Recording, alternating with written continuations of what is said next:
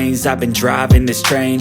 Years in this lane, there's no stopping this flame. Cause I came to the game and I changed it to play how I like, rearranged it to my own domain. Yeah, I got what it takes, made lots of mistakes, taking shots, skipping breaks, feeling lost, feeling great, popping off, singing straight, never stopped, never changed. All the squad here to play, and I've got something to say, yeah.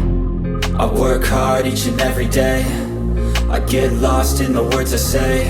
I don't push pause, no I push play. I won't stop till I make a change. I withdraw on the things I make. I turn flaws into flawless traits.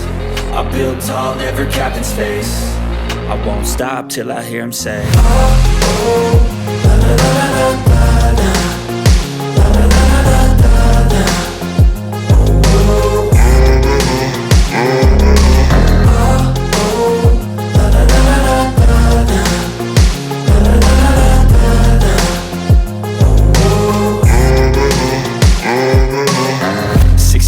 And I'm up again. I got tired eyes, need a cup of blend. That's right, in the AM, that's my only friend. No light, just the sun coming up on the horizon. I lose track of time, yeah, I move fast and climb a new class divine, yeah, true passion shines. And I'm through passing time, I choose stacking dimes. You snooze half the time while I move passing by. I work hard each and every day, I get lost in the words I say. I don't push pause, no I push play. I won't stop till I make a change. I withdraw on the things I make. I turn flaws into flawless traits. I build tall, never capped in space. I won't stop till I hear him say, oh, oh, la la la la la la. La la la la la la. Oh, oh. Oh, oh, la la la la la la. La la la la la.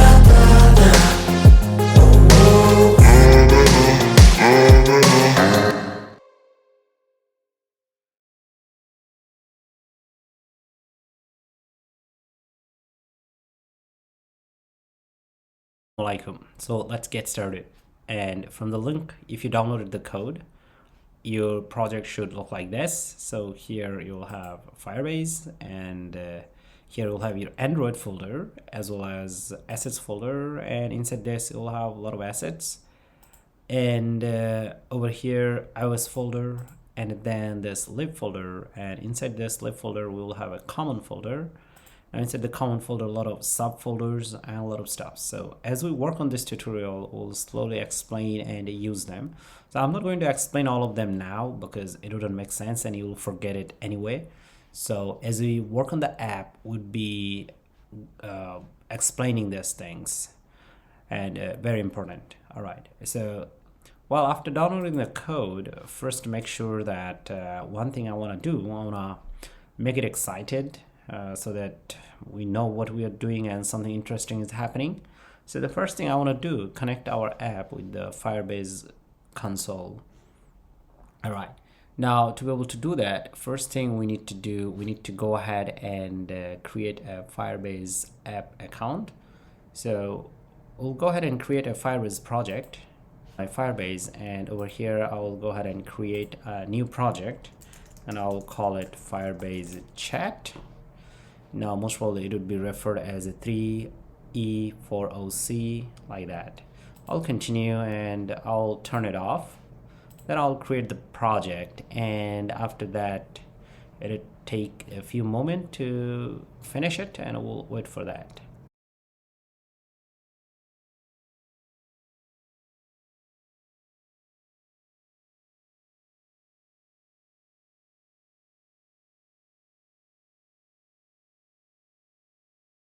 All right, so yeah, that's it. Now, in general, we could create this project manually, but we'll use tools to do that, and I have a dedicated tutorial for that. But if you're following along with this tutorial over here, just follow me. So right after this, you have to come to your terminal. Now I'll go back one directory. Now this is the current root directory, actually, Firebase Chat. As you can see, Firebase Chat. And on Mac I could do like this. So yeah, this is my root directory of this project. So make sure that you're at the root. Okay, so the idea is you downloaded the folder, and after opening it you have to be inside this folder. That's it. Okay, make sure you're there. And now I'll run a command. I'll call it flutter fire configure. Now this would help us to configure Firebase project, setting up everything on its own. We don't have to do anything manually. Now, before you even run this command, you have to set up your local environment. How to do that? I have a video for that. Go ahead and check that out from the link, okay, if you don't know how to do that. So I'll hit enter over here, and it'll try to bring all the available projects from Firebase.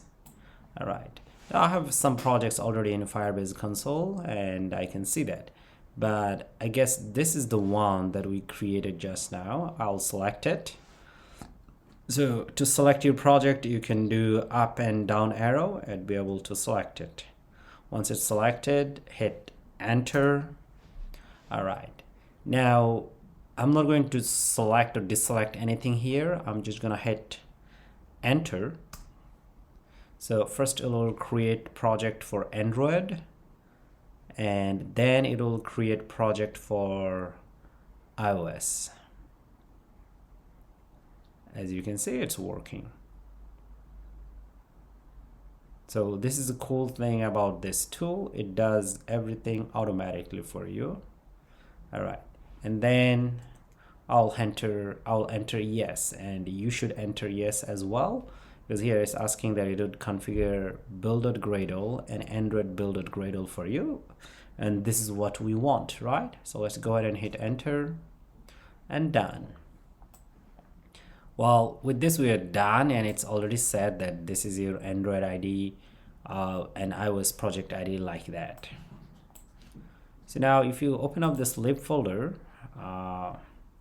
it may take a bit of time to show up this other folders, other file. Yes, already this one. So if you did everything successfully, it should be here, configuration file. So we are not going to use it directly, but we'll use it. So I'm gonna close this. Now I'll come over here, and from down there I'm gonna remove everything. We don't need any of this, and for now we'll also remove this. And over here I'm gonna return a container, and here it's a project started. All right, and okay, I need to do it inside text widget, sorry. So here I'll do text widget. All right, and then inside this I'll put this, and I'll wrap this around let's see,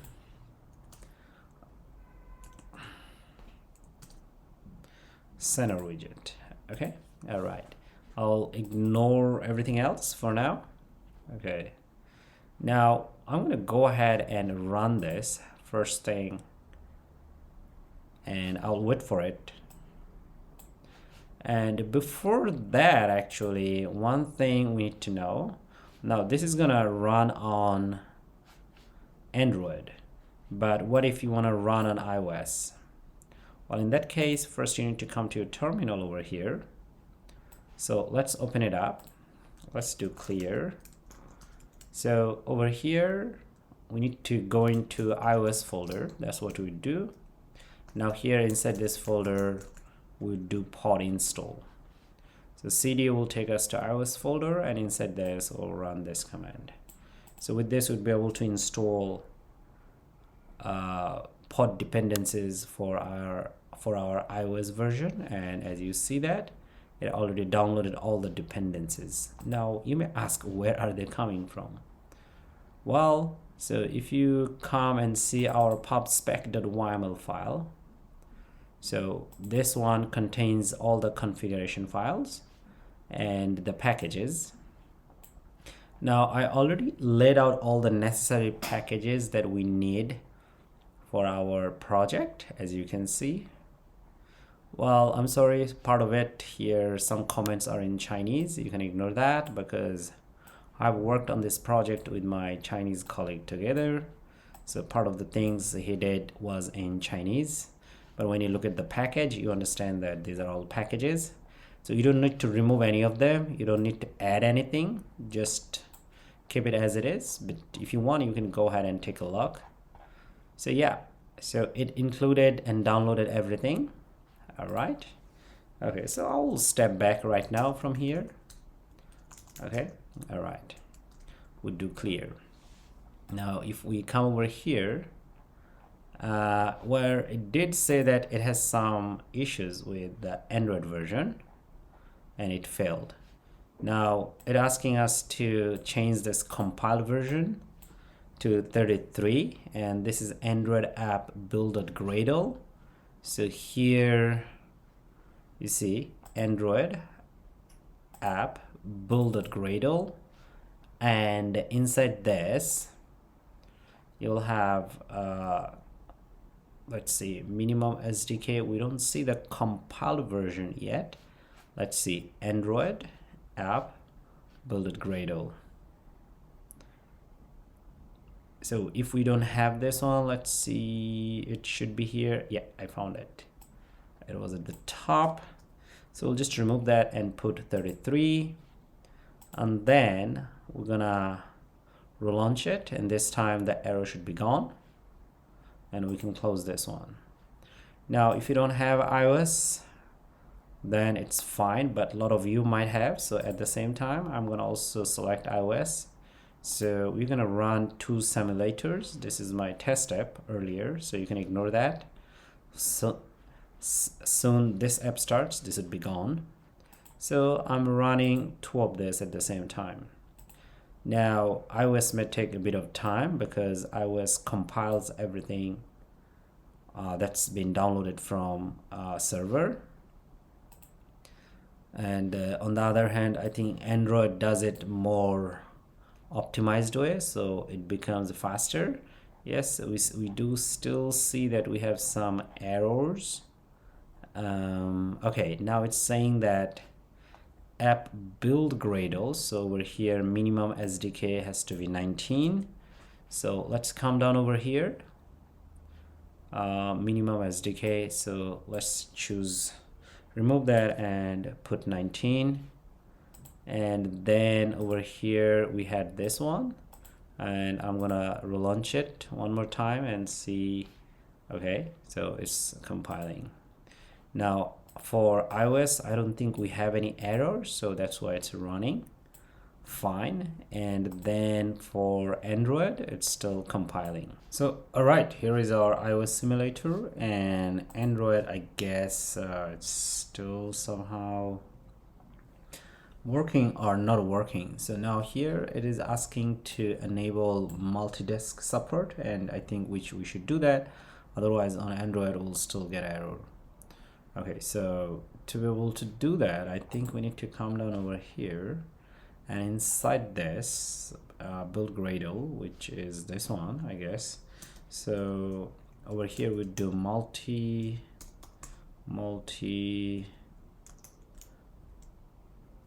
disk enabled true. And now let's run it one more time and we'll see how it goes. Okay, and let it go, and then we're gonna work on this side.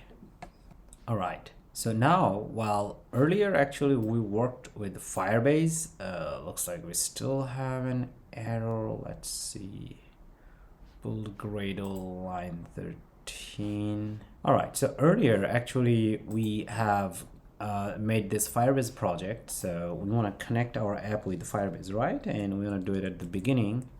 So here at the top, make sure you have this where you have to install this Firebase. Now it's not installing, actually calling this function where it says that Firebase.initialize app.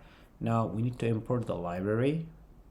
If your Android Studio or VS Code doesn't recognize, then you can just import it manually. And let's see, Firebase options, then we should be good to go. And over here at the top, I think we also have to call widgets flutter binding dot ensure initialized.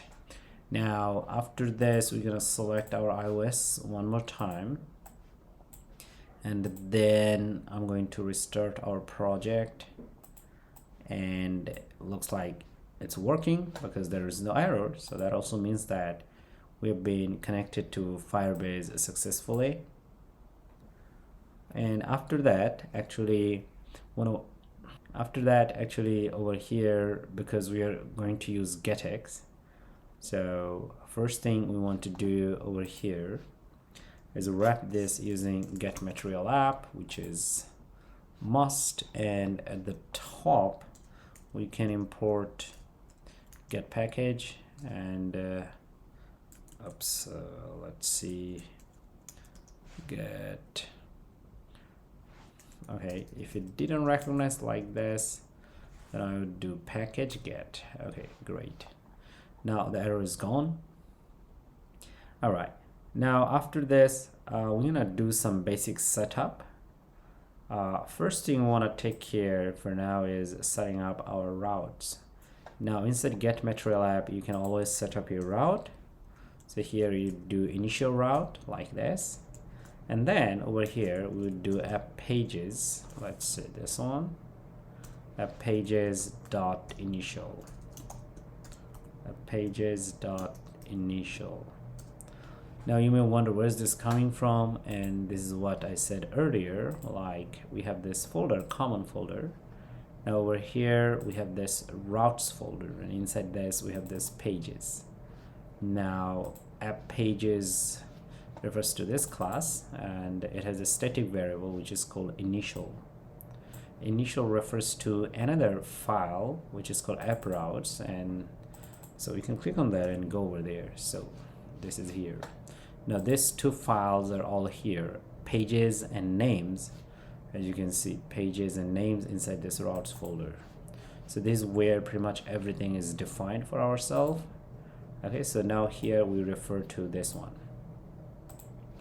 Okay, now inside this I have everything ready, the routes. So as we work on them, slowly we will unlock them. So for now we're going to work on the welcome page. Okay, so everything else should be commented out. Now for now we also don't need to work on middleware. Okay, so now it's saying that it's missing welcome page and welcome binding page, like that. Yeah, that's true.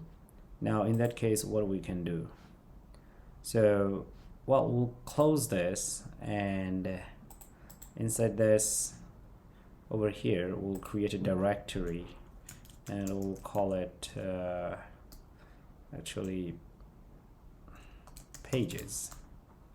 All right, and inside this pages actually we'll create another directory, and we'll call it welcome. Now inside this welcome, actually we'll create few files over here. The first one we'll create is called controller.dart. So that's the first one, and then we'll create another one which is called view.dart, and another one is state.dart, and the other one is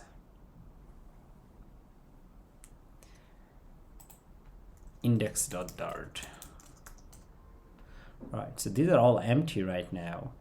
Now view.dart, this one of course would be a stateless class, and it would refer to actually this page over here.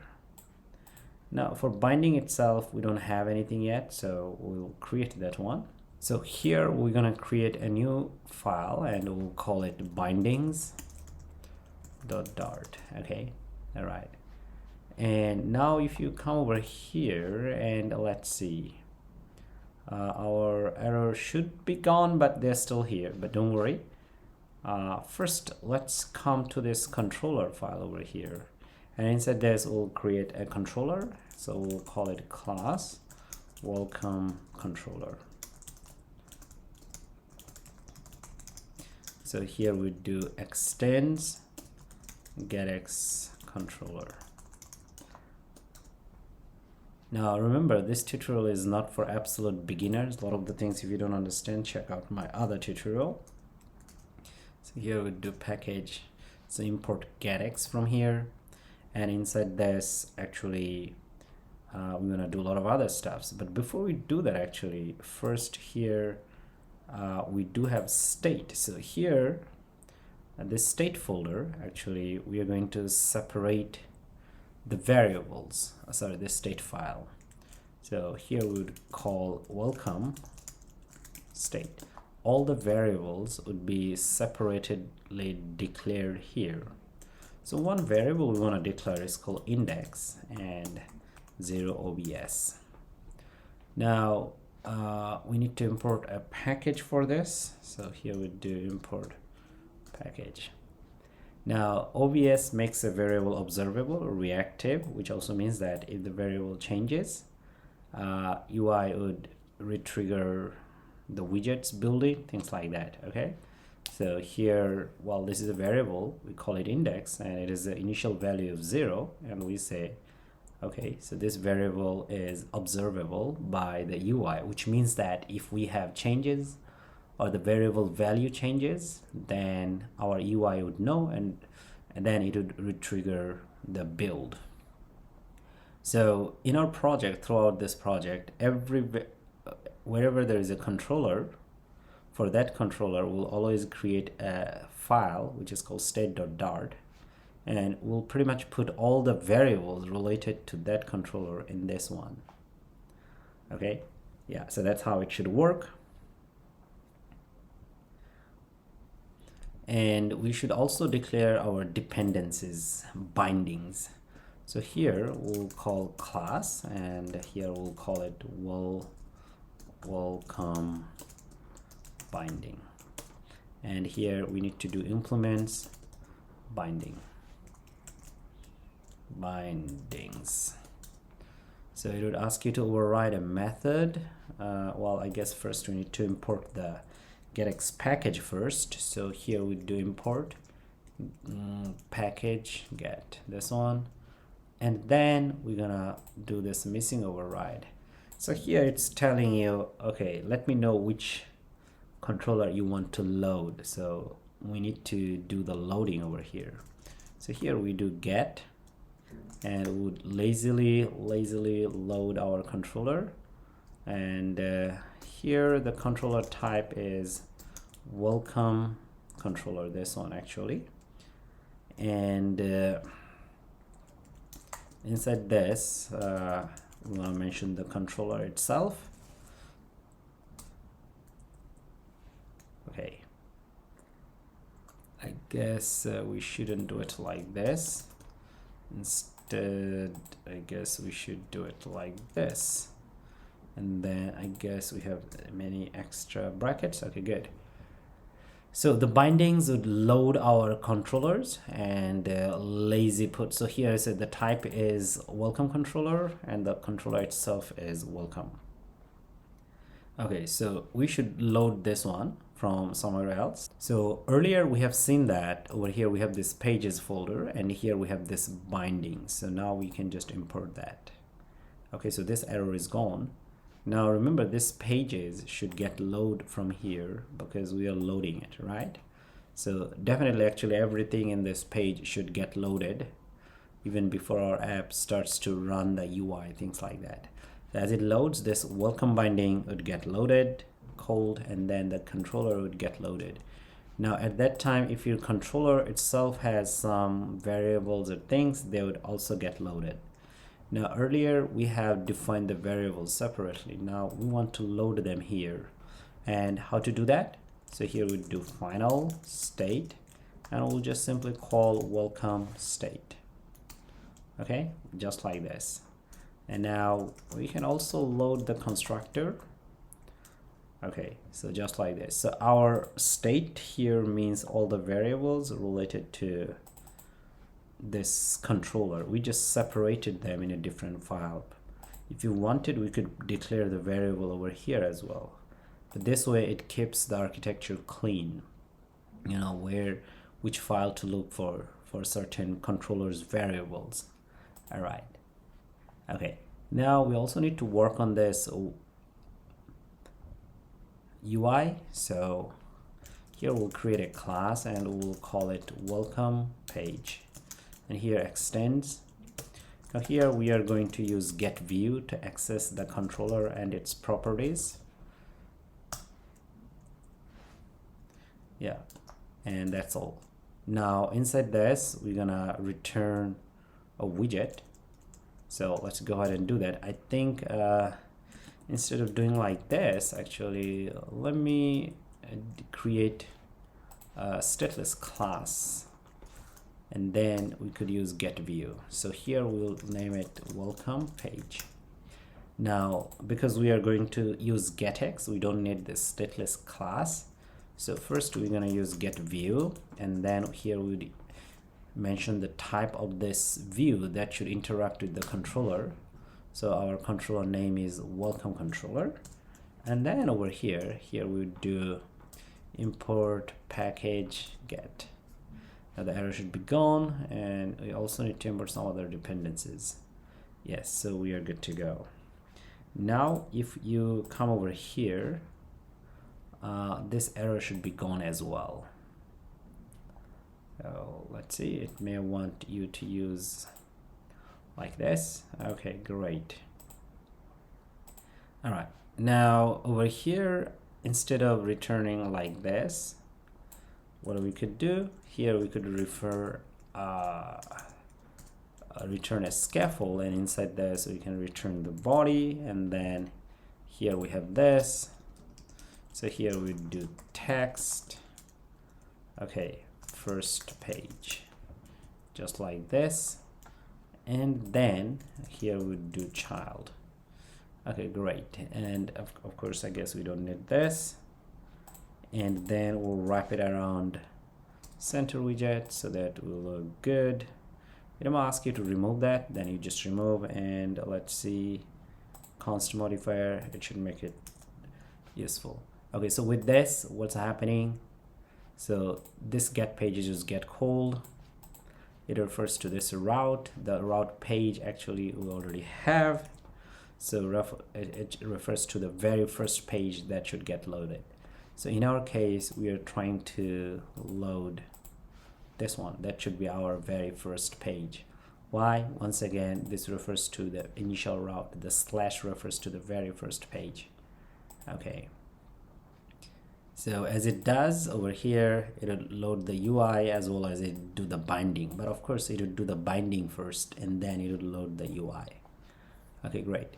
And what else? Let's see. Now, if we come over here, I don't think that it should matter anymore. So let's go ahead and restart our project. Now, one thing is missing over here. That's our get pages, actually, which is this one. We are not calling it. All we called here was this initial route, but not exactly the get pages. So we should also call that one get pages. Now here we just simply do app pages dot routes, so which actually would refer to this list over here. Okay, all right, and then it will load this one. So let's go ahead and run it now. For that, let's come to this. I think we have another file which is called index. So this one actually. So let's put our information here, and now let's come over here and let's restart everything. Okay, let's remove this.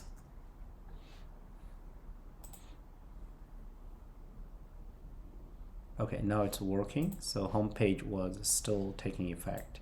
So now here we see that we are here, first page, which refers to this one over here. So which means that in our case, we are able to load the pages, right? Now, the first thing we want to do actually later is that here we want to show 3 sliders as we load them. Back to this problem, the problem we had early. So how to solve this problem? Now it happens for many reasons. One of the reasons that are happening in our case is this one. the spelling error, so it shouldn't be like this, it should be like this. Now after this, let's go ahead and run our app, and I think this time the error should be gone. So we already see that the error is gone because it's building, and hopefully you will see that it's already booted up here and it's beautiful. Okay, great. All right, and after that, actually I want to cover another section that I haven't talked just past. Now here, this index. Now why are we doing like this? Now we know that our project has a folder like this, welcome folder, and we'll have a lot of folders like this in future.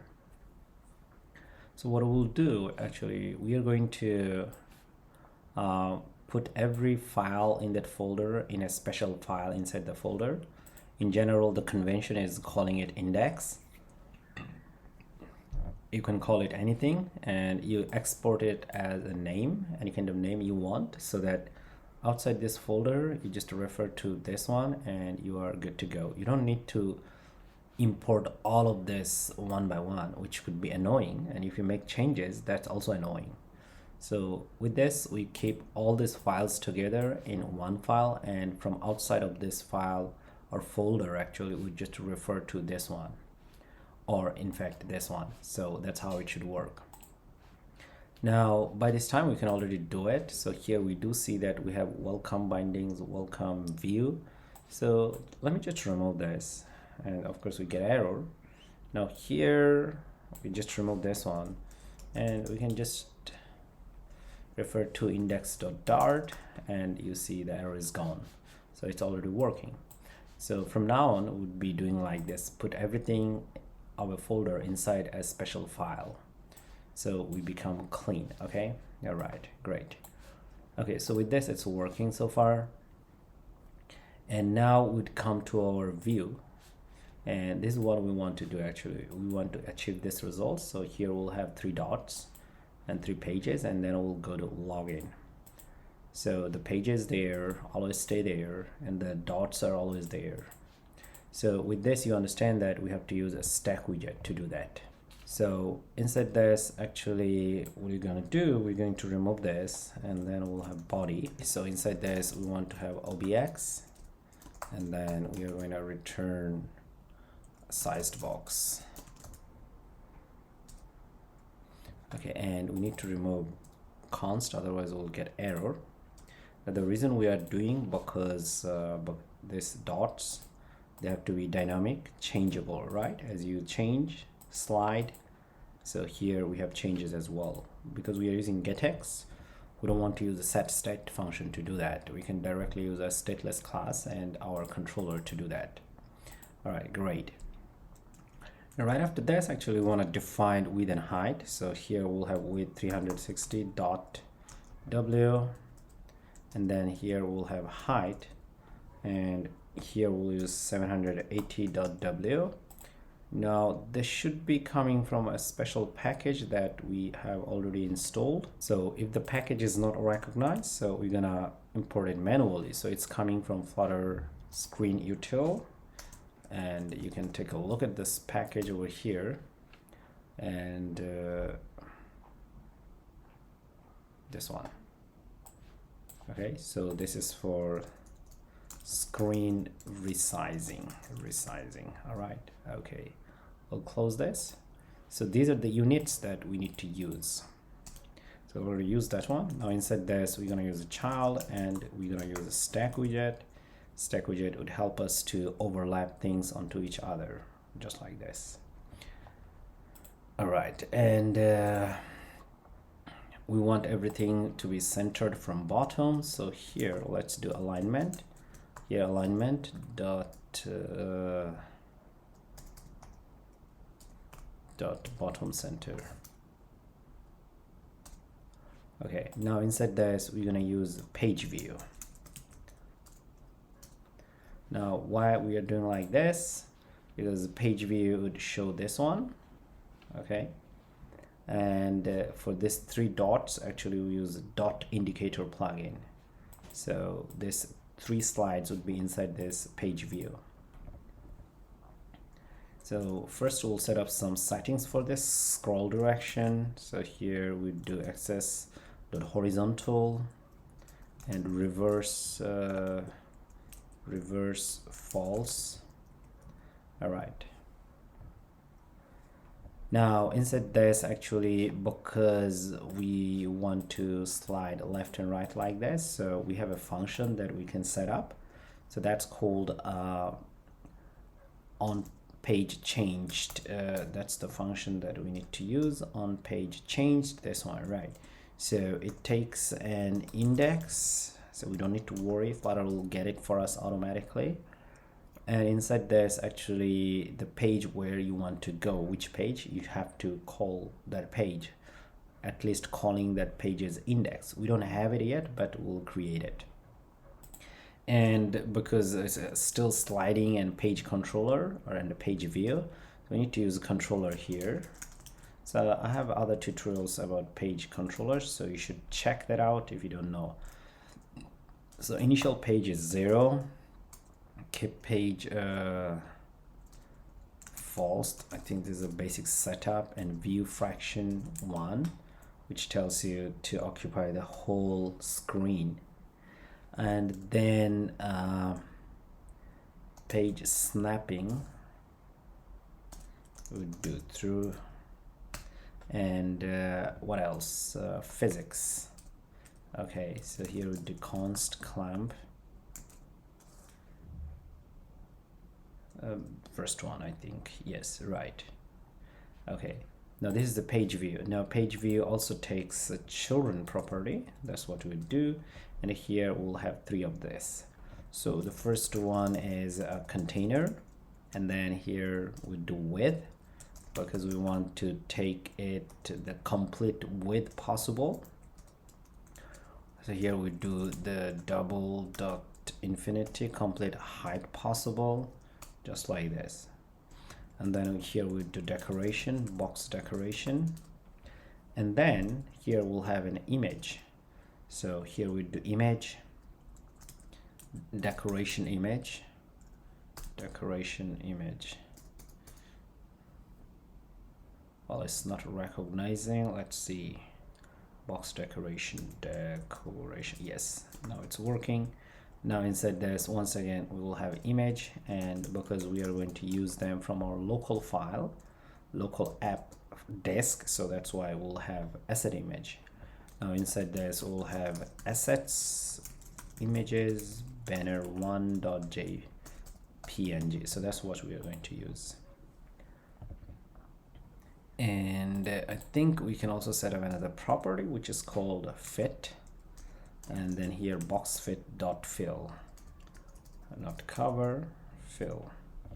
And let's see if we can do with const modifier. Now here we'll have 3 of this, so let's go ahead and copy.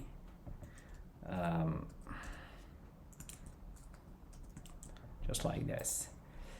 Now these images are already inside your assets folder, like assets images. Here you have a lot of images, so we are using them. And inside this popspec.yml file, we also have a correct path for the image, so everything should be working fine. Let me see where it is.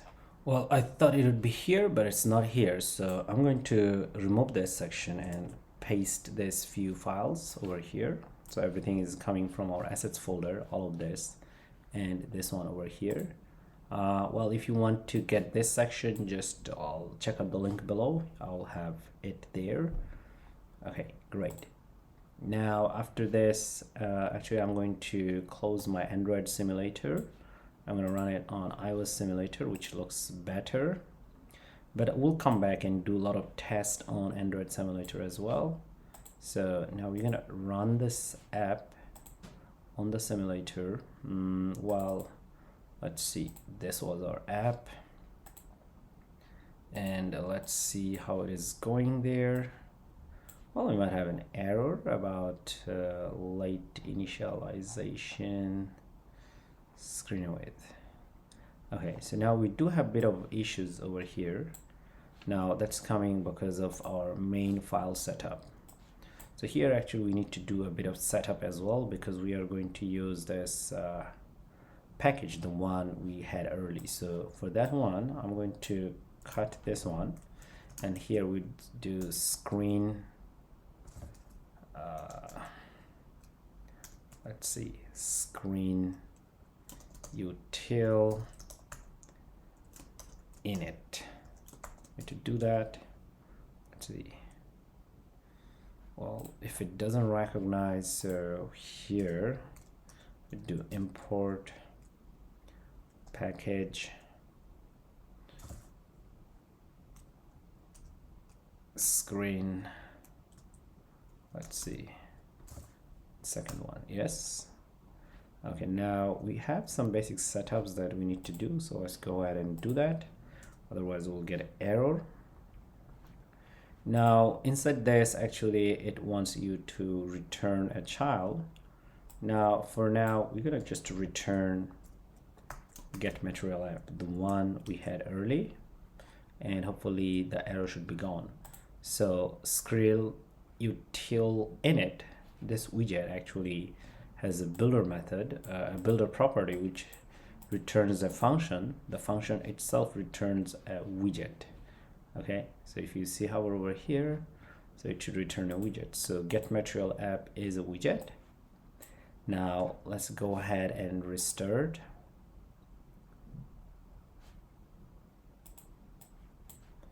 And yes, this time that error is gone, but we are getting new errors about OBX, improper use of getX detected.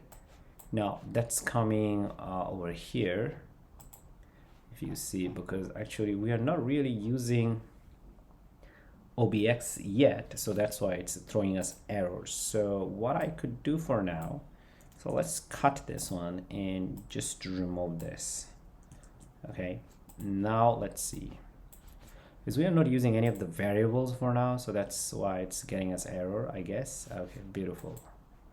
Okay, all right, so it's already working like this. Okay, but of course it's referring to the same images. Now we don't want to refer to the same image, so image 2 here, you could do image 3.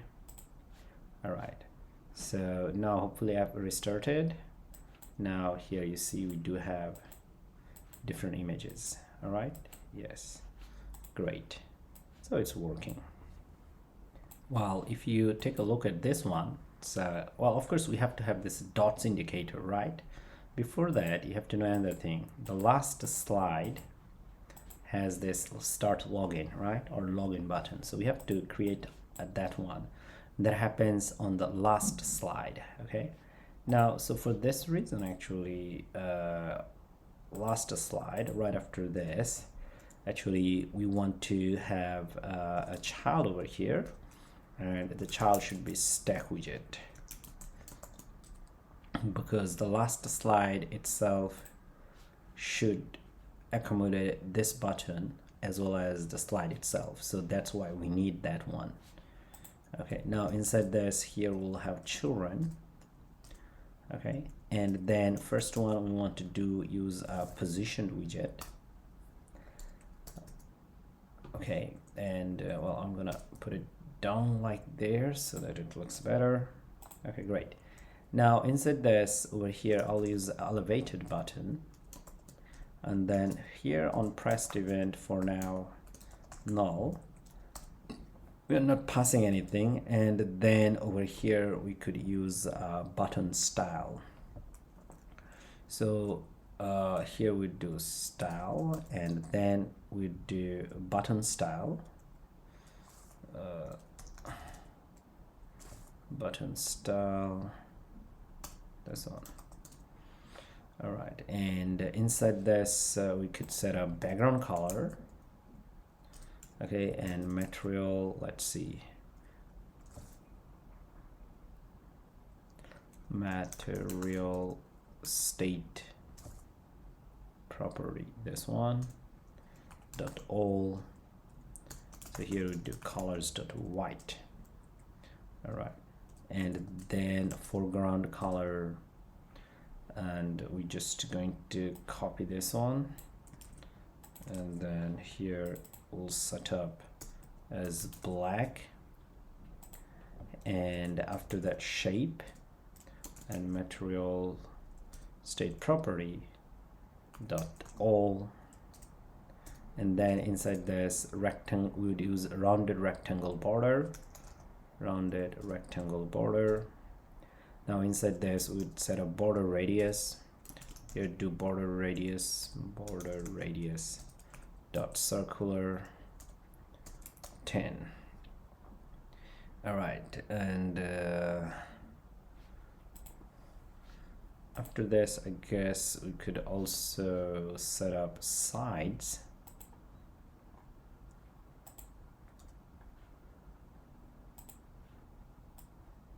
So we'll copy this one from here, and we'll put it here, and then we do side. Okay, and in that case most probably we don't need this. Now inside this, here we'd use const border side, and color. We'll use the color property for this, colors.white. Okay, now the last piece missing over here is the child. So here we do child and text. So here we do login. All right, so let's restart our app, and we would come to this one. Okay, here, well, it goes up at the top, so since it's going up at the top, here we can set up the property. So we'll call it alignment, and alignment dot bottom center, and it should do the trick and put it down. Yes, as you can see over here. And there, well, it went down too much. So here we could do positioned widget. Well, bottom property actually we can set up to 90. Yes, okay. Okay, so this part is working. Now next part we want to do is showing those 3 dots. Now for that one, right after this page view, so here we're going to use another positioned widget,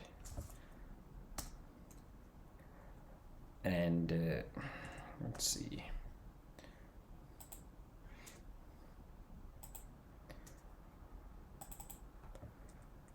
So here we'll use dots indicator, indicator. Let's see if recognized or not. If it's not, well, if it doesn't recognize, so just import it manually at the top, and the error should be gone. Yes, now it wants dots count. So, well, we want to have 3 dots, and as well as reversed false, and then main axis alignment, and main axis alignment dot center, just like this. Okay, all right, and let's save it and see how it looks. So it's already there, but it's at the bottom. So here we can set up another property one more time, that is bottom property, and yeah, but the problem is now it's not changing, so we want it to be changeable.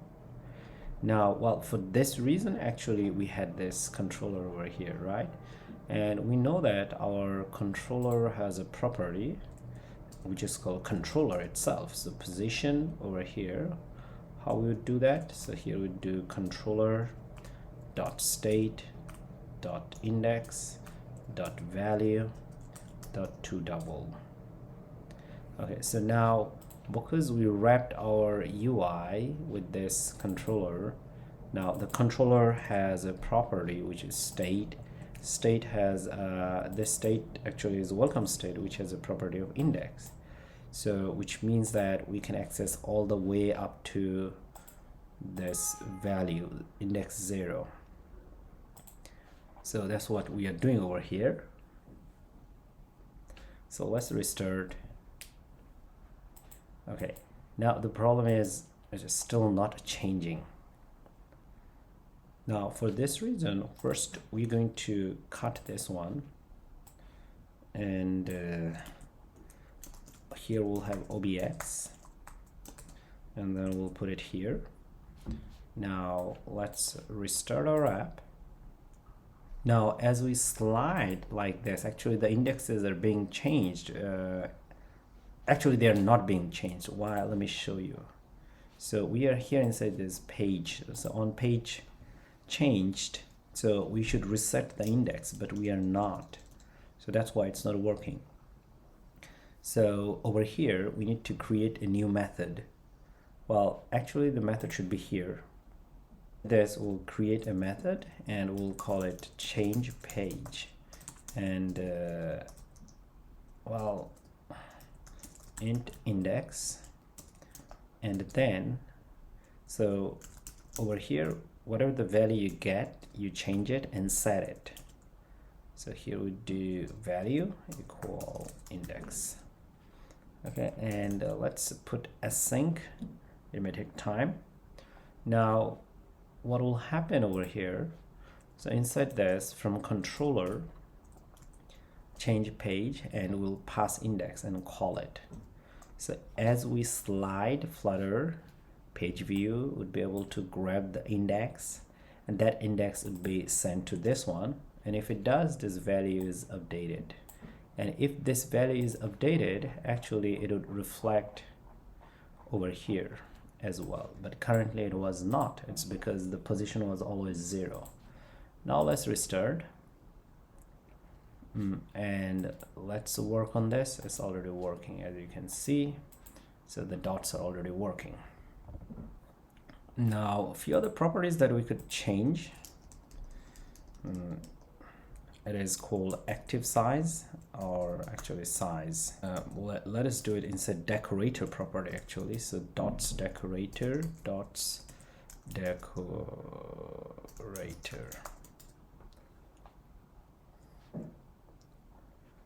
Now inside this we could do size. So here we do size dot square, and we'll have almost 9. And then active size, here we'll have const size 18 9. So that would more like a rectangle, and active shape,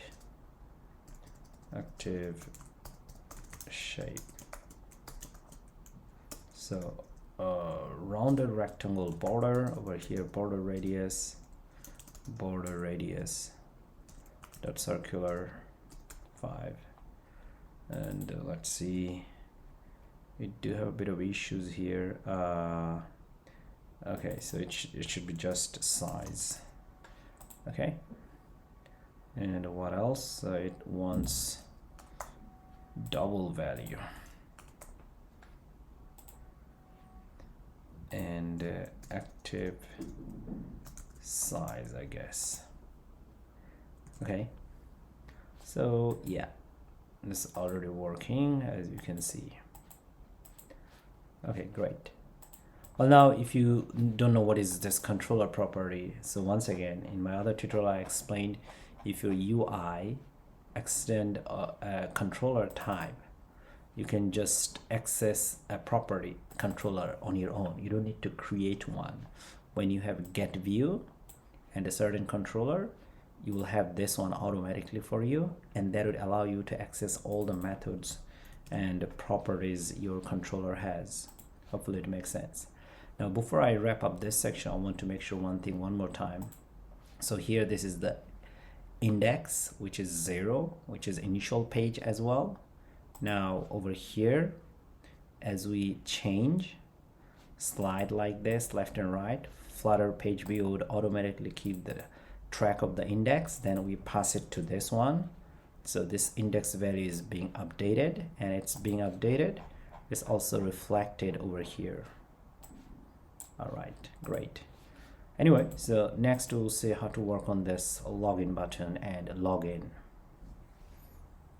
So well, now we need to find this elevated button. Well, here it says that null.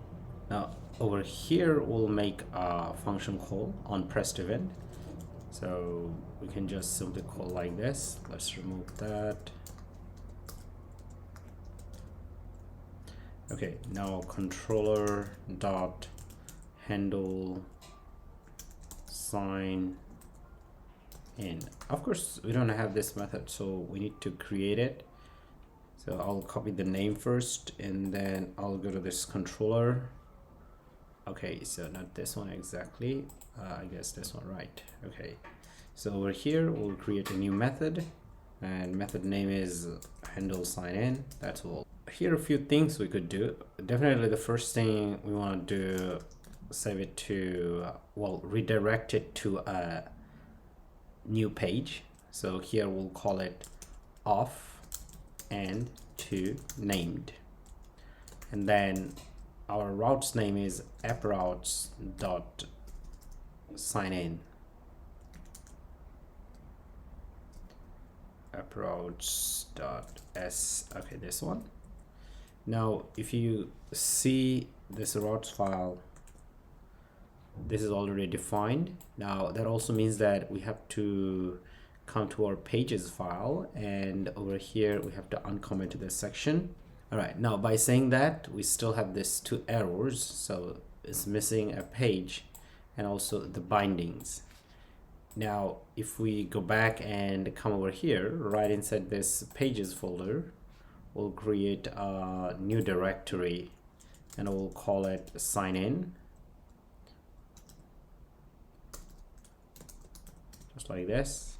Okay, now here you'll see welcome, controller index state view. We're gonna copy all of this, and I would say paste it inside them.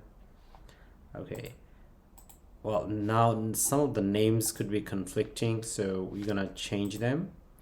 Before we change them, actually we can remove this. We don't need this anymore, otherwise they might be confusing. So let's close all of them, just keep those files. Bindings we also don't need. Okay, now let's work on this. So the first one here, instead of calling it welcome controller, we'll call it sign in controller. Welcome state, here we'll call it sign in state. Okay, and we also need to initialize this one. Okay, and for this methods we can just simply remove them, we don't need them. Now let's go to this state class, sign in state over here. So here instead of welcome, so we'll have sign in state, and we may remove this, we don't need this. Let's come to controller again. Okay, and if we come to, well, the view has to be changed eventually. Now for index itself, nothing else changes, but we're gonna create a new library for this. All right, okay, now let's close them.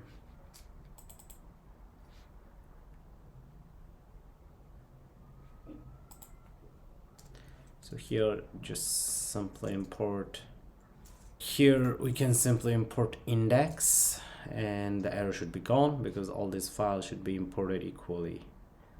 And we do see that we have still a bit of error here. Now that's for bindings. Well, now binding has been done, so all we need to do, import it. So here we could just do pages. Now here for us, that's a sign in. Okay, and index. Okay, now the error should be gone. Let's see what is confusing. Okay, the error has been resolved, so make sure that you have the right path as you import them, and in both cases sign in and welcome page. So you should import index.dart, and the naming over here is also important. Well, as we named here, so our bindings should also change. Of course, we need to change this one over here as well, otherwise we'll still get error. Sign in, okay, and here sign in.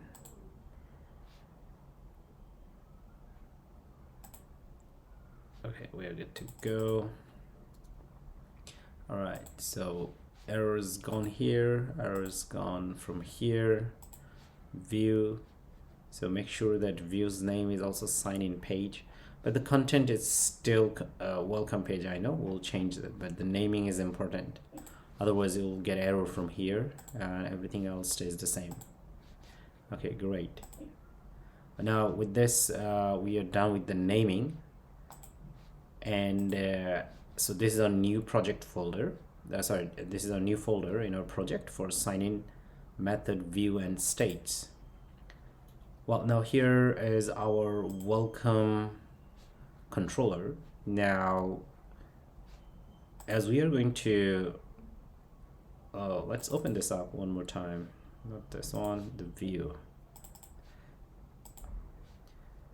So what's gonna happen over here?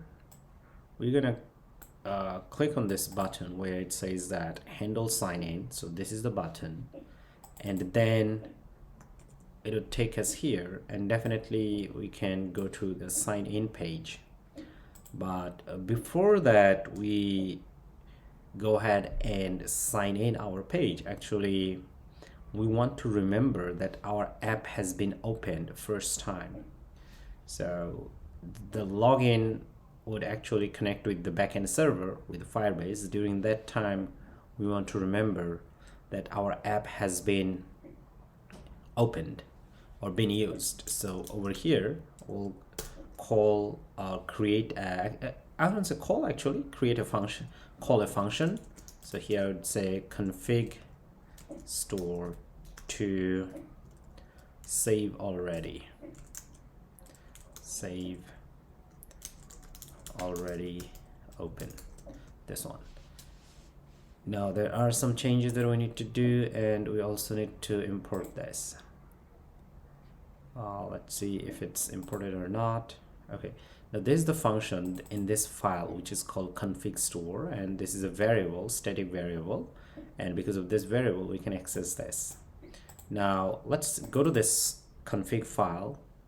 So this is our config file. Of course, this is a configuration file, and as you can see inside this we have this static method, well, static field, I would say 2. So because of this 2, we can access the methods or members in this class from other controller, like over here we are accessing.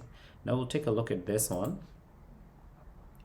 Now actually this is where the function is getting called, and this is where actually we remember that our app has been opened. So we have a key for this, and we set it to true. So if you have an app, and in the app you want to remember whether your app has been opened first time or not, for that reason just go ahead and create a config file.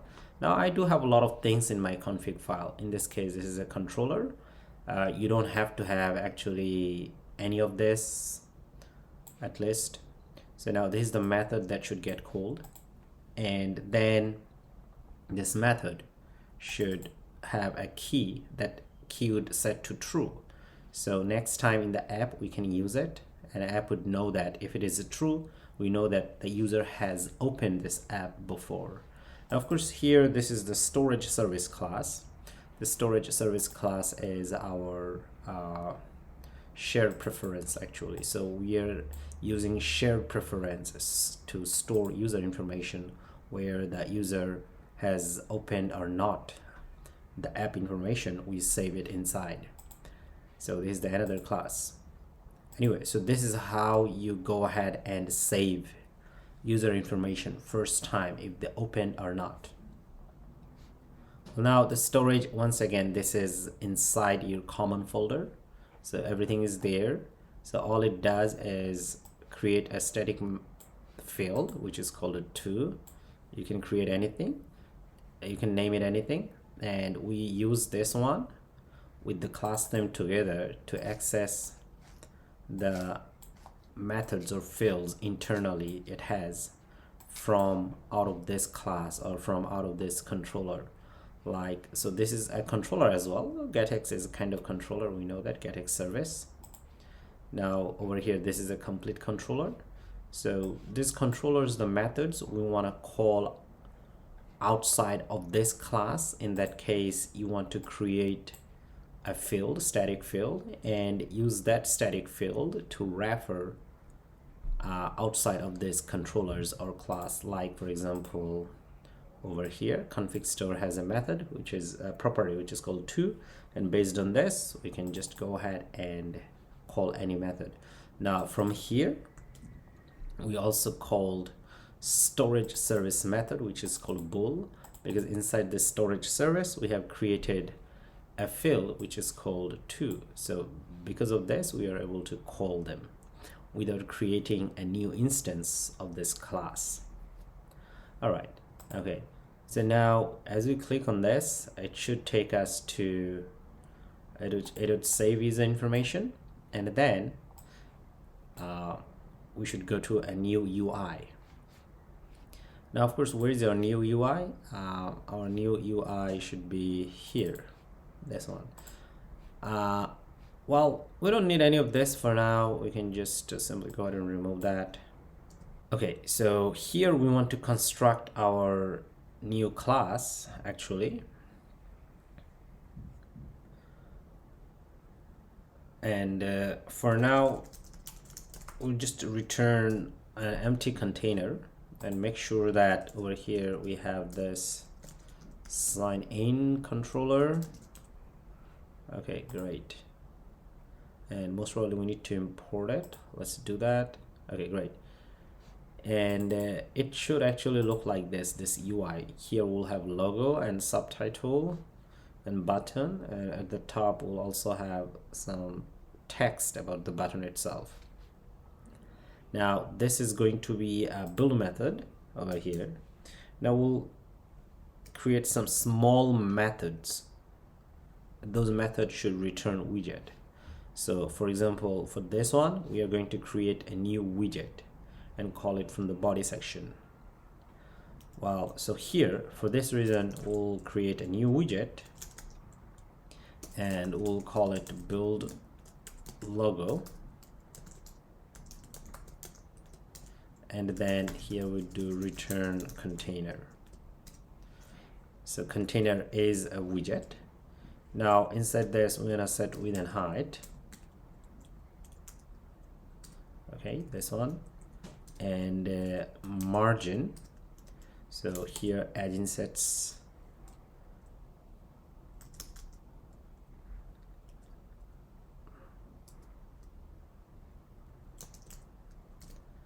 only. Now do remember, this is not a UI class. I'm not going to explain this UI just like other tutorials I did. We'll mostly focusing on getX, the whole architecture, the app architecture, and Firebase. When it comes to Firebase and getX, I'll explain as much as possible. Now here we'll have column, child. Now child will have two sections, the logo and the text. So that's why logo itself has a column. It will have two children, the logo and the text. Now for logo, we'll put everything inside a container, and here we'd also do 76. Now here we'll set up margin once again, edging sets symmetric, do margin edging sets dot symmetric. Now inside this we'll have horizontal. Okay, and right after this we'll have child, and here we'll use a stack widget. Now we are doing stack widget to have better control of their position.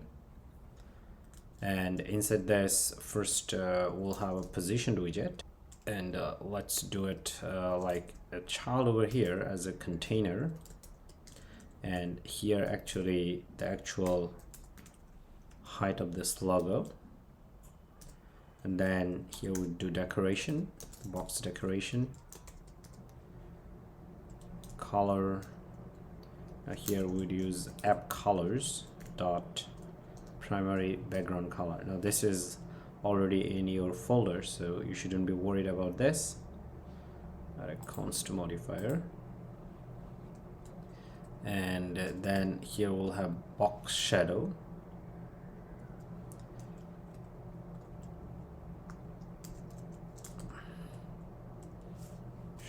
shadows dot primary shadow. Let's see.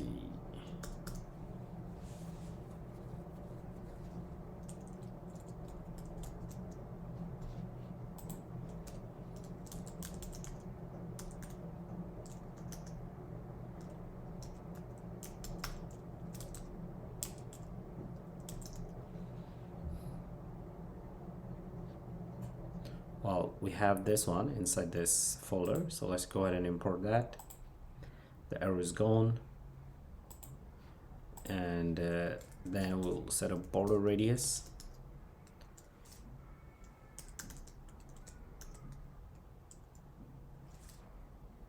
Push this one,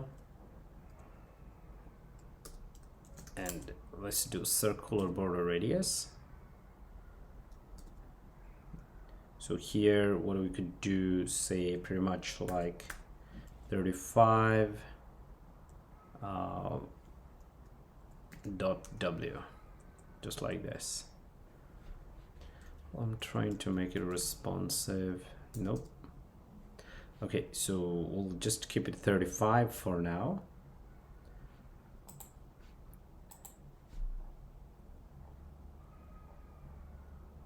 And the last part that we need to have for this is an image that we want to show. So right after this stack widget, we'll have, right after this positioned widget, we'll have another positioned widget.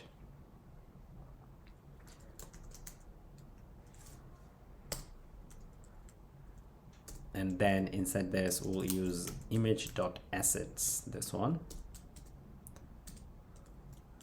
Now here, assets, images, IC launcher.png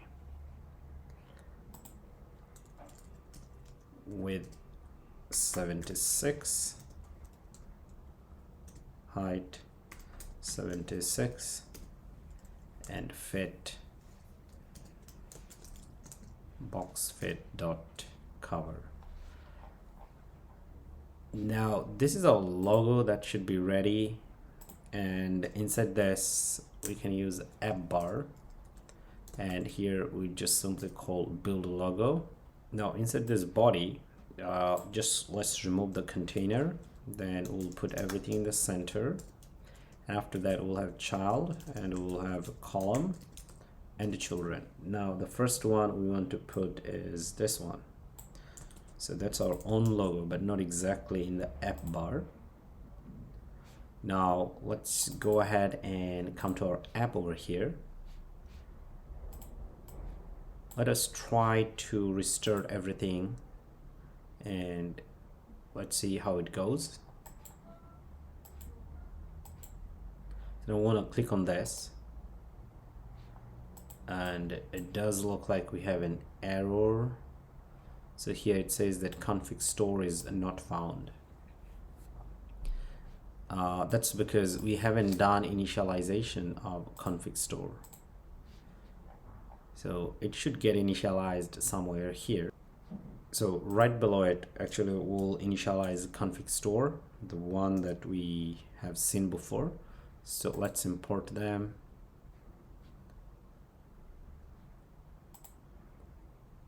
Now this file once again in the common folder, and both of them should initialized because config store actually internally use storage service.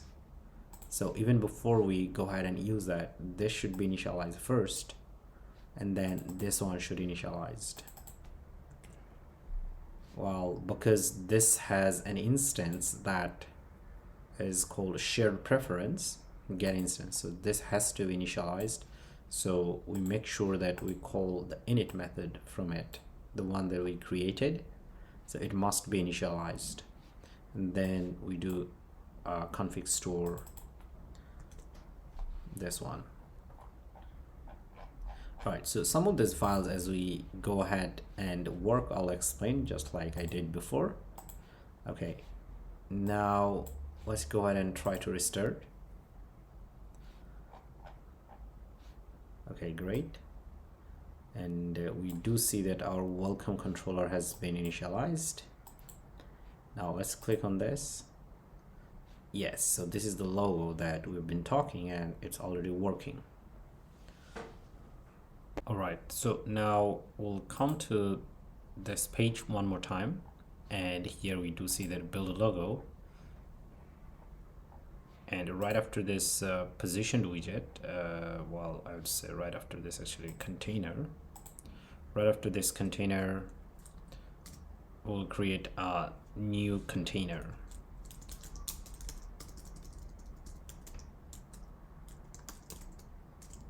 So here we'll have child text, and for now we'll say let's chat, and we do see that it's right below it. Great.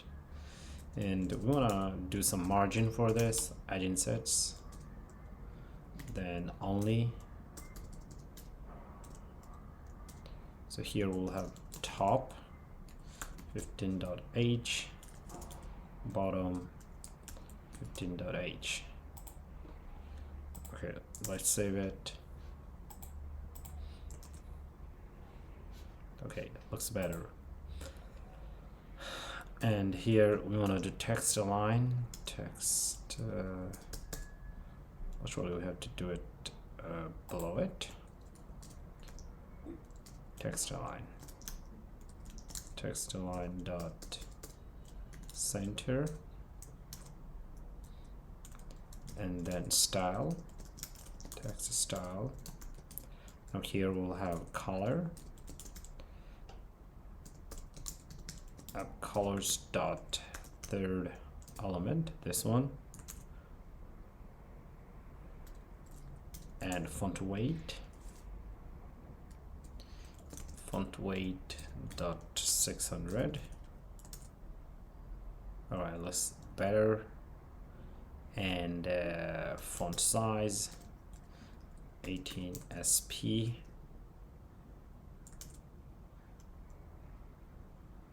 and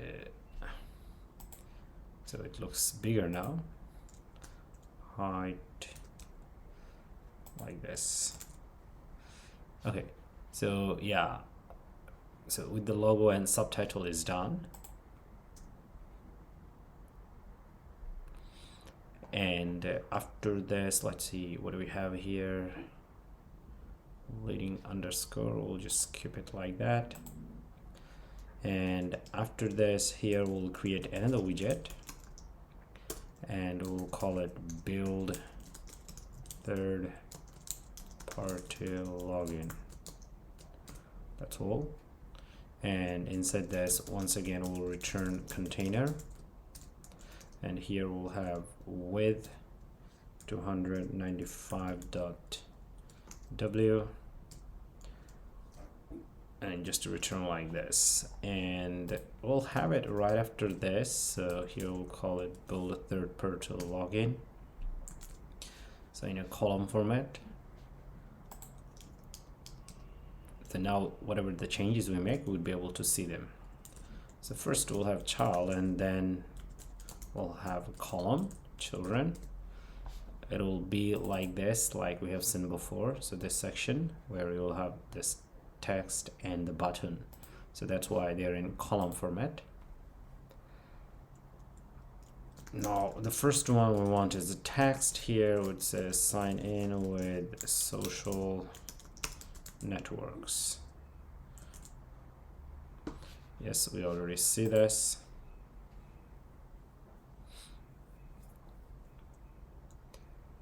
And some of the text actually from here, I guess we can directly copy and modify as we need them. Okay, app color, we want primary text color, this one. And the font weight, we don't want 600, we want 400. And font size, we want 16. Yes. And we don't need this one for now. Okay, so with this, work has been done quickly. All right, and over here, right after this, actually we're gonna set up a margin. Now edge insets that bottom, we do only and bottom 280.h. It was supposed to push it down. Well, it did not. Let's see. Click on this. Okay, we'll see why it didn't take effect. So we'll uncomment this over here. Okay. Now, right after this text, we also want a button. We'll start with padding and add insets only.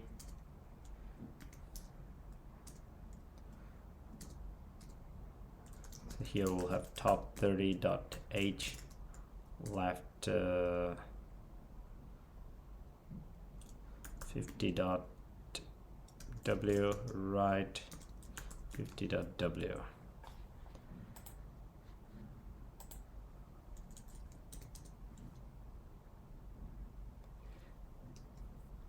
Now here we'll use a child, and here is a btn flat button widget, this one. And for now we'll have unpressed event. Let's see if we can put it null. If we can, then it's great. Yes.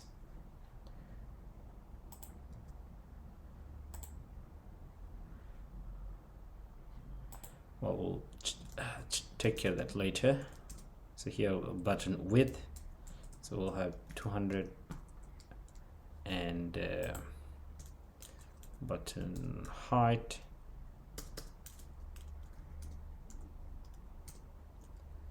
55.h, and then we'll have title, we'll call it Google sign in or Google login. Now this one is coming from, once again, common widgets button. So the button is already there, and here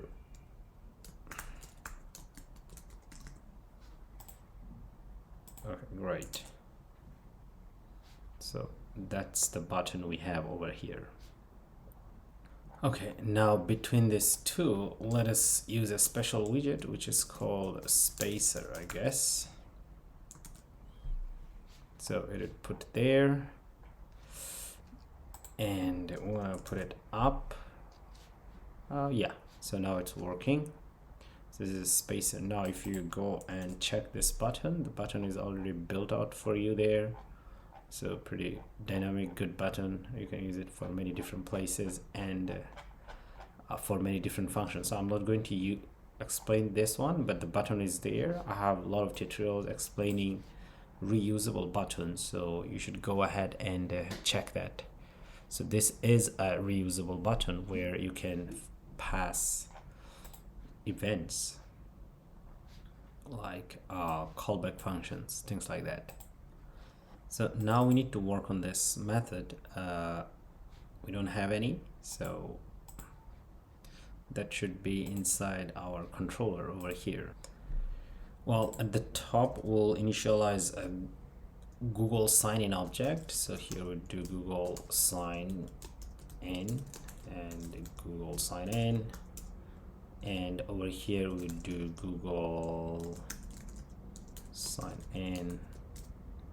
All right, now inside this there's a property which is called scopes to use. Well, it's not recognizing, so we have to import it manually. I have imported a lot other files at the same time because Android Studio might not recognize them. Now over here, what we are trying to say, a special settings that we should do, open ID for Google sign in, otherwise you might get error during sign in.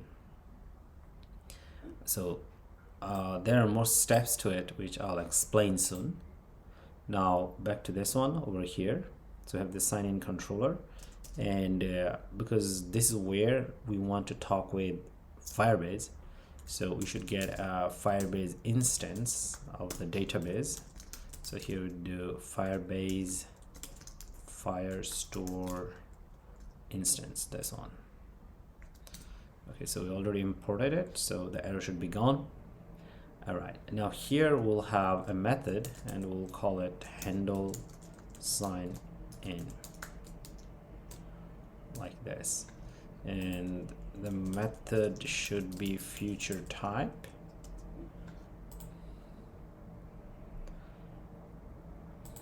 Now inside this we'll have a try clause, and we'll see if we have error, then we'll catch that. And inside this we'll create a variable, we'll call it user, and the variable should be a waiting type, and from that we get sign in method, and let's see, async modifier, catch.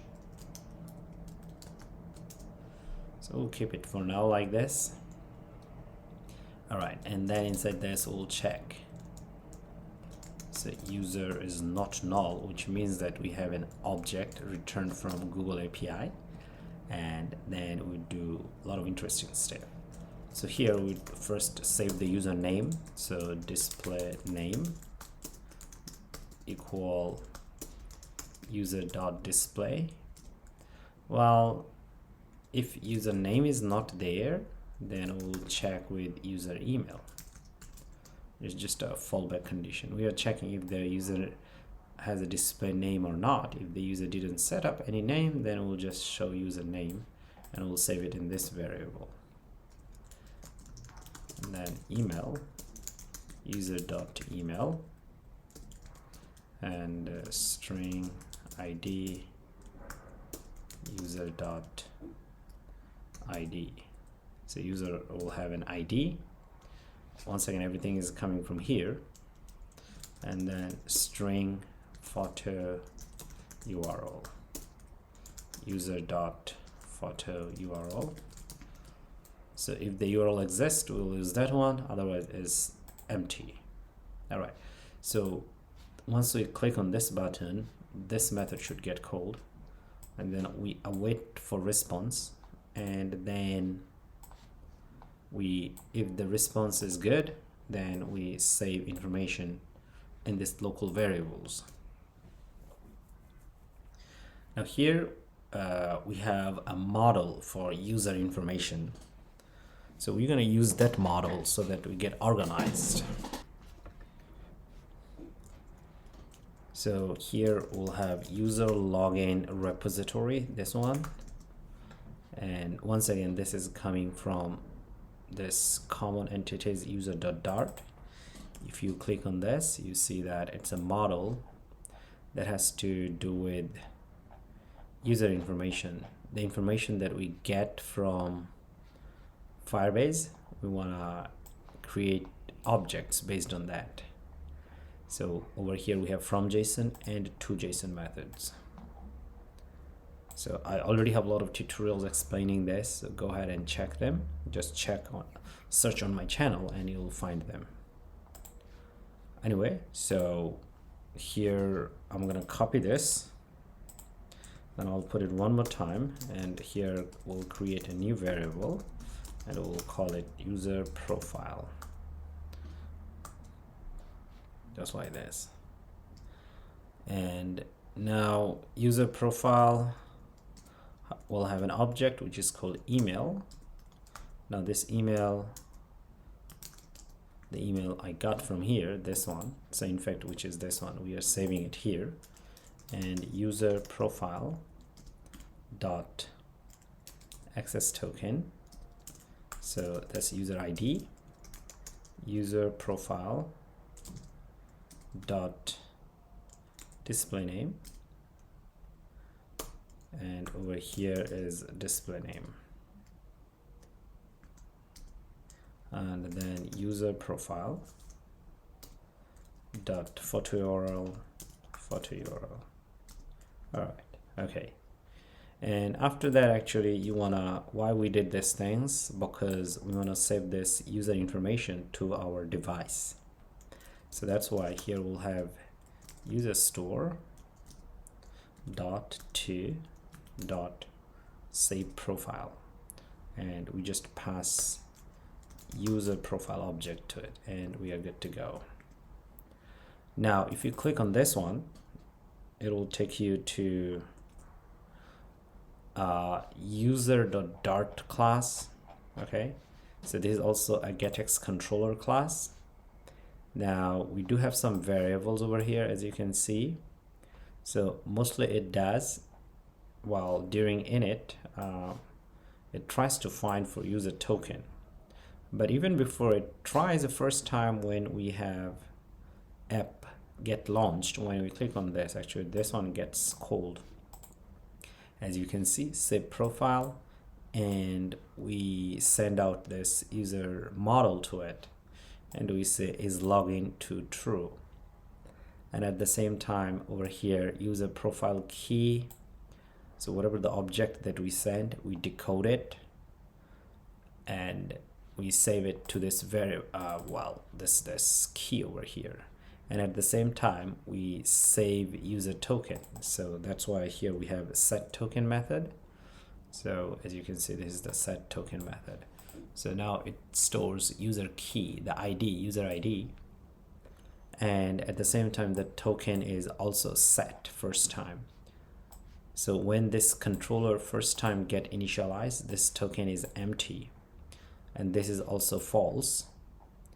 Then this one gets called, and not actually this one, set profile gets called, and within it we call set token, and we pass the access token. Remember, access token is in fact just the user ID, this ID, okay, the ID we get from Firebase. So that's our access token. So we save them locally in our storage, so that we don't have to always rely on going back to the Firebase server and get data, because that would be slow and waste. All right, so everything happens in local storage using a storage key. As you can see over here, we have this one. All right, so now back to this one. So if user is not empty, then we're gonna save it. Okay, all right, save it to our user profile.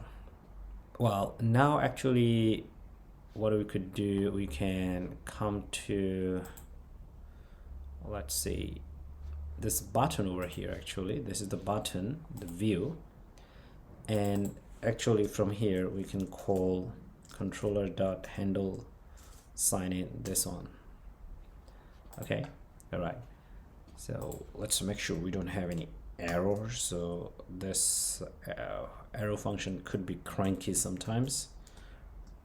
Okay, so now we click on this, so this method should get called, and if it does, then it should store, as well as this is our Firebase chat, this one.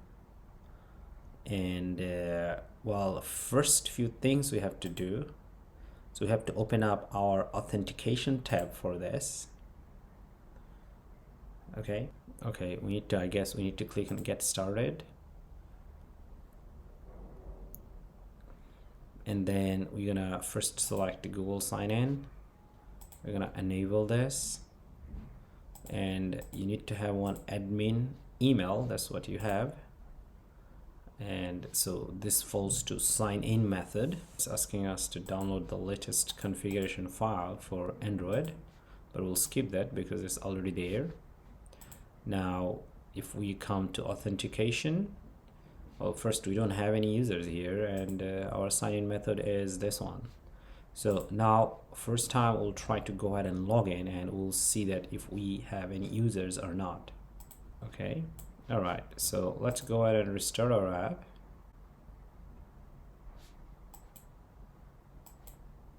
Okay, and let's click on this, and now let's click on this, and we just see that app exited. Well, there should be an error. We are trying to log in, and we see that lost connection to device. How to solve this issue? Now definitely this is one of the settings issue. First thing you have to do, come over here, info.plist, and over here we need to set up key for this dict over here. Now where to get those key? We do have this Firebase Google sign in, this one. So let's come over here, and for this iOS setup, so just copy this one. So copy this key from here, and then I would say put it somewhere at the below. Okay, all right, now this is not good enough yet, because the reversed client ID, we need this one. And where to get it? Now you can either get it from your Google services info.plist file, actually from here. So we do see reversed client ID, so we'll just copy this one. Now this has been auto-generated as we set up Firebase and projects using Flutter Flyer. So we'll just go ahead and copy them and put it here, and then we'll relaunch our app. Well, of course it'll start building from the beginning. All right, so the building has been done, and then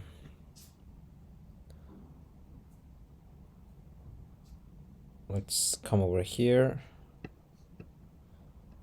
and this is our login page. Now we'll see if we have the same error or not. Now it says that yes, so Google wants to access this app. So let's go ahead and do the authentication. So it's waiting to be accessed.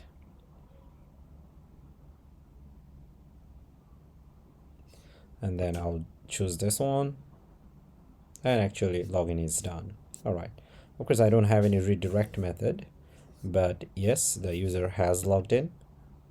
Okay, the user has logged in, and then we'll come over here, and after this actually we want to save the information in firestore database. Now before we save in the firestore database, we have to check if in the database we have users or not, the certain user.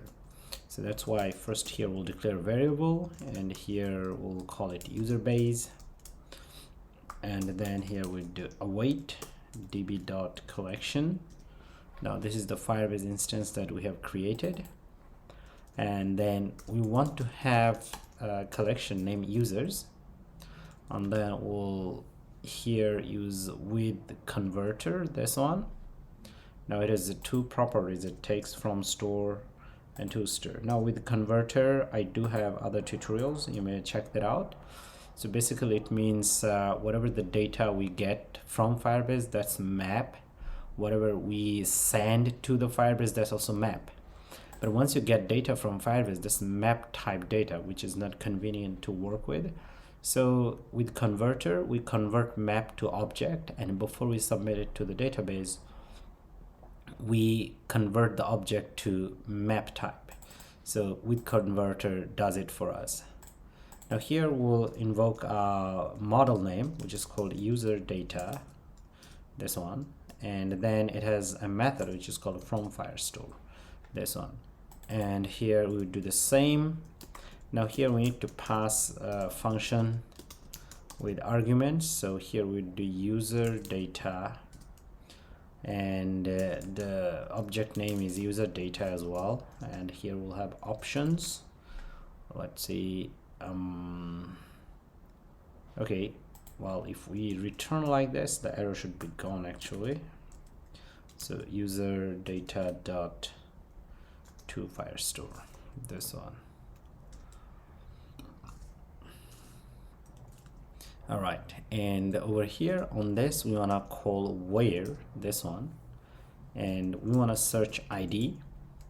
So certain user, whether it's already exists or not in our firestore database, we search that using ID. So we have to match this ID with the one that we are going to check in the database. So here we would do is equal to ID, and if there is a match, we'll get all of them. Yeah, that's as simple as that one. Well, now this method firestore and to firestore, actually they exist in this model. Once again, they are all here. So here you see that we have from firestore, so it's more like from JSON method, but instead of from JSON we call it from firestore. And here you see we have to firestore, which is to JSON method, similar. Now this class once again is in common entities folder, so you can just go ahead and check that. There's a lot of convenient models over here. All right, so if we have an user in our Firebase users collection, we'll save that over here. Now of course we also need to check if this is empty or not. So for that reason, here we do user base dot docs dot is empty. If it is empty, then actually we want to add them manually. So before we add them, actually over here we need to declare a variable final data user data. Now here ID name, display name, this one email,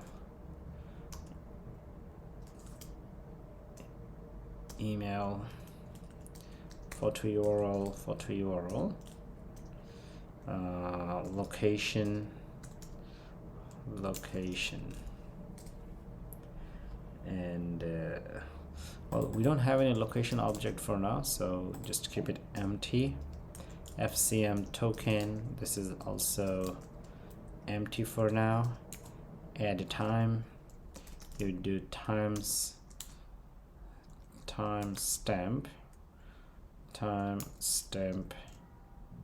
dot now. Okay, so this is the model that we have seen early. So we give it data and it will return us an object, and that object we can send to Firebase using, once again, using this function, the one that we created early. So for this reason, we'll just copy this one and right below it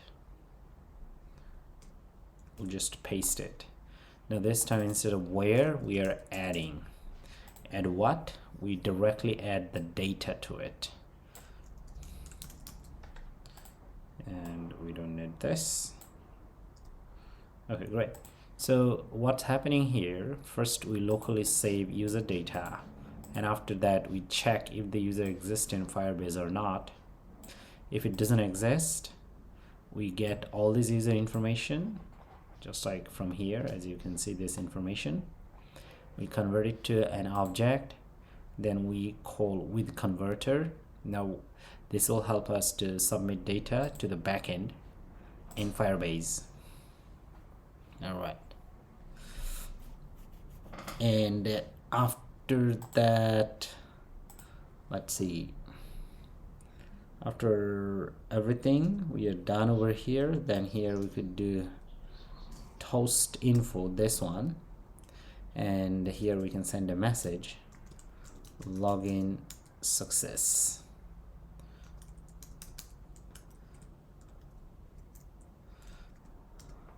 Okay, now this is once again coming from a plugin, or like over here.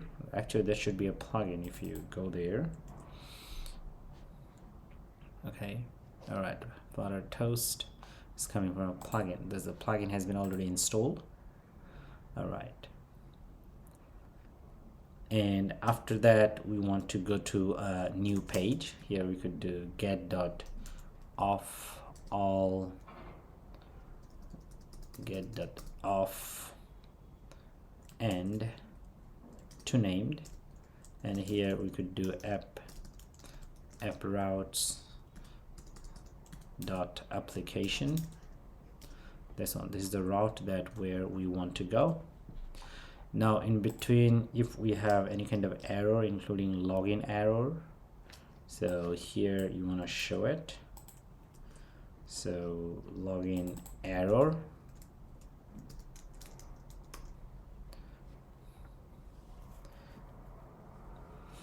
and if we have more errors, you can also print in the console, then you're good to go.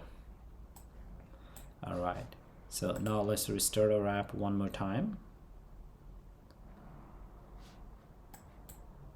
So let's come over here, let's click on this, let's click over here.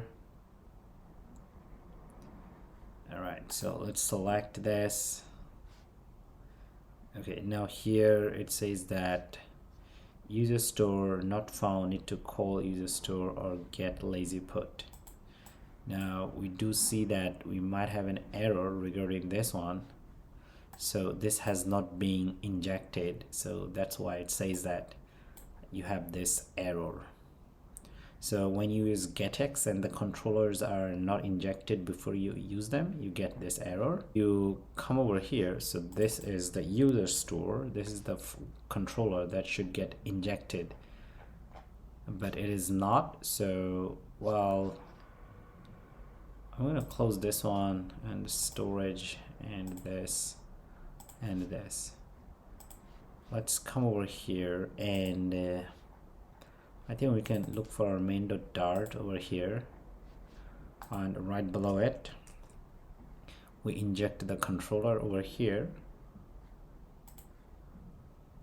Okay, all right, now let's restart it one more time, and yes, we do see that storage has been created, config store has been created, user store has been created. That's wonderful. So now let's come over here. Yes, now we'll see if we have error or not. Click on this, login, continue, and we'll click on this. Okay, so we have well, it went to a sign-in route and this things happened. Let's check on Firebase. Now here, one thing that we didn't initialize the Firebase data store, so that could be a problem. So I think we have to do it one more time. So if you didn't do that, you have to create the database from here the way I did, and then well, we'll do it in test mode, and I'm gonna select the database somewhere near me. Let's see if I have. Okay, I'll go ahead with India over here.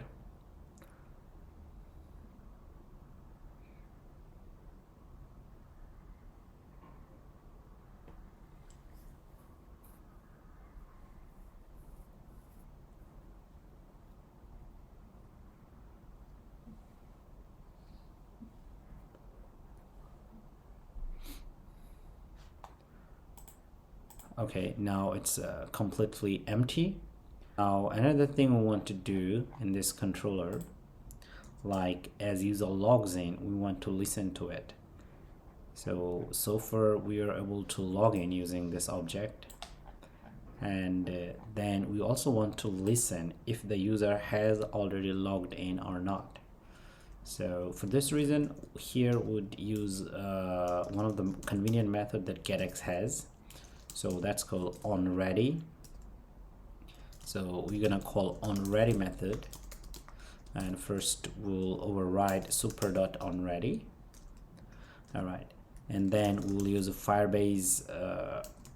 Let's see, Firebase auth.instance.auth changes, and then it has another method which is called listen. We'll listen to that. Now here event is the thing that we want to listen to, but here we want to listen to user, whether user has logged in or not. So that's why we change it to user. And then here we can check if user is null, that means that there is no user. So here we can print user is currently logged out. All right, so else here we could print user is logged in. So this Firebase auth instance and auth changes, this one actually does the trick. Now we already logged in, so hopefully if we restart our app we will see this one. So let's go ahead and see how it looks like. Okay, we don't see anything yet, so let's come to the right section, and over here it already took us here, and let's click on this. So here it already says that user is logged in. Okay, yeah, because the earlier user still exists, we didn't log out from that, so that's why you still see this one. So we need to do a mechanism where we log out first and then check this one. Anyway, now here we'll see if we can use other accounts to log in, and if we can do that, here we'll see a new user, right? So let's use my another account.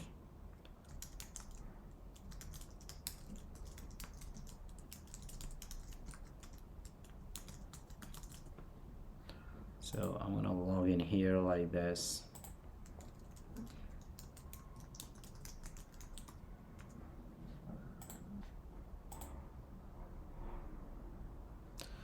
Okay, anyway, it should be there. Looks like we already logged in, and well, let's check our firestore database. Yes, we already see that we have two documents. First one was the one that I have latest logged in. This is the old one, so that section is working. Now if you still come to the authentication tab, we don't see any user information yet. Like the users, they have logged in. We were supposed to see this email and this email over here. We don't see that, so let's go ahead and check that.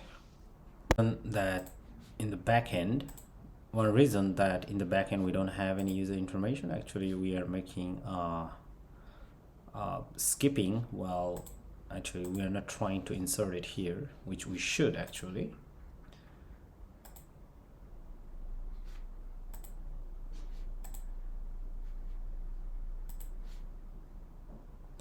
So one reason why we don't have it here, the reason is because in our authentication over here, actually we need to insert the information to Firebase, which we did not. Even though the login works, but we still should insert it. So here we'll create a variable, and here we'll call it authentication.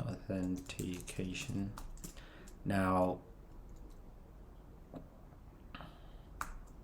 here we could do user.authentication, this variable, and then after that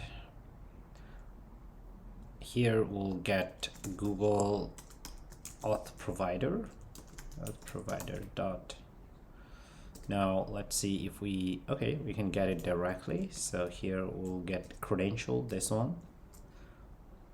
Now auth provider, it takes ID token, this one.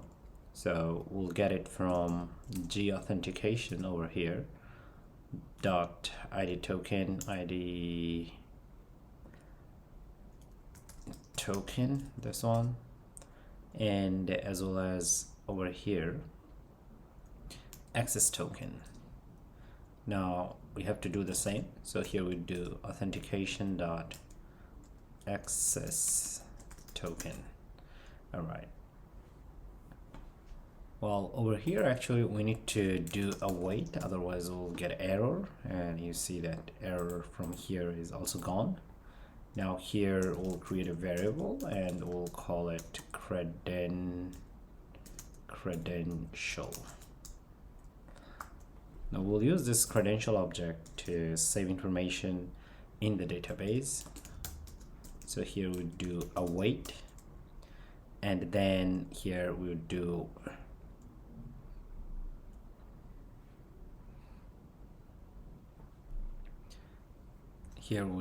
Google sign in, the second one, and then sign in, SIGN, sign in with credential. Now here we'll just pass credential. And let's see, we are supposed to have this. Okay, it's not Google sign-in object, it should be Firebase auth dot instance. Okay, and now it should sign in with the credential, the one that we created early. And okay, we are good with this. Now let's try to log in one more time. And here we are. We do have login, continue. We'll do it with this one.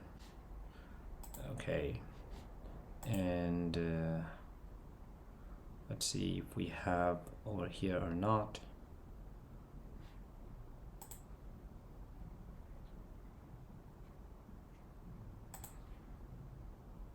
Yes, it already worked, so this was missing from there. Now we can log in one more time with a different one, and so let's click on this. Now we'll do it this one, and let's refresh. So we do see that we have two different email addresses, and of course they already exist in our database over here. We know that they already exist. Great. All right, so this section is working.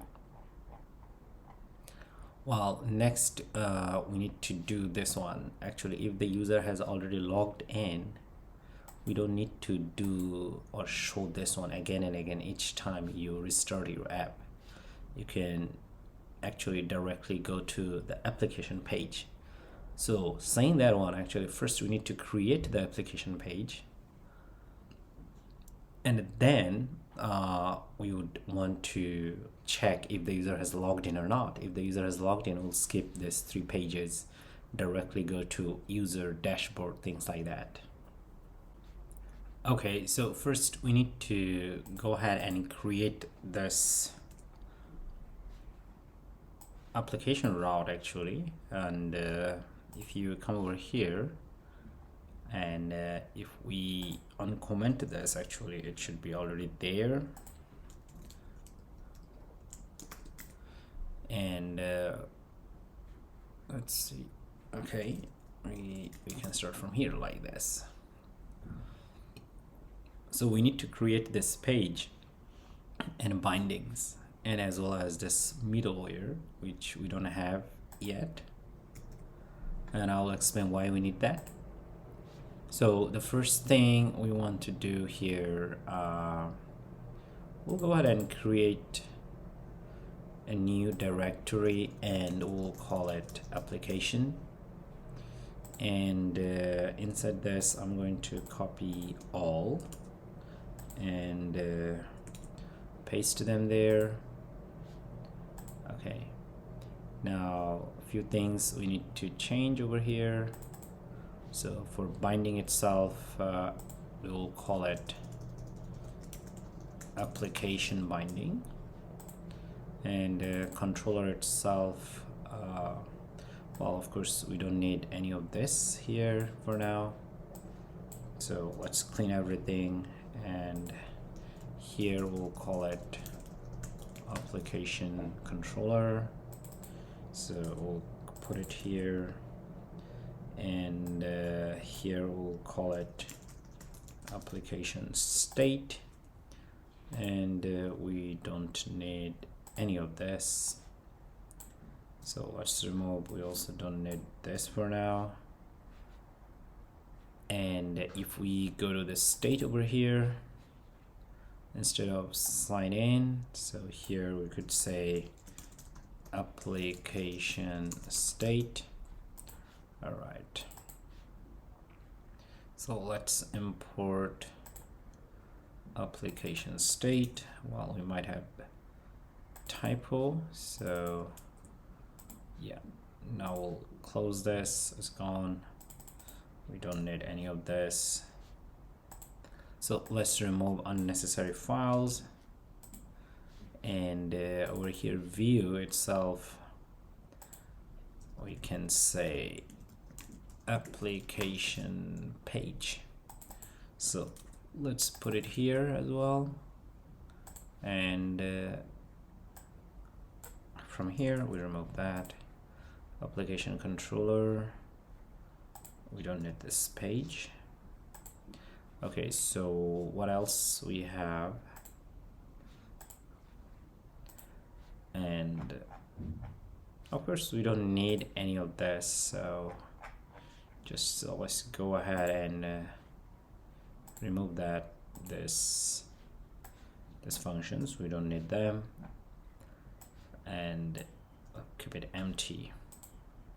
So now with bindings, I think we do have a bit of issues, and here we'll have application controller,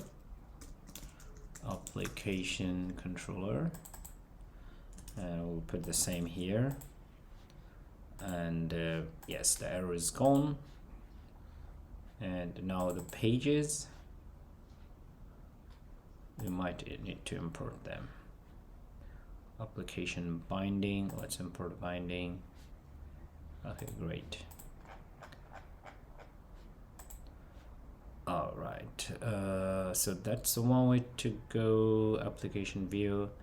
Now, as you see, we don't want to import like this. We just want to import one of them, and over here we'll call it application, and the error is gone. Okay, so just importing one file should work. So with this, we are ready with our application folder. Now, first thing, actually, we want to make some changes here. So we'll declare some variables. So here we delete final and a list of string. So here we'll have list of string, and that would be tab titles. Okay. Why we'll have like this, let me show you.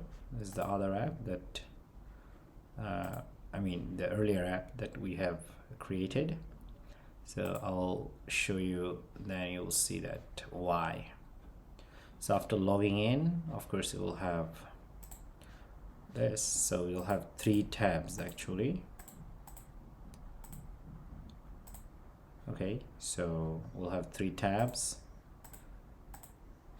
Yeah, so that's why we have this tabs over here, and we'll also have late page controller, and and we'll call it page controller. And I do guess we need the Cupertino package for that, and then a late final list. Here we'll have a bottom navigation controller or item, bottom navigation bar item, this one, bottom tabs, just like this.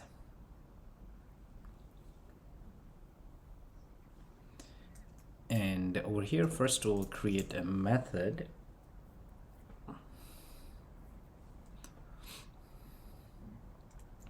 and we'll call it onInit, and of course we are going to have to override it, because it's coming from getX, and here we do super.onInit.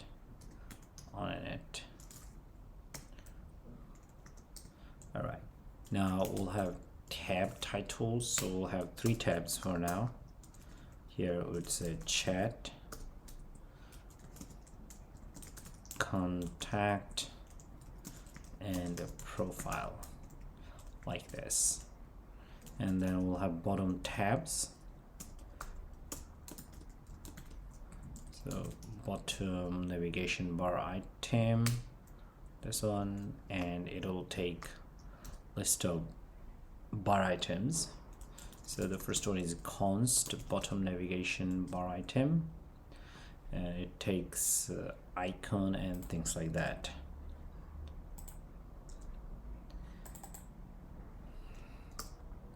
So here we'll use for icons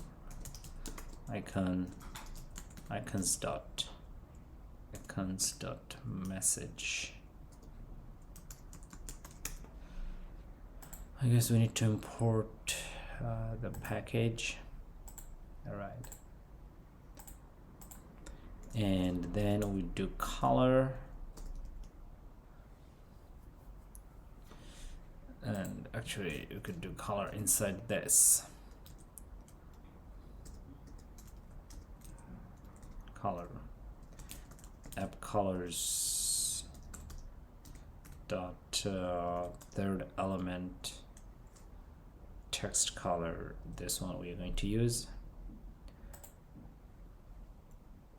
So there was icon, and then we can also use active icon.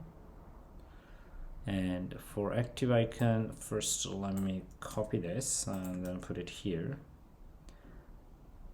And here we're gonna use secondary element text, this one.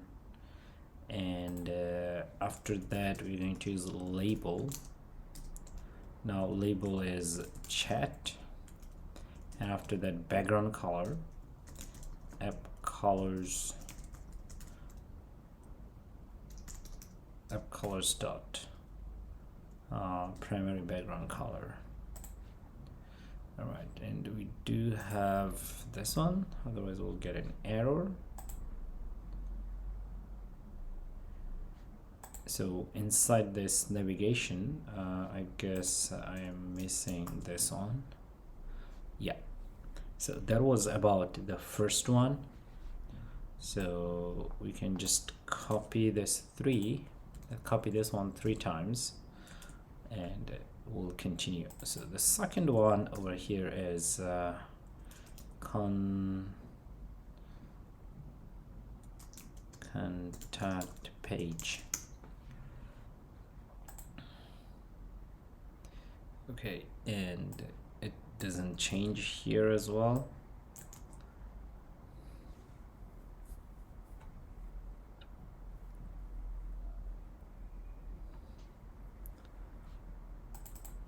And here we'll have contact, and background color doesn't change, and we're gonna copy this one more time. And then here we'll just do person,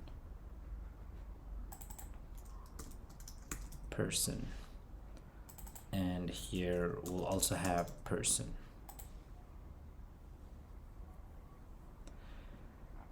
Okay, so that's so far we have this 3 tabs, and inside this, right after this, actually we can also set up page controller. So let's do that. Page controller and initial page and initial page. Now here we do state.page. Well, this variable doesn't exist, so we'll go to our state class. So let me close all of this. So here should be our state. Now inside the state we can declare a variable int page 0.obs, this one, and int get page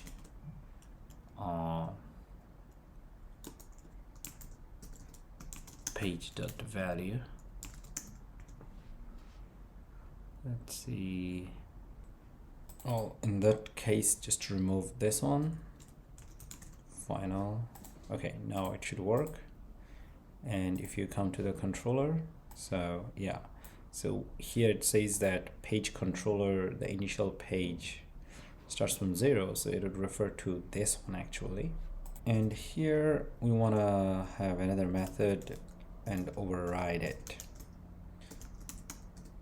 So here we do void dispose super dispose.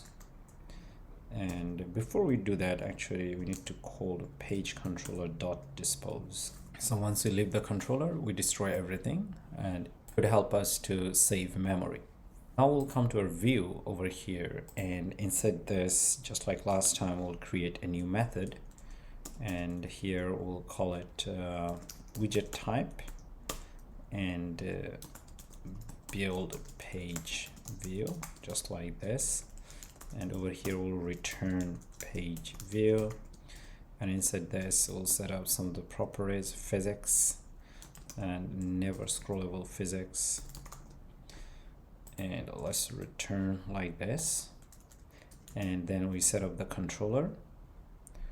Now this is application controller, so because we are using a controller type, so over here we can just simply access the controller object and then page controller, the one that we created early, and on page changed. Okay, now here controller dot handle page changed. Well, we don't have this, so we have to create one.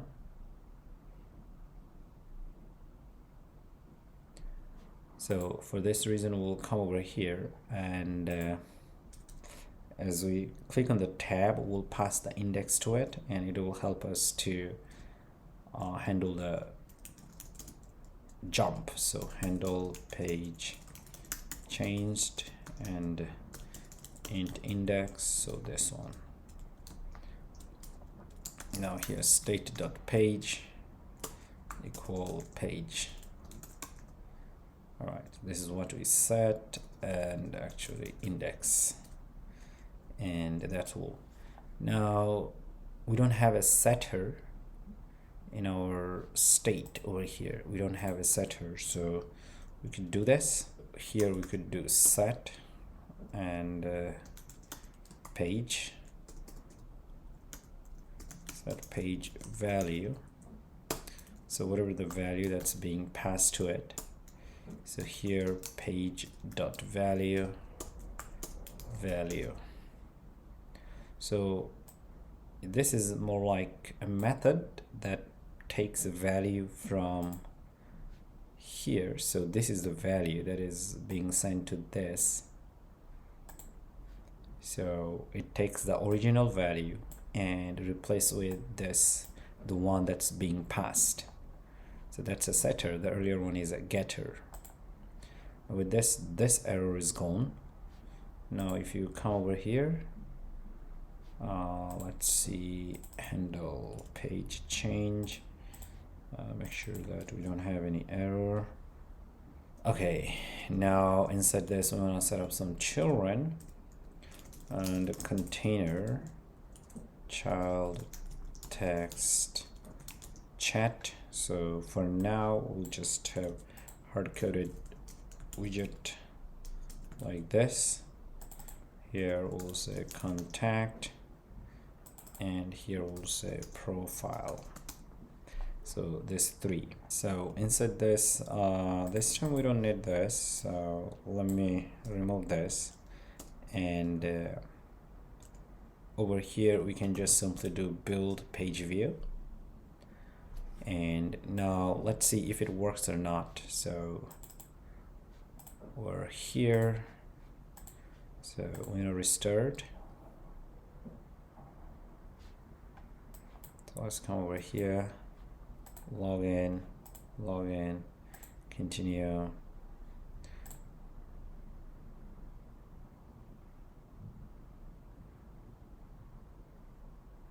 Okay, so login success, and it took us to a new page like this, and we don't see any of this.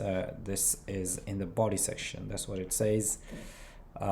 So let me wrap this using center widget if we are able to view them. And it looks like it wants us to remove unnecessary container. Yes, it's there. So let's remove those things. Okay, so here we do the same. Center. But of course, just now we have we don't have any bottom navigation bar, so that's why it's not clickable. So next we want to go ahead and create a bottom navigation bar, so we can do it right below it. So here we'll have widget, so widget, and here build bottom navigation bar. Now inside this, actually first we will return obx, because we're gonna click on them and read the application state. So that's why we need like this. It would be dynamic, stateful. So as we click on different tabs, it has to be reactive. And I'll show you, if you don't have this, it just won't work. Now here you'll have the first thing, controller. So you can access the bottom tabs, the number of tabs that we have. This one, which eventually refers to this. So that's why we need obx as well. Current index. So controller dot state object dot page. Okay, great. And then the type we want to use, bottom navigation bar type fixed. This one, on tap event. So that's very important. So as you click on this, you wanna change this. For this one, we need to come over here, and here we'll create a method, void handle navbar tab, and here we'll pass. Here we'll get int index. Now here we do have page controller, so here we'll take this one, page controller dot jump to, and then we'll just simply pass the index to it. Now let's come over here, and here we do controller dot handle never tab, just like this. We don't need to pass anything index, Flutter would get it automatically for us. And then here show unselected labels, true.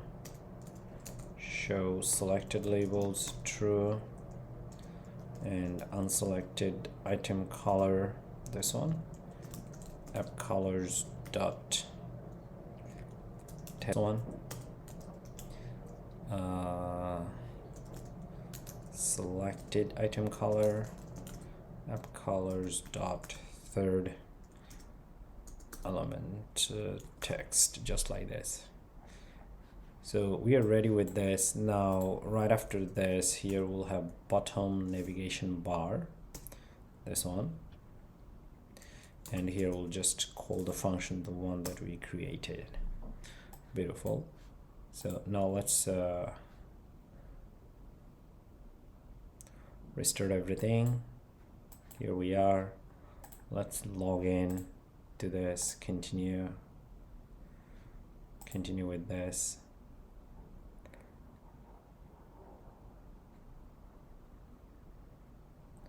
So here we do see that we have this 3 tabs. Now as you click on the tabs, that's great. So it's working.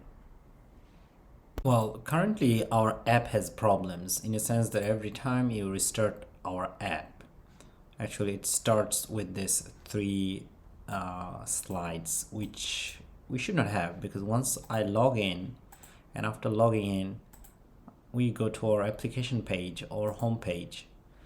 So this is the page, well, this is the page that we want to show to the user after logging in. It doesn't matter how many times you restart.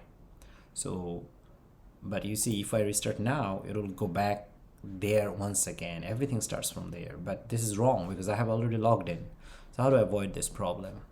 Now for this scenario, there are many different ways to do that. So this time would solve this problem using something called middleware. So here I have this common folder. Inside this I have a folder which is called middleware. Now here I have a file which is called middleware route welcome middleware. So this is the file that we're going to use to redirect to the user directly to this application page rather than this boot up page or the sliding 3 pages. Okay, now we are going to use getX to solve this problem because getX itself has middleware. So first you need to create a class on your own and then just extend get middleware. That's it. Now over here you have to override a variable which is called priority. In general we'll set it to 0, but you can change it later. Then you also have to call the constructor, whatever the class you use, and then we have to override another method which is called redirect. So middleware in general helps you to redirect to different pages. Now remember earlier we have seen that we can remember if the app has been opened first time or not. If the app just installed first time, that means this value is false, and we have seen that before. So is first open, the default value is false. So first time app runs, so this would be false, so it won't do anything because this is the first time app is being booted. But we know that the second time if the app has been launched, so this value is not false, so this is set to true over here. We have seen that before. So we have this method that's get called from somewhere, and then we set it to true. So next time someone opens this app, so this onInit gets called and this is true. So if this is true, of course it doesn't fall to this category or condition. Now here actually we do the checking if the user has logged in or not. So just now I show you that even if I log in and reboot our app, I still see this. So next time if I reboot app or launch my app, I would still be logged in.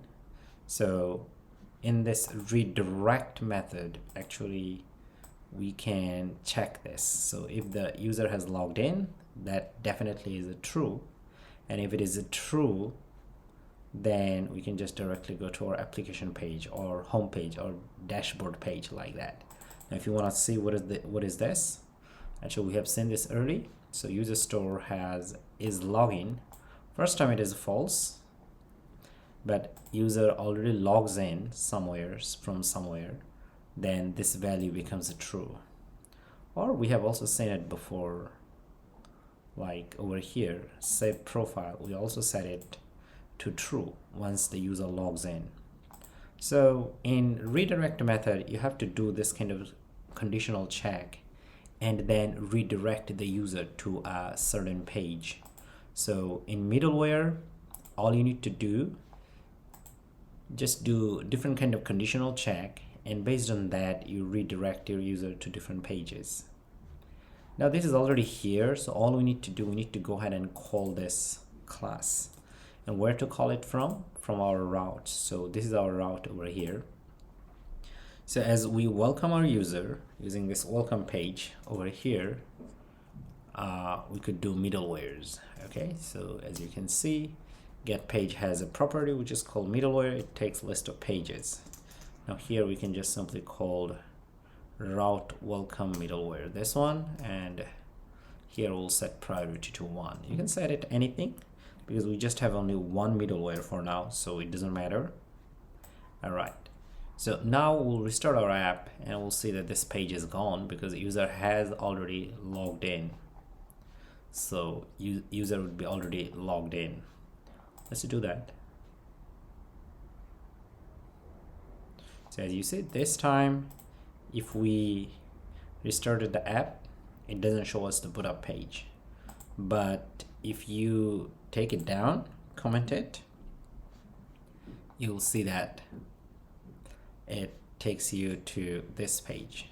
So that's the beauty of middlewares in Flutter. And GetX provides a very easy solution how to build your middleware. So yeah, our app is already working with middlewares. Beautiful. So now next thing we want to do, want to show the contacts over here in this page as we click on this button. So that also means that we need to read all the user information from the Firebase. Well, first thing would come inside this pages, and then we'll create a new folder and we'll call it contact. So let's go ahead and create a new folder, name it contact, and then inside this we're gonna copy all of this. So well, first thing we want to change over here is the state. So here we do class contact state.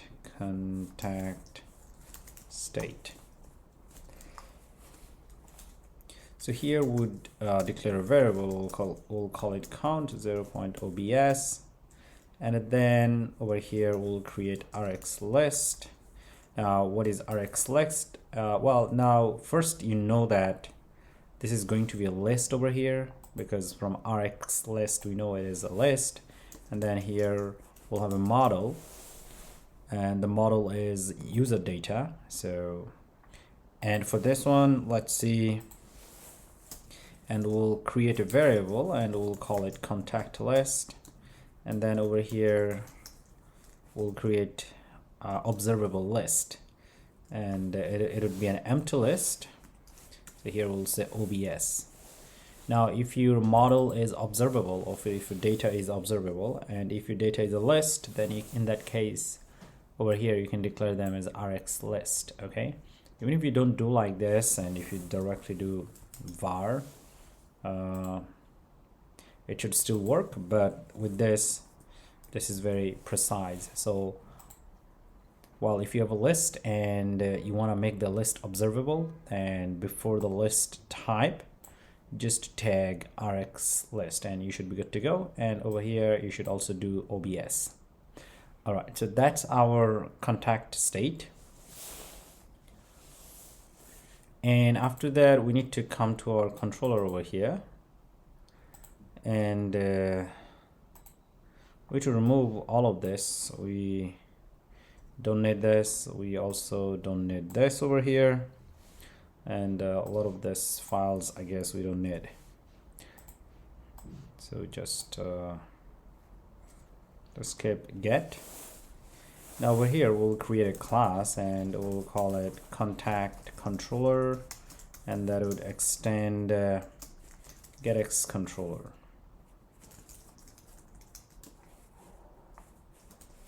And then we'll have this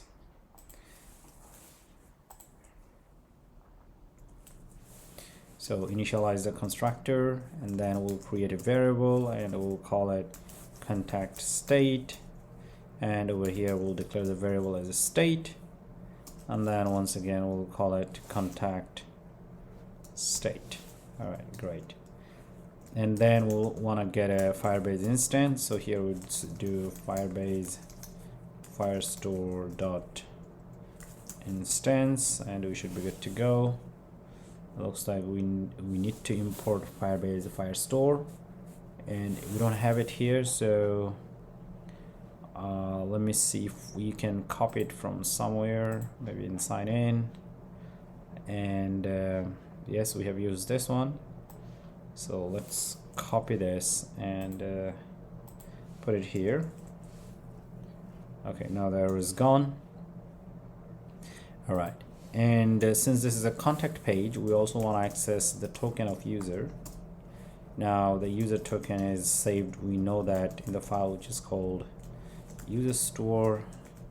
So while once again this token is coming from here, if you have seen, so user store, as we log in first time, we also get it from there. But even before that, I showed you that it's when user has logged in first time from Google. Actually we call this one, and then we set it here as well as in our local storage, and that's how it works. So back to the code now. Well, we don't need this now. We also don't we need this one, right? So here we want to load all the data from Firebase, all the users data. So while we have only two datas, it doesn't really matter. So we want to load all this data in our app. Now how to do that? Well, first let's go ahead and create a method, and we'll call it async load all data, this one. Okay, now over here we want to connect to Firebase, and so DB is our Firebase database instance, and then here we want to get collection. Now this collection is users collection, as we have seen there, so this collection name is users collection. And based on that, actually we could do a conditional check. So here we do where, and then we want to check the user's ID. Now we want to get everything, but there should be a condition which is called is not equal to. Is not equal to token, this token. I'm going to explain why we write it like this. And then over here we do with converter, and once again about with converter I have explained before, and I also have a tutorial. Go ahead and check that out. So with converter, now the first one is a from JSON method, which is also like from Firestore. So here we would pass user data dot from Firestore. That's it. Now over here, so it takes parameters where it says user data, and we'll call it user data, and there is another which is called options parameter, this too.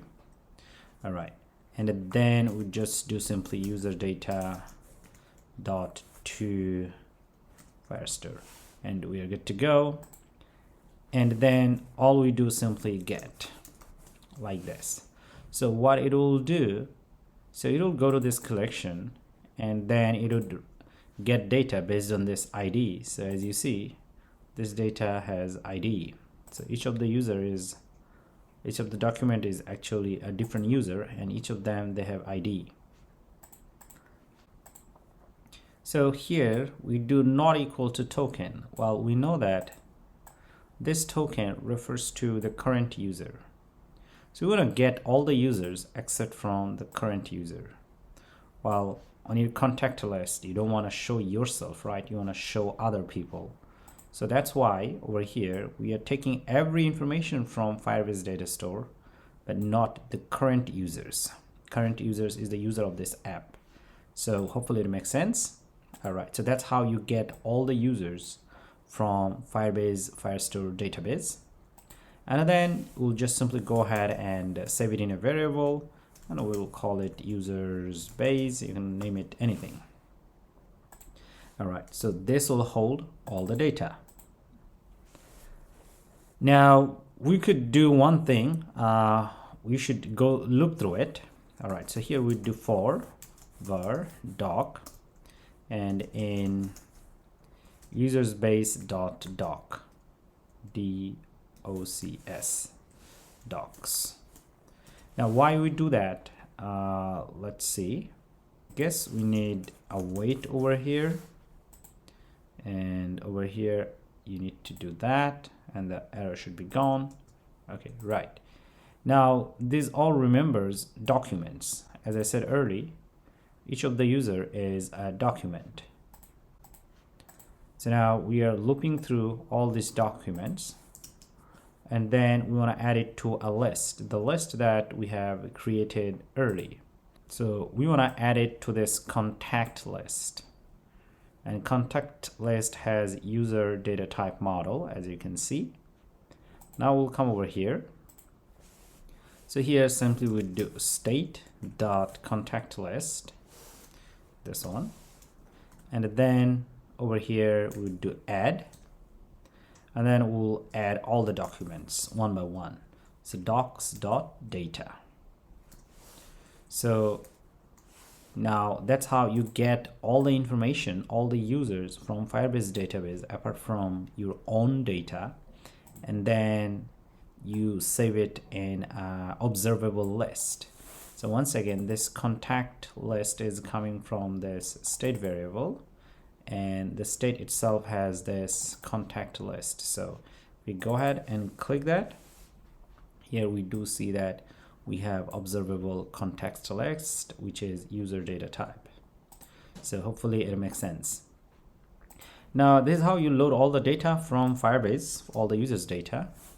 Now of course you need a way to call them. You need a way to call this method. So to do that, actually we can just simply do a button press, or if you have initialized method in your controller, in our case, which we have, so we'll call that method. So here we do super dot onReady, and then here we'll call async data load, the one that we created. So we call this method. So here is our controller, and as it gets load, it would. So here is our controller, and as it loads for the first time, all this data should get loaded from Firebase, and this list should be updated. Now if you come over here and let's work on this bindings.dart file. Now here we'll simply call contact controller. We'll copy this and put it here, and then over here, instead of sign in binding, we'll call it contact binding, and everything else stays the same. And now over here in the view itself, so we'll call it contact controller, and over here we'll call it contact page. So let's go ahead and do this.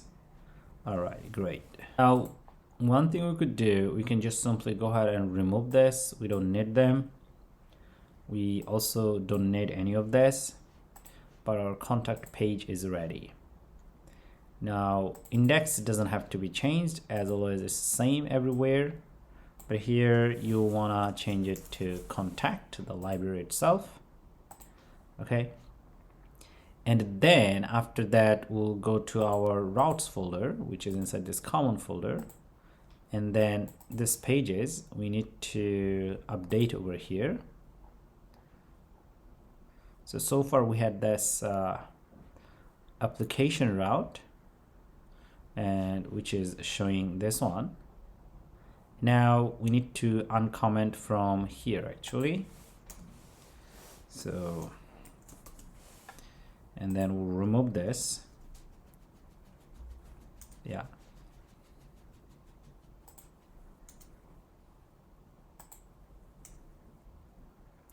And I guess we need to import this one. So just like earlier, we're gonna copy this and put it here, and instead of application we can just do contact, and the error should be gone. So now this is our contact page, and well, previously we have seen that when we are in this page, which is over here, application page, and when we are in view,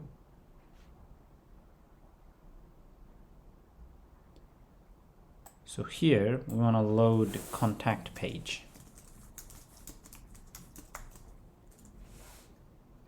Let's go ahead and import it. So our app is loading, and this is the chat page, and this is the contact page. All right. Well, now over here it doesn't look like that it's working. Now if we come over here, and here we could do like this, print, and we can just simply do docs.toString. All right.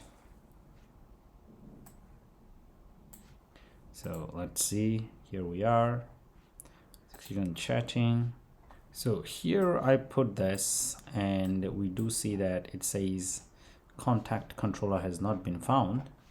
Let's click on this. Yes, we do see that. Now if we come over here,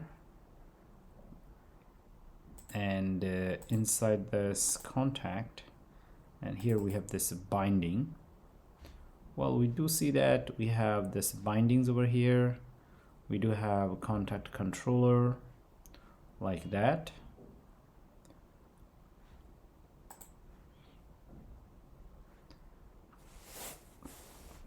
Now if we check over here, so yes, we do have bindings here as well. Okay, well, now the reason is because they are all on the same tab, so this is the reason actually it should be initialized over here as well, the bindings. So now let's call on this, and let's try to restart,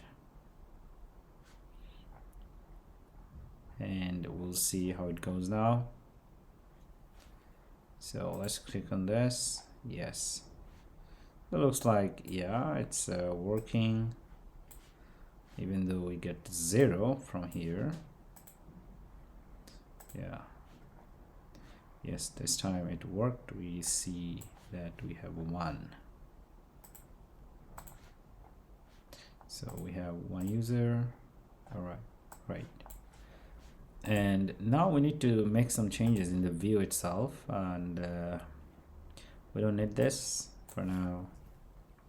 Okay, so inside this we're gonna create a method, and we'll return AppBar for this, and here we'll call it build AppBar. So we want to have an AppBar for this, and then here we do return transparent AppBar. Transparent AppBar. So it's already here in the common widgets folder, so go ahead and find it. Here we do title, and then here we do text. The text is contact, just like this, and then style. Here we'll have text style. Here we do app colors dot primary color actually, and then here we'll have font size. We do 18.sp, font weight font weight dot w600, this one. All right, and we don't need any of this.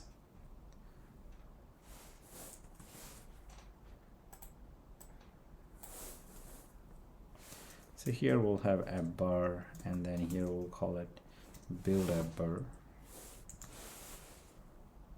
And as you can see, this is our AppBar. And now over here we want to show all the contacts. Now to be able to do that, inside this contact, and here let's create a directory, and we'll call it widgets.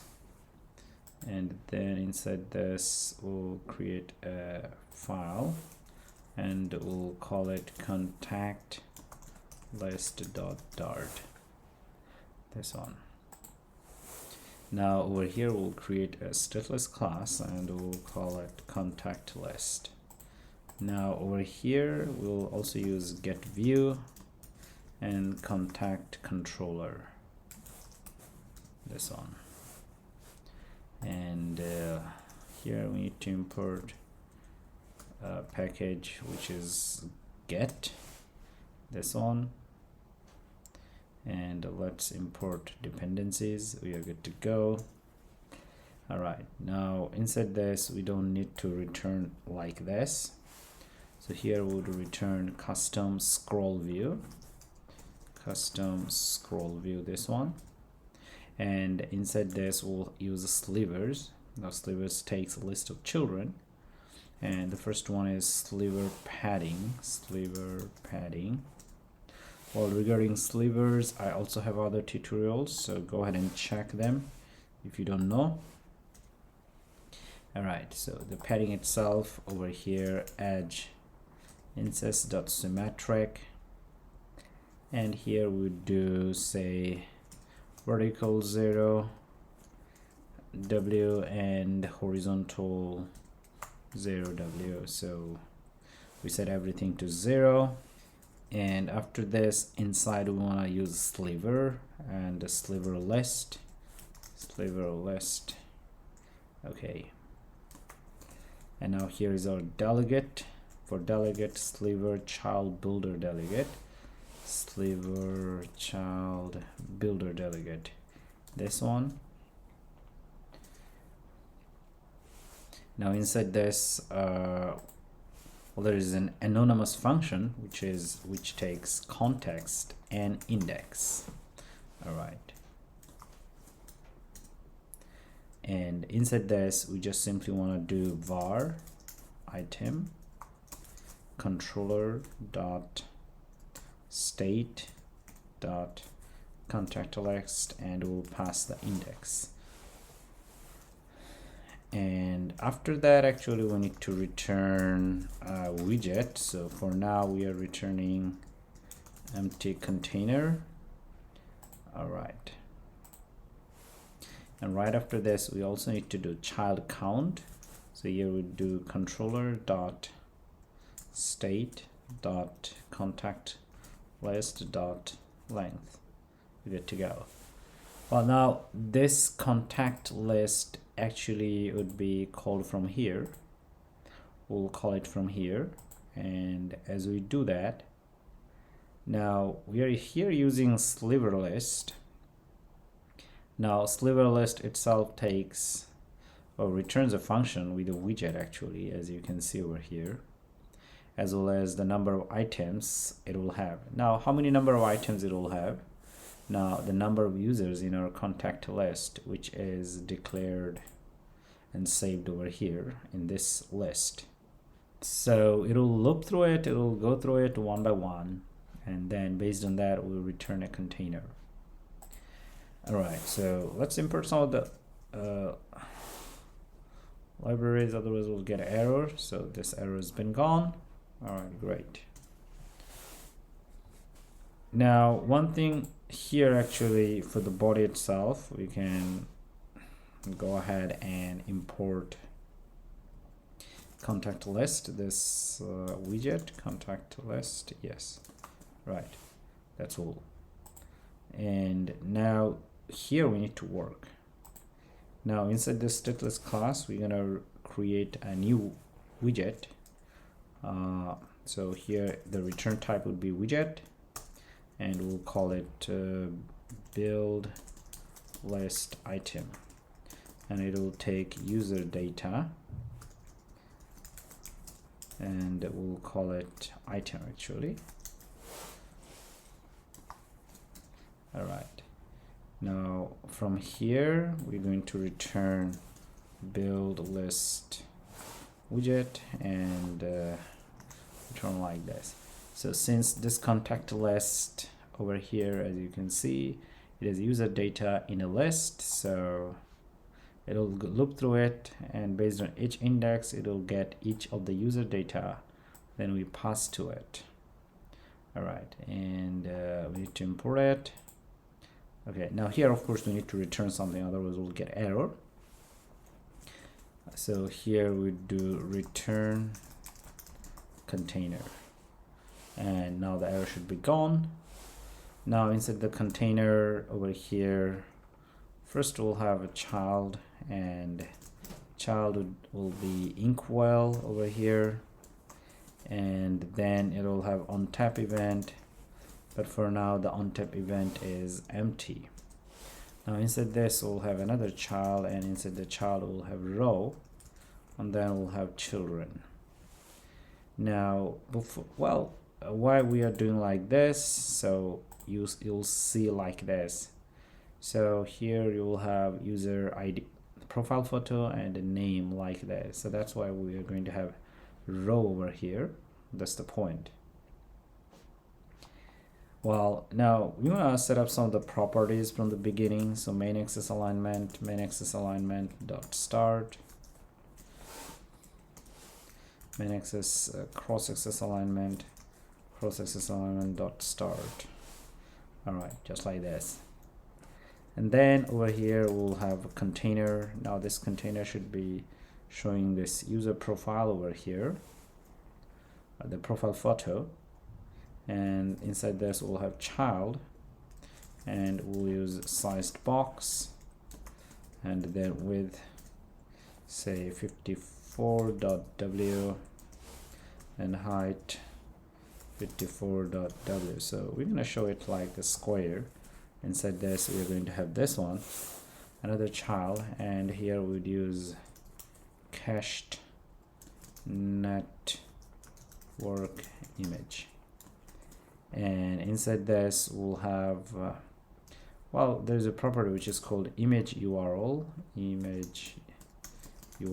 this one, and then inside this we'll have item.photo URL, just like this. Now it should get recognized automatically. If it's not, let's import it manually. Here right below it I'm going to put it. Now the error is gone. Now let's come over here and we'll see how it goes. Yes, we already see that we have one user that starts with Z, and so that should be me, and this is the other user, and that's my another account, and you see it starts with Z. Okay, so it means that we are reading the users, but not me itself. We are reading other users. Beautiful. So first time we have shown data on our UI from Firebase, and this is awesome. All right, so here we also want to set up some padding properties, edge insets that only. Now here top 0w, left 0w, and right. All right, now let's set up some properties here as well, and that's also padding. So we can just copy this one and put it here, and over here I think we could do 15w and 15w. Let's save it. Now it went down a little bit, and which is good. So that's the first item inside the row, and then we can have another container, and this time the width is say 250. This is for actually showing the name, So we're gonna show name over here, and then once again we could do the decoration for padding, and this time top 15, I guess, left 0, right 0, just the top one. So we want to go down a little bit. Anyway, so now we'll have decoration and the box decoration, and then border.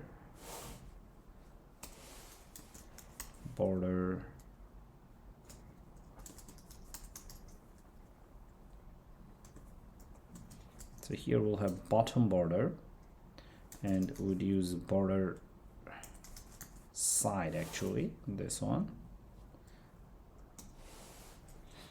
and border side width, say 1, and the color, so we're going to use a color OX FFE5 E5 E5, this one. All right, let's save this. So we already see we have a line like this. Anyway, so inside this, actually we want to have in the child right now, and child should be row, over here children, just like this. Now we'll have sized box over here, and then we do width, so just 200.w, and height 42.w. Now inside this we'll have child, and we'll have text. Now this is the text that we want to show over here. In fact, we want to show a name. If name exists, we'll show the name, otherwise we don't show anything.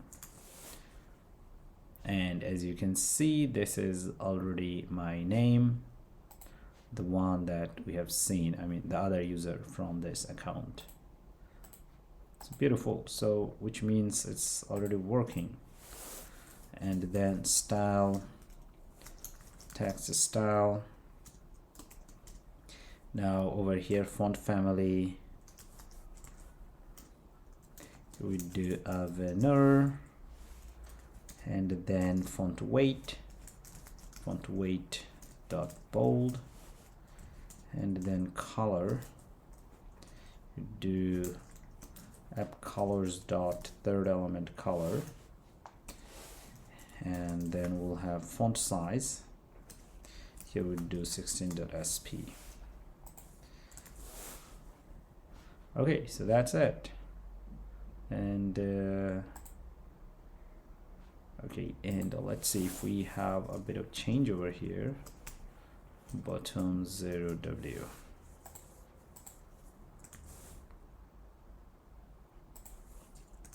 All right, so yeah, so far it's working, but I just have only one user. So if you have more users, they would show up over here. Now we can prove that all the users would show up if you just remove this condition. Actually, it'll take all the users, so we'll have 2 users, right? So let's save it, and well, in this case I guess we have to restart our app, and let's click on this. So we already see that, and we see that we have these 2 users. Now of course app is not being updated automatically. We do have some problems. Now where is this problem? I mean, we had to restart it, and then we have seen that, right? So the problem should be over here inside this. So you don't want to return it like this. You want to return it inside. Let me check this contact list. Sliver AppBar, actually, let me see. So here we have this one. So let's cut this, and we're gonna put it outside. And now it should good. And now you cut this one, and let's cut this obx just like this. Okay, now with this it becomes dynamic. So if we retreat the conditional change, now if you restart,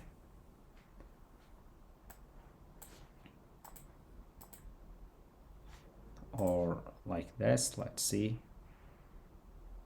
Okay, now let's click on this and we see only one, but of course we need to work on a refresh button over here where it would get auto refreshed, not really we go to different pages, but you get the idea. Well, so far we are able to read the information from our Firestore database about the users they have used our app. Next we'll see how to click on this and start chatting.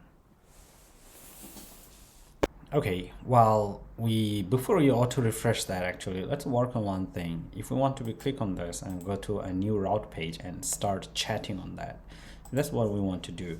Now to be able to do that, first we need to go ahead and create a new function. So here we'll create a new function and we'll call it goChat, and this is where we'll go to the chatting page actually. And here we'll pass user data, and then we'll call it to user data, a variable. You can name it anything you want. All right, just like this. Okay, now this would be a long function, so it'd be quick, and part of it actually would be a dedicated video later on where I explain more about it. Okay, so first we have to get data, all the data from messages list. Let me show you how it should work. This is my actual Firebase console over here, and this is the app that's already up and running. And here you will see that we have this message. Now this is a collection, and after each collection there should be a document, and each document should have another collection.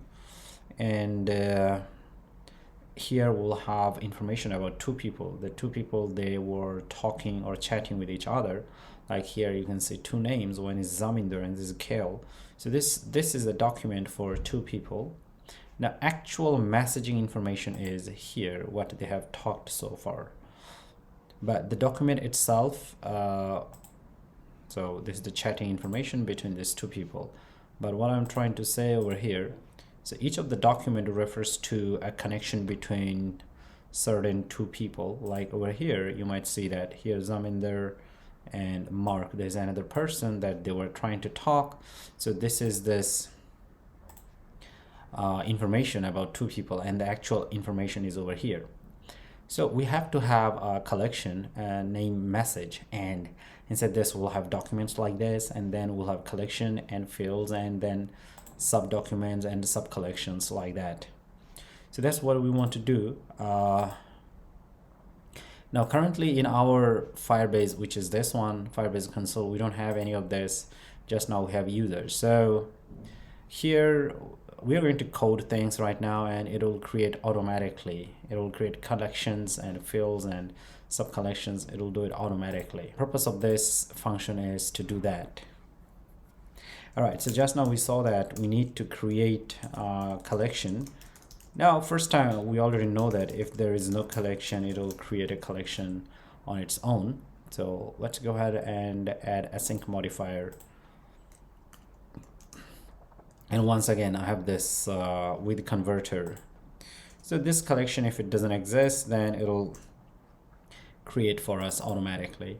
Now over here I'm going to invoke a class which is called a message msg, and here we'll use the from firestore. And now over here once again I'll have message msg and options, and over here we'll have options like this, and then we do message.to firestore, this one. And after that over here we'll do a conditional check, so double conditional check, where we'll have where. Now inside this where we're gonna use ID. Now what kind of ID? So this should be from UID, the person that's trying to click over here and send a message, so that we'll call it from UID. And then it should be is equal to access token, or here we'll have a token. Actually we'll call it token, and then after that we'll have another condition. Here we'll also have where one more time, and then over here the person that I'm trying to send a message to, that person should be UID, and then here we'll have is equal to, let's see, is equal to user data dot id, and then we get everything from here, and we're gonna save it over here in a variable, and we'll create a new variable and we'll call it from messages and save it here just like this. Now of course this function goChat would be more complicated. Now a lot of the things here is not making sense, so let me go through it, walk you through it one more time. So here we'll imagine we have a collection where we have information about chatting messages for all the users. That collection name is message. So over here, first, once again, we use with converter because we want to get and save data to Firebase. So before we do that, we convert from map to JSON, from JSON to map, like that, from map to object actually, and from object to JSON. All right, you can call them from JSON and to JSON. The idea is same. Now first time from UID, the person that would be clicking and sending message, so that person's field should be from UID, and it should be equal to the token. Now token is the current user, the user that has opened this app, and it's ID actually, but we called it token over here. Now over here, this one is equal to the person that I'm going to send a message to. So the first one is the person that's trying to click, so that's me or as a user. And the second one, the person I'm trying to send message to, so that's where this condition goes. So based on these two conditions, we can get the right person that we are going to send messages to. Now that happens to from messages, where we try to initiate the conversation. It could be other way around. It could be that another person is trying to initiate the conversation. So in that case, we'll copy and change over here. And a lot of the other things, they don't change. The only thing change is over here as well. Now this time, instead of doing this, we do to user ID, this one, and over here we need to change this one as well. So this time we change it to token. So this is the other way around. If someone else tries to send me message, so it should fall to this collection and its condition. If you try to send message to another person, it should be using this one. Okay, so that's why we need to have both to work together. And we also need this double conditions, otherwise it just won't work. If you just have this one, you don't know which person you are sending messages to. It's hard to keep track. So that's why over here we involve another person. Okay, certain user with that certain ID, we send message from our device using our token as a recognition.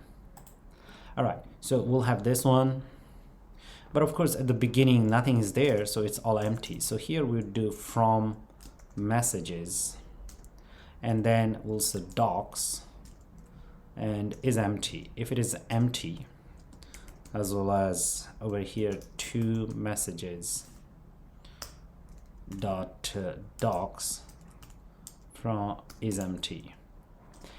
If nobody has started any conversation, so they should all return actually false. So that they should all return empty, right? So if it is empty, then we still need to initiate the conversation. If we have so this is also more like if we have previous messages. But if our messages are empty, two people A and B, if they haven't talked, then we have to find a new mechanism to start initiating this conversation. By the way, here I forgot to talk about this on MSG. Once again, this is in your common folder. So it's about message model, how a user should talk and the model about it. So it's there. Once again, to firestore means to JSON method. From firestore means from JSON. It's just a different naming over here. And everything else stays the same about creating model. I have tons of tutorials about them. Just go ahead and check them out. So yeah, over here we are checking if two people A and B have never chatted together. Actually, it would fall to this conditional check over here.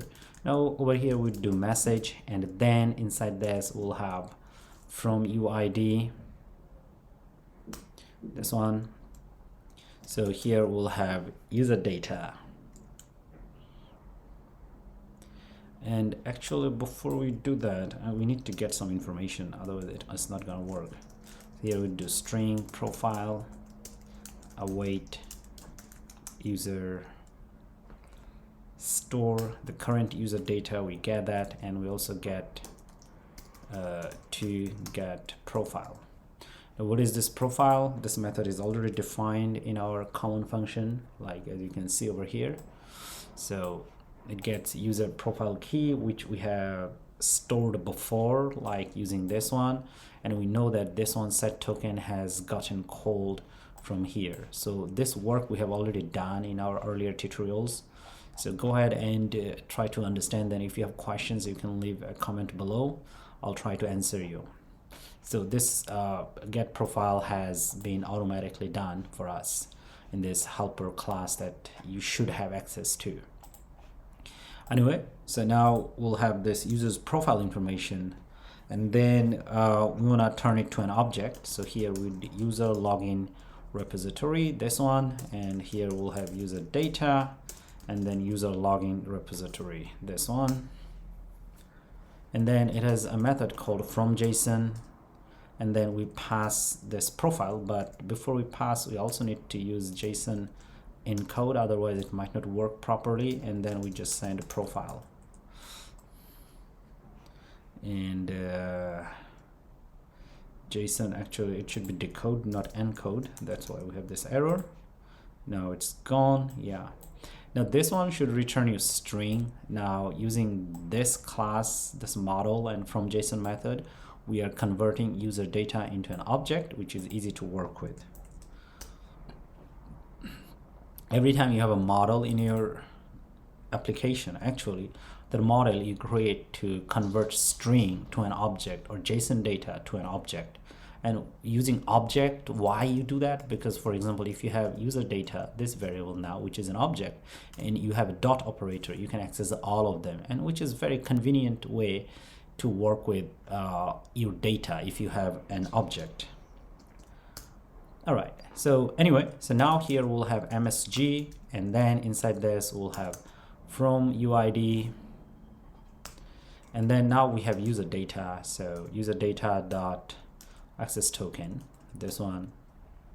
Now we also have to UID, this one. Now this one is coming from the one that we are going to send, so ID. Now you have to remember one thing, to user data, which is an object of this type. So this would be sent, so all the other users except you would be accessed through this one. Remember, here we show each of the list, and these are the users that are available in our database, not including you. So each time, remember, this one should be actually sent from here, right? Actually, so this object would be sent from here. Later we'll see how we call this function, the function that we are creating right now, this one, from here. So as we call them, actually we will send each of the users that are listed over here. So that's where this user data and to user data works. And so this ID refers to the other user, this access token refers to the current user of this app on this current device. All right, so here we'll have from name, and then here user data dot display name, and then to, let's see, to name, and to user data dot name, and here once again we'll have from avatar, so user data dot well, we can use a photo URL for our avatar and to avatar to user data dot photo URL, just like this. And then we also want to see if the user has a last message or not. But if this is the first time, definitely user doesn't have a last message, so that should be empty and the last time. So here we can use a timestamp to keep the record of this conversation, timestamp dot now. All right, and then we'll also have message number is 0, because if everything is empty, it means two users, they have never talked together. And now over here we'll save this data in a variable. So here it's a message data, just like this. Okay, all right, great. So right after this, now we'll be able to use this object to send the data to Firebase. We already know that our collection is called messages. Well, it still doesn't exist, so this is the first time it would get created, because we know that this condition would be true first time. So then would be inside this conditional check, which is including all of this, and then it would go ahead and create a collection name message, and then here we would use with converter. Once again, you do this always to remember. Now right now this would be an object, but you can't really send object to Firebase. You have to send JSON data to do that. So that's where the with converter comes in and helps you, right? So hopefully it should make sense. Now over here, once again, message. So first we have to call this from firestore method, and then over here message and options, and right after this message dot to firestore. Yeah, that's how it works. And then so this collection, so it takes whatever the data. Actually, in this case, as we are trying to add, this section should get called, and it would convert this object to JSON object, this one to JSON or map, and then submit it to the Firebase. And how would do that? So here we'd call the add method. So add method would add the data, so message data. All right, and this is an asynchronous operation, so we can wait and see what happens, and then it will return us a value. That value should have information about our document ID, which we'll grab.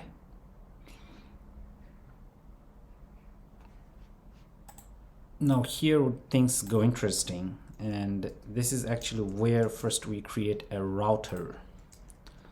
So the router, we would do like this, get the toNamed, this one. All right, now here we'll create a router which is called a chat. So once we click on this, the chat page would get invoked, and then we'll start actually doing our chatting. Now over here we are sending parameters, a lot of parameters actually. So the first one here we would do like this, doc ID. So in getX, if you want to send parameters using routing, then you have to use this curly braces, and then inside this you pass whatever you want to pass. So the first one is ID, second one to UID, the person that we are trying to send messages to. So that's user data dot ID. Now if it is empty, then just don't do anything, keep it empty. Now to name here, to user name dot name. If it is empty, then keep it empty, and to avatar.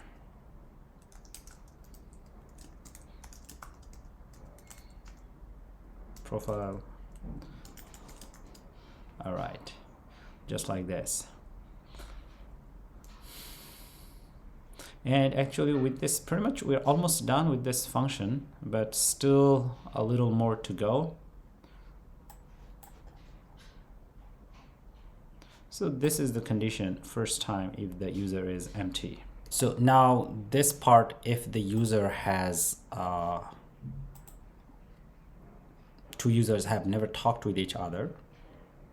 Now this is for general data, getting users data.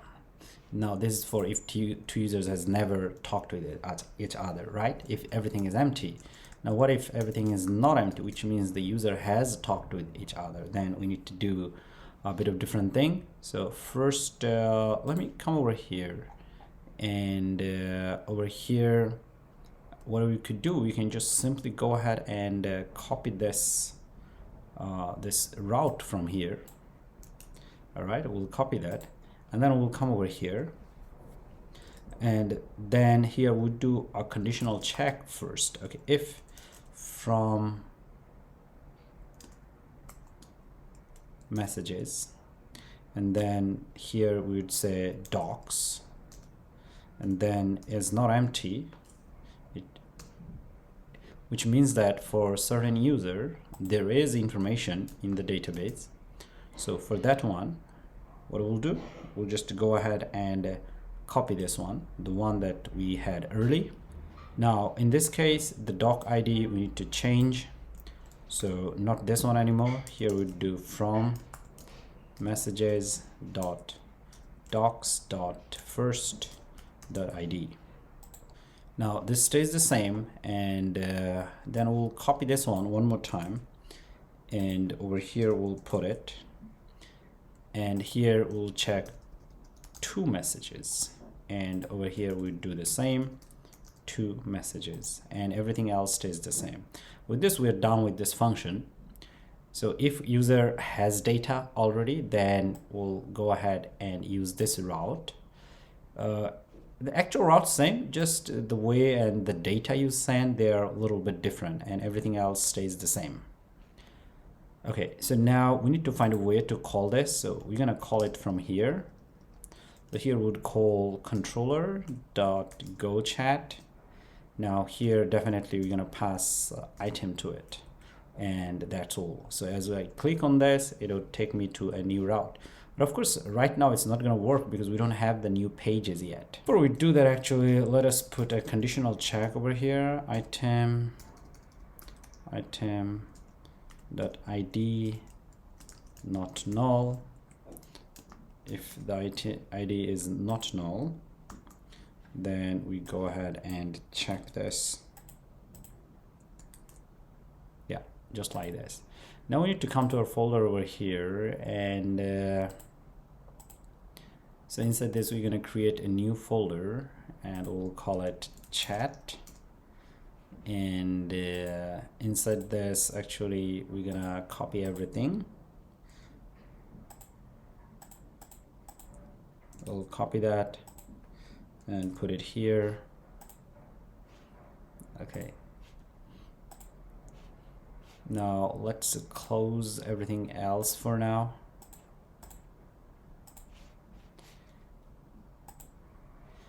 And now let's open the bindings first, or maybe the controller itself. So we don't need this, and we don't need any of this for now. Remove that, and here we'd call it chat controller, and then we'll just simply call chat controller. All right, and now we'll copy this one. We'll come to our bindings. Now here, chat controller, and then we'll also do chat binding. That's how it goes. And the view itself over here, chat controller. Here we could say chat page. Let's copy this and put it here. And where else we have this problem? Okay, now a lot of this we don't need now, so just let's go ahead and remove them. We also don't need this. Okay, great. Now this error is gone. Now we need to come to our routes over here, I guess pages, and inside this you'll see that okay, I'm gonna remove this and this here. Okay, so we'll uncomment this. All right, Now chat binding, chat pages, at the top we need to import that, then there should be gone. So here we do chat and this error is gone. So it should take us to let's see, actually this one, chat page. So it should take us to this page over here. So let's get started. Now here in this section, this is what we want to build. So we'll have an app bar like this, and of course this would be our chatting pages. As you can see, you'd be able to send images and text like that.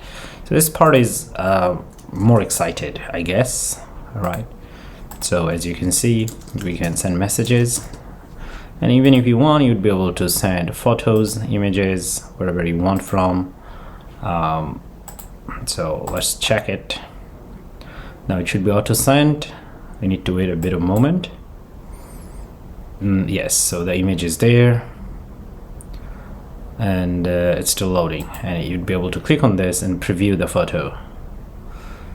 All right, so now this part is very excited, and being said that this is also a lot of work that we need to do. Anyway, so let's get started. So first at the top, what are you going to do? We're going to build an app bar actually, and we don't want it inside build method. Actually, we can have it here. So here app bar, and then we'll call it build app bar. Now over here, simply we'll just return widget. So here we do return app bar, and that's all. Now inside this, we're gonna set up our own properties. So the first one is background color, and here we do colors.transparent, colors.transparent, and then down there we do elevation. We don't need any elevation for this, and as well as flexible space. So let's do that one, flexible space container. Now inside this, we'll have decoration, and we'll do, well, const box decoration. All right, and inside this, as you can see, this is a gradient color. So we're gonna set up gradient color for our app bar, and let's see how to do that. Now over here, I'll have gradient color, so I'll choose gradient, and then after that we'll choose linear gradient. That's it. And then inside this, we have colors. Now this colors actually takes a list, so we're gonna put inside it a list of colors, and then I'm gonna be very quick and type in them from AGB, and then I'll just tweak the value 176 106, and then we'll have 231. Now this is one of the colors, so we'll use 4 colors in this case. So here I'm gonna copy them. All right, so a lot of them will just change the color channel, and a little tweak would make it more like this gradient color. And over here I'll do 3-1, and then here we'll do 2-3, and pretty much everything stays the same over here. 04 and 132. All right, so that's one of the colors that we used, and after that here we could apply a bit of rotation, but before we do that, actually maybe from here, so inside this, actually we could just simply call our app bar, and here we do build app bar. Yeah, now let's go ahead and look at our app over here, and let's save it. Let's click on this. Now it was supposed to take us to a new route, and this is our new route. We already see it here. As you can see, it's beautiful. Yeah, and we see that our route has been printed. That's a very beautiful one, and we have passed a lot of parameters from our earlier, let's say, controller. No, it was not here. Well, there was a I guess that was a chat controller, and not really chat controller. Let's see. Let's take a look. That was, I guess, contact controller over here. So our routes are pretty much there. So these are the routes, right? Beautiful. Now we'd come over here, and we need to do more things about it.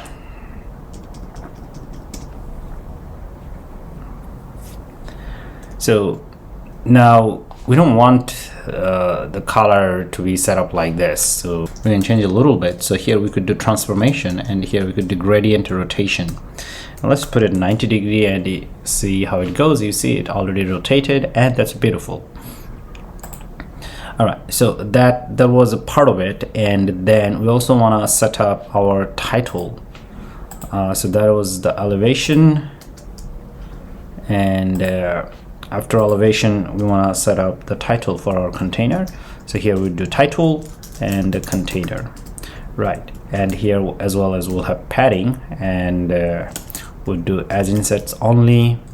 So top 0W, bottoms 0W, and the right 0W. Great.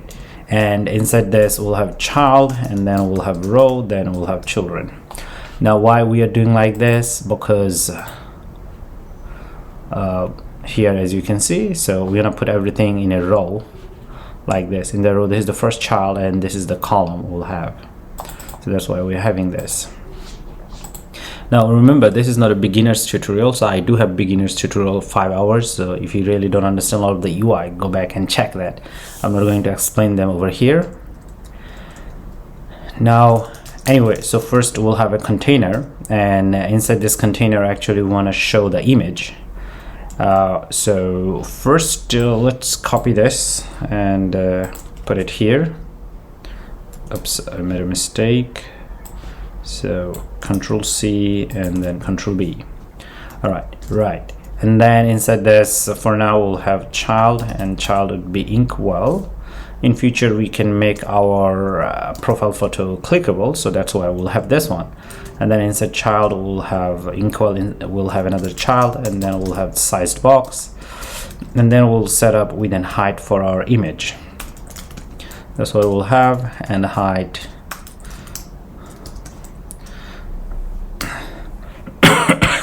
So this will give us a square size, and then child over here. Now here we do cast network image. All right, and inside this we'll have image URL. Now this part is weird. A lot of time this doesn't get imported. Let's see if we can import it manually. So let me remove the unnecessary files from here. Okay, now over here we do import package cached network image. This one, this is what we want. And let's see, cached. So now it's asking us to put an image URL, so that's what we would do. So here we'll have image URL, then here we do controller.state. Well, now let's look at our chat controller. Well, our chat controller actually is pretty much empty. We don't have anything inside, so we can't access the properties. Well, now chat controller should have well, state class. So let's go ahead and check that. So this is our state class, and state class is also empty. So here we would say chat state. All right, now inside this we're gonna declare a couple of variables, and then we should be good to go. And let's import this.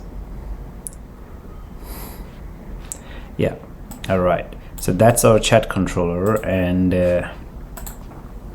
now, sorry, there was a chat state class, and then here we would have chat state equal chat state. Now we don't need this con.view, so here we are. Now let's see if we can access some of the properties.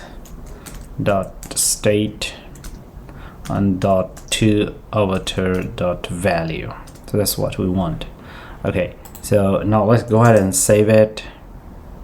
Yes, we already see that there is an image icon that was supposed to show up, but it did not.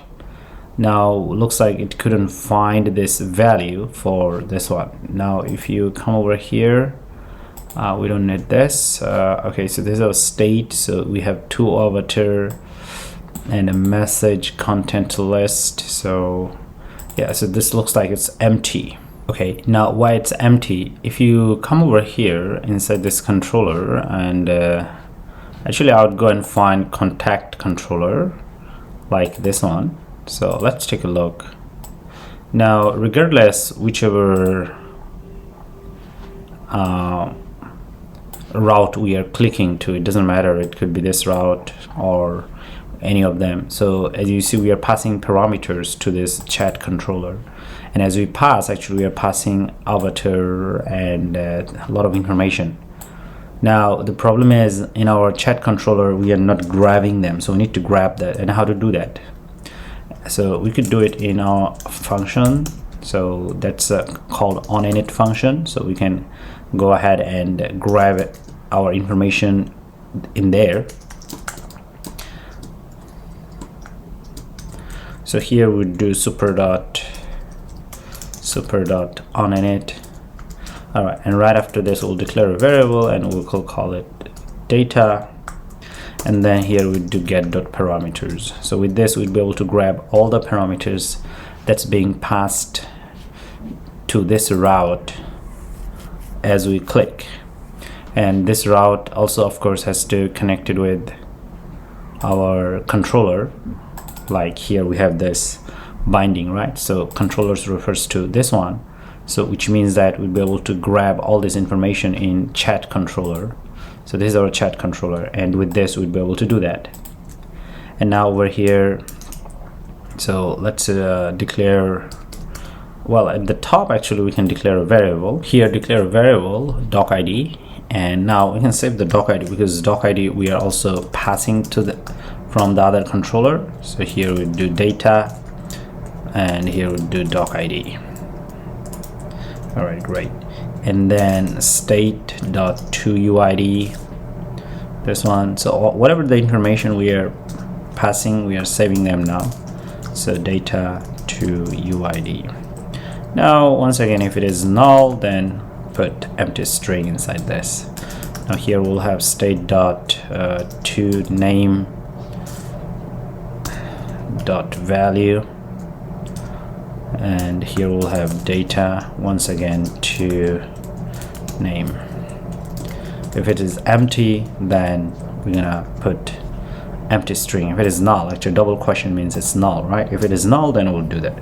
Once again, I have the basic tutorials for all these issues, so just go ahead and check them, because if I explain everything here step by step, it will take years to finish this tutorial. So toAvatar, once again double question mark means if it is null, then use the one on the right side. If it is not null, whatever the value is here, use that one. Okay, great. So now this time I think our error should be gone. So now let's restart our app. So here we are. Now we're gonna click on this, and as you can see, this is our avatar. Of course everybody's avatar is different. Now my avatar is this, and we also passed a lot of this information from there to here. All right, so now we're gonna go back to this view class over here, and here we do see that we have this, and now that's the image URL, and we can also use another property called image builder. Now image builder, if somehow there is no image or empty, so it's more like a fallback thing that we do. Now it takes a container just to go ahead and return a container, and once again height 44.w with 44.w margin null, we don't pass anything to it. Decoration, box decoration. All right, and border radius, sorry, I'm being a little fast. Decoration and border radius. So here border radius dot all radius dot circular, radius dot circular, and now here we do this one. And after this, actually we could also do an image here. So this is the image that we want to show if our network has no image. I mean, from Firebase, if we don't have any image, then we are gonna show this one. So now image provider and fit box fit dot cover dot, okay, this one. And right after this, okay, cached. So that was image builder. And let's save this. Okay, yeah, sorry, this is the actually this image it refers to. I'm sorry, it's not the fallback image. So whatever we have done, actually we are going to style this one. Okay, fallback image is actually error widget. I'm sorry about that. So with this image builder, we just able to style it. That's what we did. And right after this, here we'll have error widget. Now we're gonna do here context and URL and error, and right after this you just return an image, and then here you also return image. Now here I'm going to return one image from my asset folder. You should do the same, and of course if you're following along with me, you'll have the exact same images, the one I'm having over here. Okay, great. So if somehow we fail to get image, so that would be the image from our asset folder. All right, so that's one of this container that we are done over here. Inkwell. Okay. So next we're gonna show the other part over here. As you can see, this name and the location. But of course the location thing we didn't work yet, so we need to work on that. But anyway, so let's continue. So here we'll have container, and then with 180w, and then padding. Now I'm going to copy all this section, and I'm going to put it here, and right after this I'll have a child, and then I'll have a row children once again. So here I want to get a sized box, and then here I'll define width, so 180.w, and then over here we'll have height 44.w, this one, and then I'll have child over here. Inside the child we'll have gesture detector, because in future we want to be able to tap and go somewhere. And then over here we'll have a child and a column. So this is the actual column that's being started right now. I mean, I'm talking about this column. Well, even though before that I see a sized box and a row, so with the row you'd be able to put more things on the left and right if you want. So size box, just to give it a size, the exact size that we need. But if you want to put more stuff after sized box, you can put that. All right, so first let's go ahead and set up some of the children. So we do text, and then here we do controller.state.toName, to name this one, and then we'll use value. So that's our text controller that would get us the user name, like this is my name. Okay, beautiful. Well, slowly we're getting all this information from Firebase, and that's beautiful. Overflow.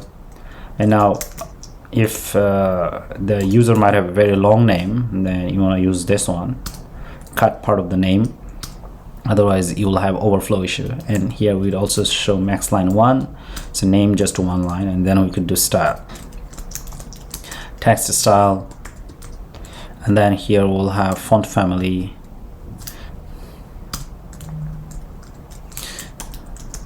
Avener, font weight dot bold, color, well, we could do app colors dot primary background color, font size 16.sp, this one. And yeah, let's save it, and it looks a little better now. Now we're gonna copy this and just put it here, and that would be for location. But for now, actually, we don't have any location, so just say unknown location. And here we're gonna use 14. All right, so unknown location. And font weight, we could use normal. Well, very soon, actually, we're gonna work on the location, but for now, to look it better, we just do it like this. And over here, I guess we can also set up some properties.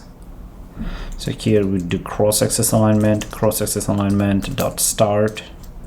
So that should be horizontally, so we start everything from the beginning. And then over here, main axis alignment, and then here we do main axis alignment dot space between. All right, so that's a horizontally. Now they're too close to each other, so definitely we could work on maybe a distance. Let's see, so right after this, actually we could do a sized box, I guess, sized box. And over here we could do height width, say 15W. Yes, okay, so that's pretty much it. Well, you can go back, click on this, it will take us to this route. Beautiful. Now so far it's working fine. Now next we need to start working on the chatting section.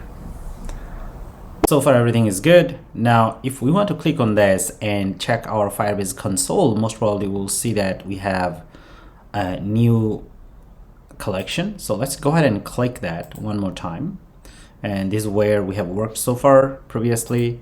Now if you come over here and refresh our console, you will see that we have a new collection. The collection name is messages, we have document and things like that. And this is all we expected, because earlier we have seen that if we create like from our that's not chat controller, I think that should be contact controller.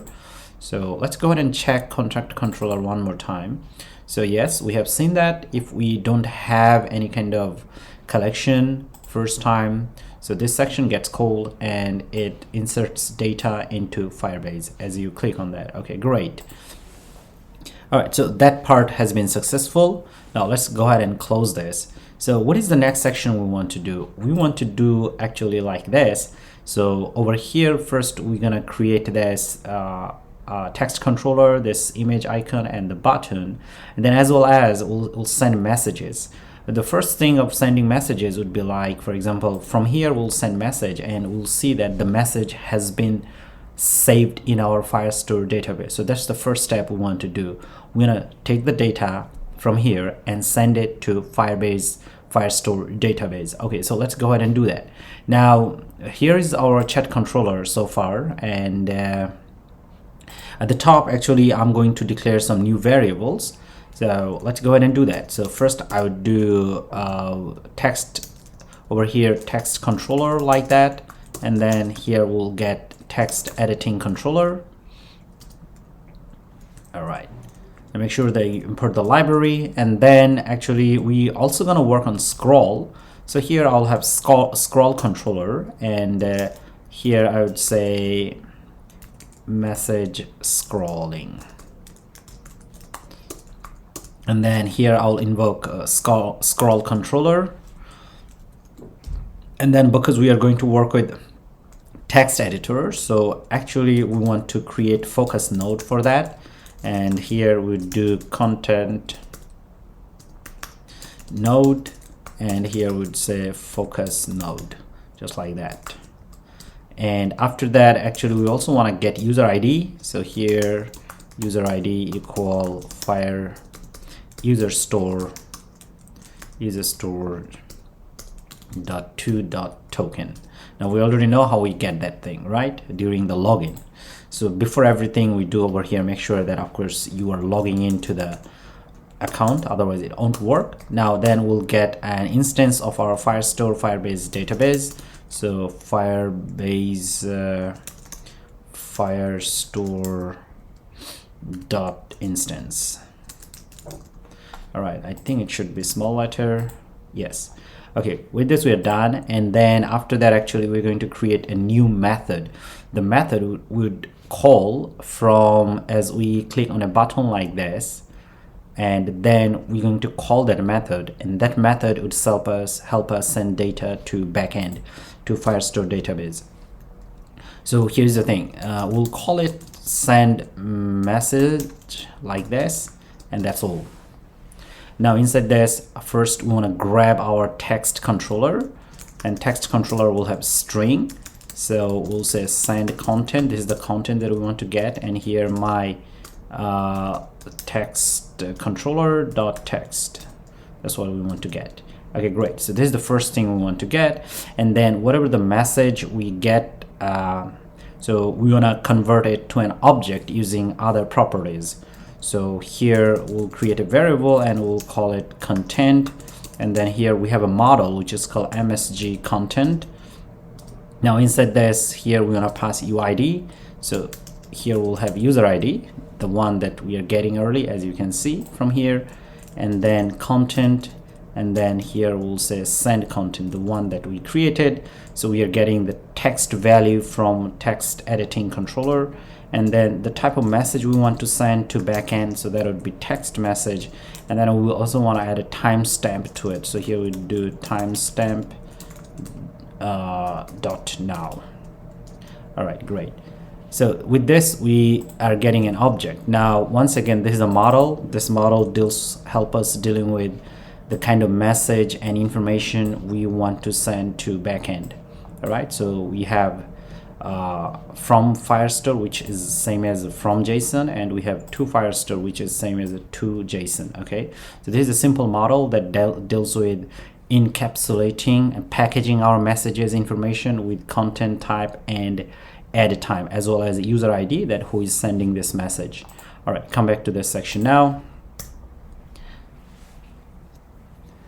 So this is the object that we want to convert to map before we send to database, and this is the object that we want to convert to if we get message from database. All right, now right over here, this is a place actually where we want to send messages. So once we click button, we'll grab the text object and we'll put some information, and then over here actually we are going to send the message to the backend. So here we do await db.collection. Now of course, as we do that, we have to have this async modifier. Now here we want to have this messages collection. We already have it. So what will happen? We already have this. So inside this field section over here, we'll create a sub collection. So all the messages, the one we send from our phone, would be saved inside a sub collection over here. All right, so then we'll get the document ID, and here we'll have doc.id, like this is the ID, or on the other hand, this is the ID, actually document ID. And then over here we'll have a sub collection once again, but this collection will create first time MSG, we'll call it messages list, and then from here we'll invoke a new function which is called with converter, this one.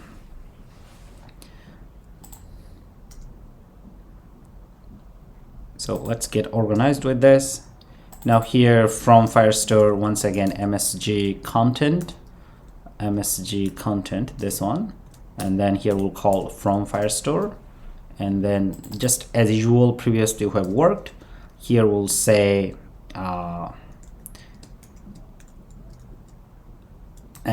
msg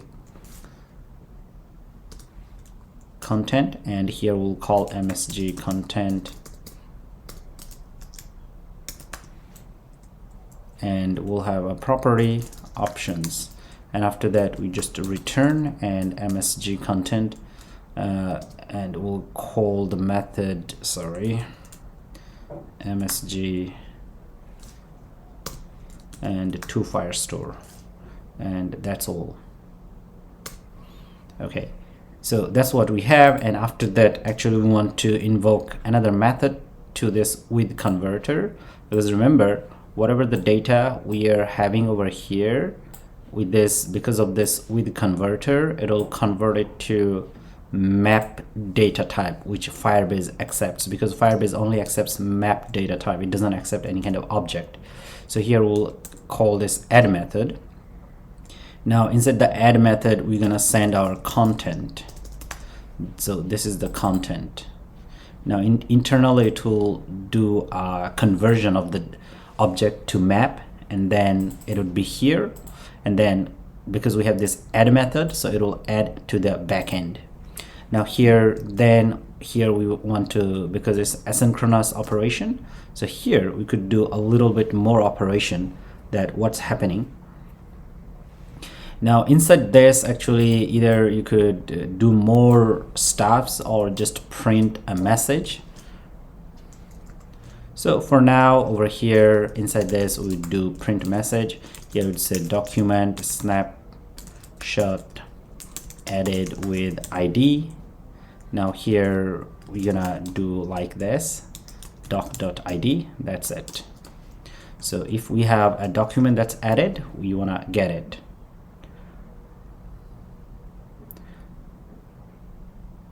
Now this is not coming from here, so we need to change this. So we can do document reference, document reference,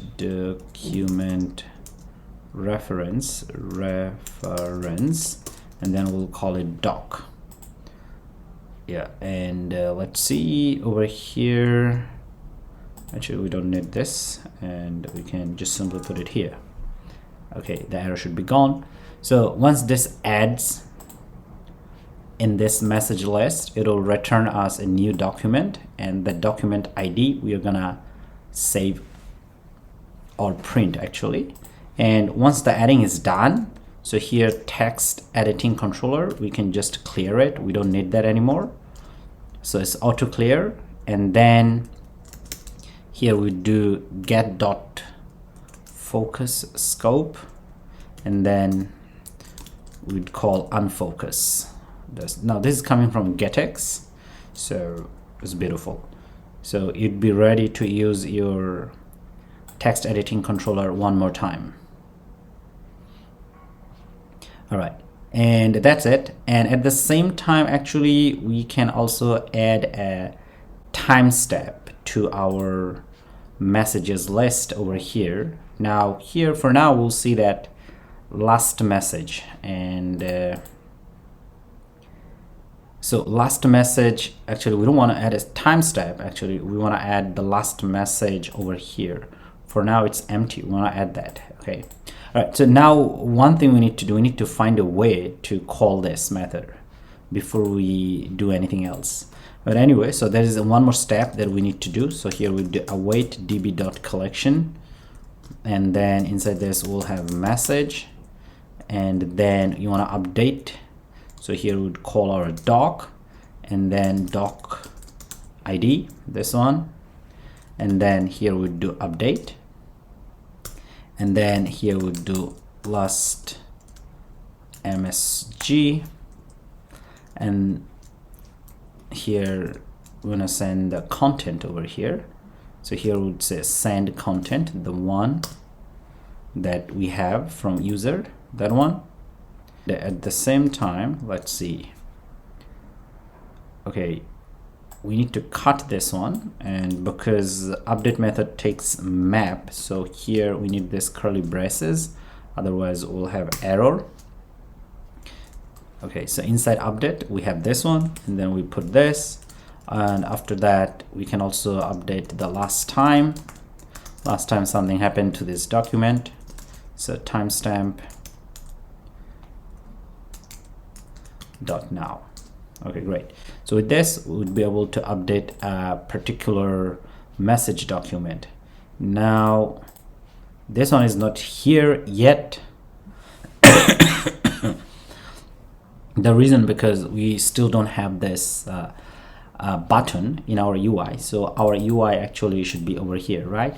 So now we're gonna work on the UI and find a way to call this. And as we send messages, we'll see that our Firebase has been updated. Now to be able to work with this, first we need to come over here inside the scaffold and the body section. We don't need it like this. So inside over here, we'll first have safe area. And then here we'll have child, and then we'll constrained box, this one. And then inside this, we'll have child again, and we'll use the stack widget over here. And then we'll have children. Now inside constraint box, I think I need to set up another property. Box constraint box constraints dot expand. All right. Inside this, we'll have a positioned widget because we are using stack widget, right? So here we'll have child, and inside the child, we'll have container. And now let's set up the position widget bottom and height. So bottom 0 h and height is say 50h. All right. Now that would be actually over here 50-50. Bottom 0 and height is 50, so that's what we'll see over here. Now let's save this. Of course we don't have anything, so that's why we don't see any changes because our container is empty. Now inside the container we could do width, say 360.w, and height over here 50.h, and then we can set up color for this. So with app colors dot primary background color. Let's say, well, we do have an error. Oh, sorry, it should be color, not child. Now let's save it. Okay, so here we already see that we have a bit of color and change over here, and that's beautiful. Now inside this, we want to have a child, and child will have row and then children. Now we know why we'll have like this, because everything we want to put in a row, right? Okay, great. So right after this, over here, we want to start just setting up for this one. So main axis alignment. So main axis alignment dot start. Everything we want to start from the beginning, and then inside this we'll have a container, and then we'll have width. Now 217. So that's for text editing controller. And then we'll have height. Now height is 50 once again. Here we'll have child, and for child we'll have text field, and inside the text field we would use keyword type, text input type, and over here multi-line. And after that we could do max lines 3, and then controller. So controller over here we would do controller dot text editing controller. So the one that we have created early over here. So this is the text editing controller that we are referring. All right, and then autofocus, set it to false, and then focus node. Now we created a focus node, so we're gonna invoke that one, and content node like that. All right, so now let's save it. And we already see that we have a text editing controller. Beautiful. So very soon we'll be able to send messages, and that's awesome. And right after this, here we could do a bit of decoration box. Well, that should be input decoration.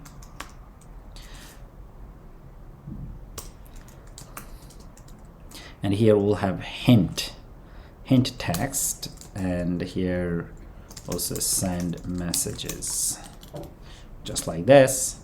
Now let's save it, and we already see that it's there. We want to show an icon for sending images over there. So right after this, we'll have another container, let's see what it wants us. Okay, it wants us to replace it with size box. Do it, and we are okay with that for now. And then inside this here we'll have height 30.h, width 30.w. Now here we'll have margin and insets only. So on the left side we'll have a bit of margin, and then child gesture detector, and inside this we'll have child again, and then here we would use new icon, and here are the icons dot photo outlined. I think that should work. Outlined, yes. And then here we'll use a size 35.w, color colors.blue, and that's it. And after that we can have ontap event, and for now ontap event is empty. In future we'll see that we want to access our gallery or take photos, which would work. All right, great. So that part, and the last part is the sending message button, and that's the most interesting part that we want to work on. So here we'll have a container, and then we'll have width. So let's do width 65.w, and here height 35.w, and that's it. And inside this actually we'll have a child, and then we'll use elevated button for this, and then child itself here we'll use a text, and we'll say send. And after this here we're going to use onPressed event, and inside onPressed event we're going to call controller dot send message, the one that we have. Beautiful. Now let's save everything. Yes. Well, now I do think that here we could do a bit of margin, otherwise it looks strange. So here we'll have margin and insert only dot only. Now here left, let's put 10, and then top 5.h, and it should help us. Yeah, so it's more centered right now. And let's take care of these red lines. Most probably we don't need this new icon. Okay, great. So now this is the time we're ready to send messages. Now as you see here, everything is empty for this document. We don't have any sub collection. So what will happen right now if I click on this, send a message, so this message section should get called, and as it gets called over here, first it'll find this collection. If it doesn't exist, it'll create one, and then we know that we already have a document over here. If not, it'll create one. Actually there is already one document, like we are passing the document ID as we clicked on from here. So as we click on from here, we already have the document ID, right? Then it'll create a message list collection, and then whatever the information that we have from here, so it's gonna add it, and after that we just do some cleaning up work, but this is not very important. And at the same time we're gonna update our Firebase message collection with the last message and a timestamp. All right, so we just simply call update. Now this is beautiful. Now let's go ahead and say this is, well, this is, looks like we do have a bit of issues.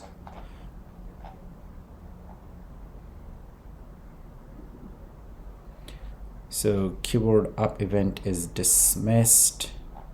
Well, let's restart our app and see if still persists this error. Now here we are, and here we see our user, and let's focus on this and try to type in. Yes, the error is gone.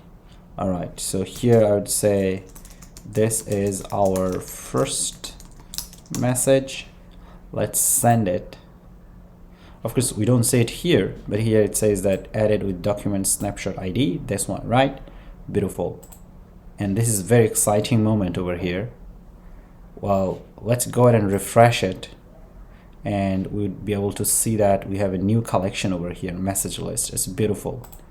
And inside this we have this document ID, and then over here we do see that this is our first message. And now we'll do it a little bit live over here. So I'm gonna send more messages from here, and we'll see that it gets updated automatically. This is our second message. Yeah, as you see, this is a new document ID that it created, and here we see that this is our second message. And at the same time, if you take a look carefully, you'll see that this over here has been updated as well according to the last time. So this is our second message, and this is the last time step. It's beautiful. So that means that we are already able to send messages to Firebase, dynamic messages, and we're able to save them. So next we'll see how to read them back. Okay, so here we need to do some refactoring of our directories. So here first I'm gonna go ahead and create a new directory, and here I'll call it message, like that. And everything inside of this chat, I'm gonna move to this message folder, and it would refactor for us automatically, and we are good. Well, it may take a bit of time. Oh, okay, so after refactoring it looks like this, and this is the time that I also initialize a new simulator because we want to show our chatting. So let's work on this as well. Okay, all right, so let us reboot this simulator, and as they reboot we can also work on some of the things that we are supposed to work. Now come to this controller inside this, and the first thing we want to do, we want to be able to listen to the messages that we send to our user. Or the other way to say, when you send messages to Firebase, actually we want to listen to them. And this way we know when two users they communicate, we are listening to them, and then we can show the messages. Well, now we'd be listening to messages as we come to this chat controller. So over here we have this onReady method. So we're gonna invoke that one, and inside this we do super.onReady. super.onReady. Now with this we'd be able to listen to messages when we come to this certain page from the very beginning, right? Well, I think I already logged out for some reason, so now let me log in. Okay, so I'm going to use this account to log in, and the other phone should be the other account, so that we know that we'll have a very smooth communication. All right, okay, great. Here we are, and if we go and see that I have one user. Okay, great. Now inside this we want to listen to changes, and before that, for listening, let's declare a variable listener.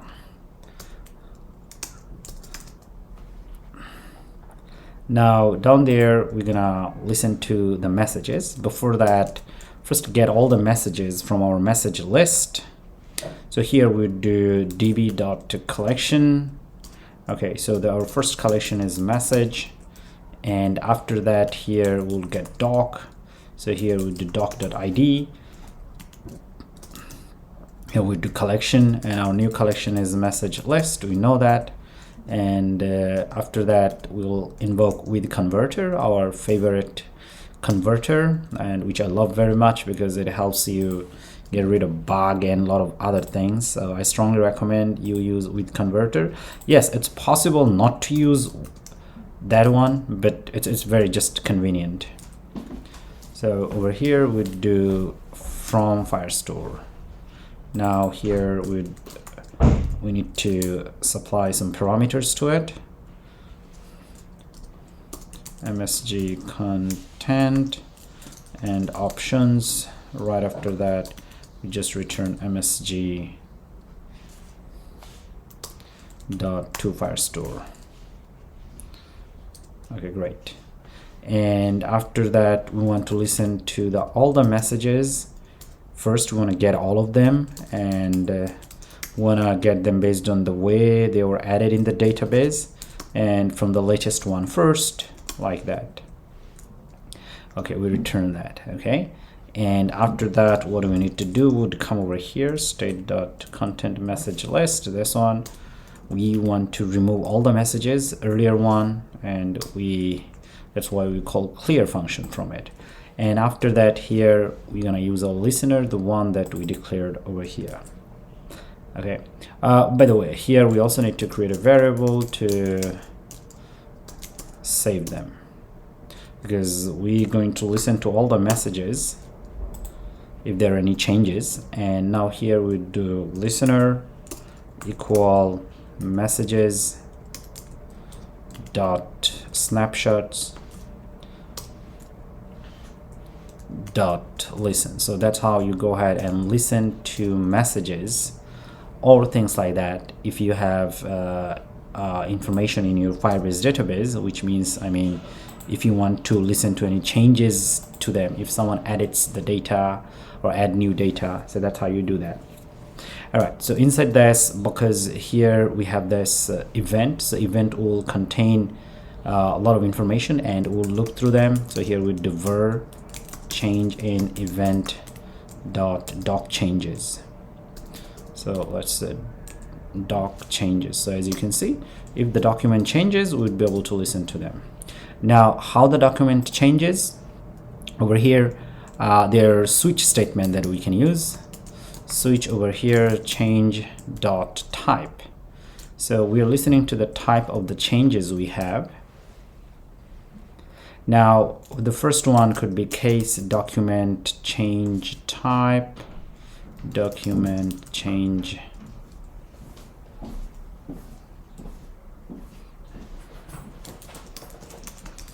type dot if new data added to the system, then we would listen to this one. And then first we'll have if condition inside this. So here we'll get this change variable like this one.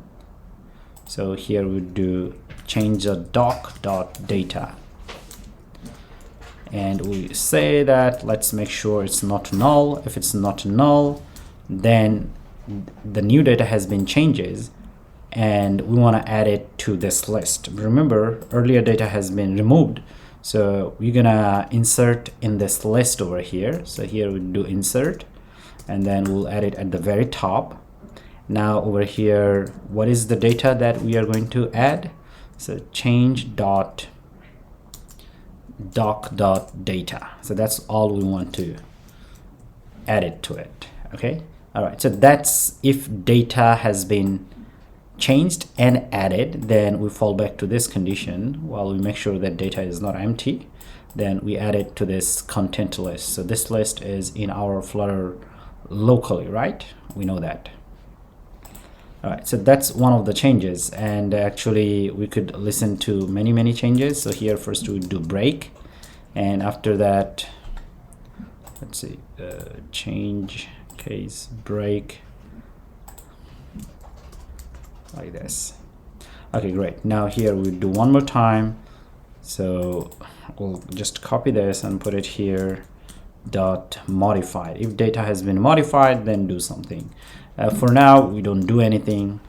There is another type, so let's go ahead and put it here. If data has been removed, because we are not going to do editing and removing, we're just adding data in our chat list, and that should work. Let's see.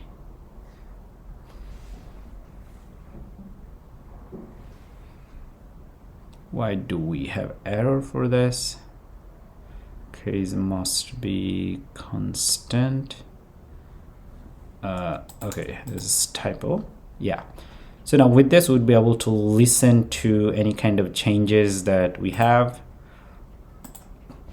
All right. And after that, actually here, if we have any error, so right after this, let's see, right after this, if we have any error, so we can change it, we can listen to that. So here we would say on error, I think, let's see where it is coming from. Yeah, actually after this, not after this. So here we do on error. Okay, and it takes error property, and we return a function here, just print message listen failed, and then here we say the type of error we had.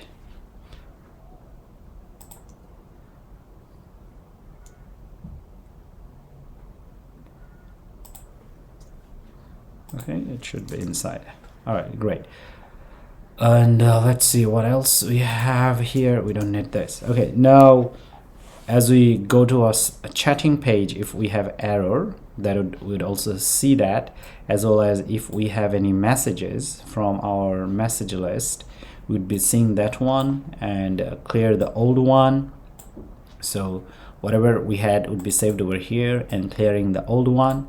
And then we keep listening to the changes of the data that's already in Firebase. So if we have new data, we just add it, as you can see, in our local list, right? The old the data has been added long ago from here, right? Yeah, so that's been added, but here we just listen to changes if we have more changes or not based on the condition. Will it make sense? All right, so that's the controller part, and now we need to go ahead and work on this UI section over here. So inside this UI section, so inside this chat over here, I'm going to create a new directory, and I'll call it widgets. And here we're going to create a new widget. So there would be a file, and it will call it chat write item.dart. The purpose of doing this, so whatever the messages we send, we will show on the right side that the user is sending. So this is the widget that would be responsible for doing this. Now over here, we'll just simply return a widget, and the widget name is chat write item. And over here, simply all we need to do, we'll send our message content, and we'll call it item. Okay. Now all the messages would be shown in a container. So here we would do return container.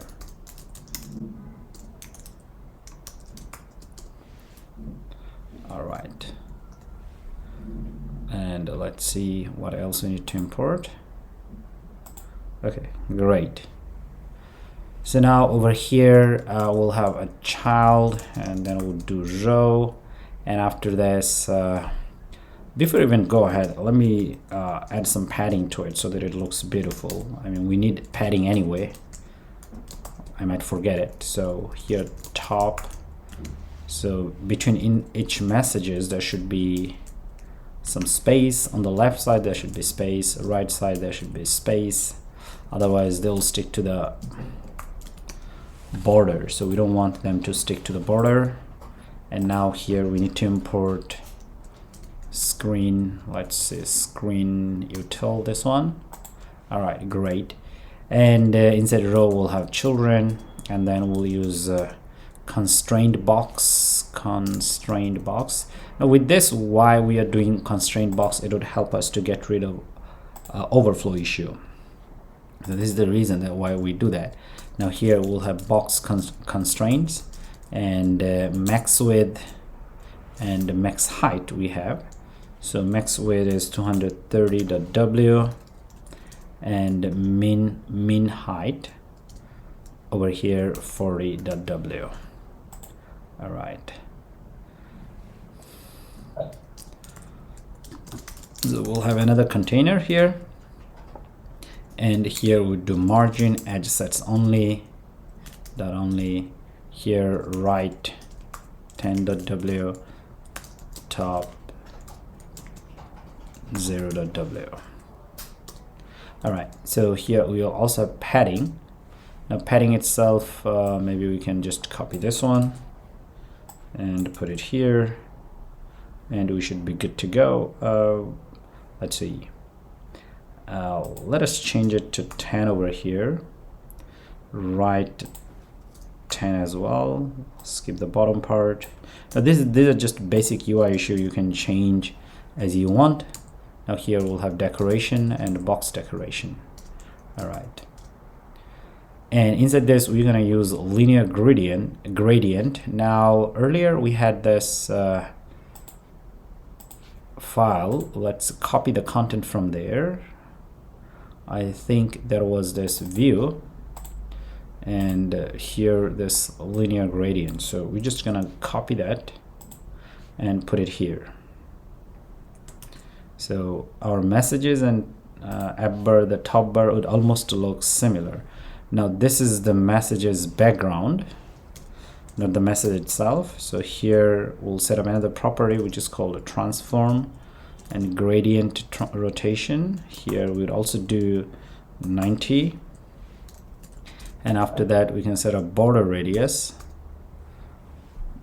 and I think we need to go out of this. So this is the box decoration, I think right below it. So here we could do border radius and border radius dot all radius dot circular, and here we're going to use this one. Okay, and let's see, we do feel like we have a bit of issue.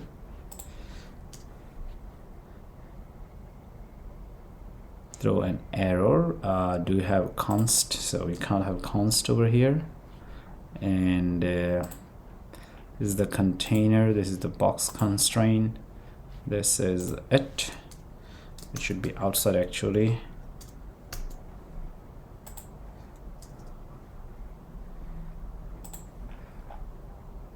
Well, we feel like we just messed up somewhere, and let us fix this. Expect it to find this, so put yeah. Now the error is gone, and here I guess we could add one const modifier, and that's great. All right, so that should be the messages background section. That's why it looked like this. And let's see, so here we have this child, which is a container, and inside this we have this box decoration, and right after box decoration we can have another child. Now this is where actually we will show the content. So content type is if there's text. Now if you go ahead and take a look at this one, remember it has a type, what type of message we are showing. So we are checking if it is a text message or not. So if it is a text type, then we just show the text. Now here we do like this, item dot content. So whatever the content that's being shown, yeah, let's see, we do have another error, expected to find, yeah, that's because we are doing a conditional check. And then we'd use a constraint box one more time, and constraint for itself, we're gonna copy this.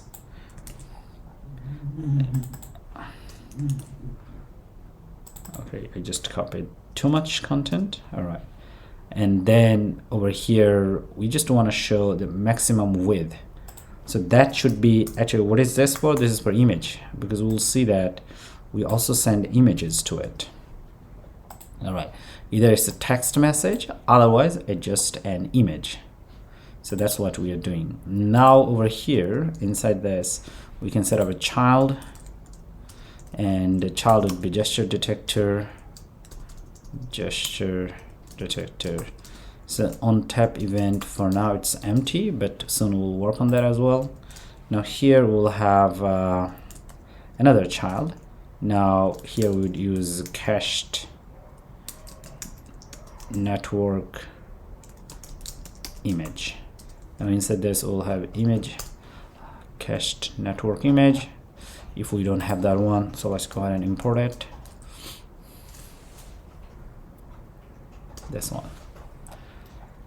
Now inside this we'll have image URL, and now image URL itself would be coming from the content item dot, over here we'll have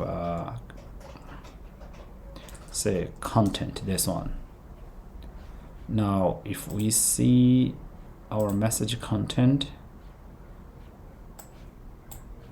so that would be as a string. If when we pass a image, so image path would be saved and that path would be given here, so eventually we'll see it as an image. Okay, but the way we are sending, first we check it's a text or not. If it's image, then we'll see that we are tagging it as image later on, so it would make more sense later down the road. Now this widget has been done, but we are not ready to show it yet. Now to be able to do that, we need to create another UI and then we'll be able to show it.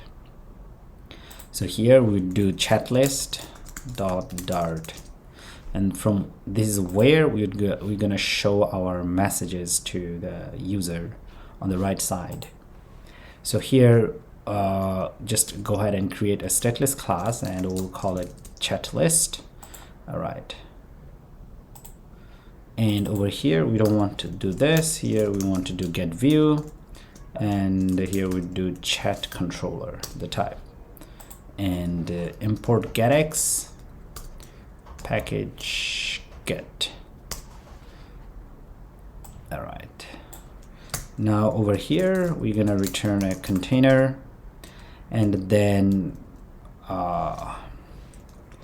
just simply do like this. So let's set up the colors app colors dot chat background. So it's already there, you don't need to worry about it, but if you want you can click on this and check.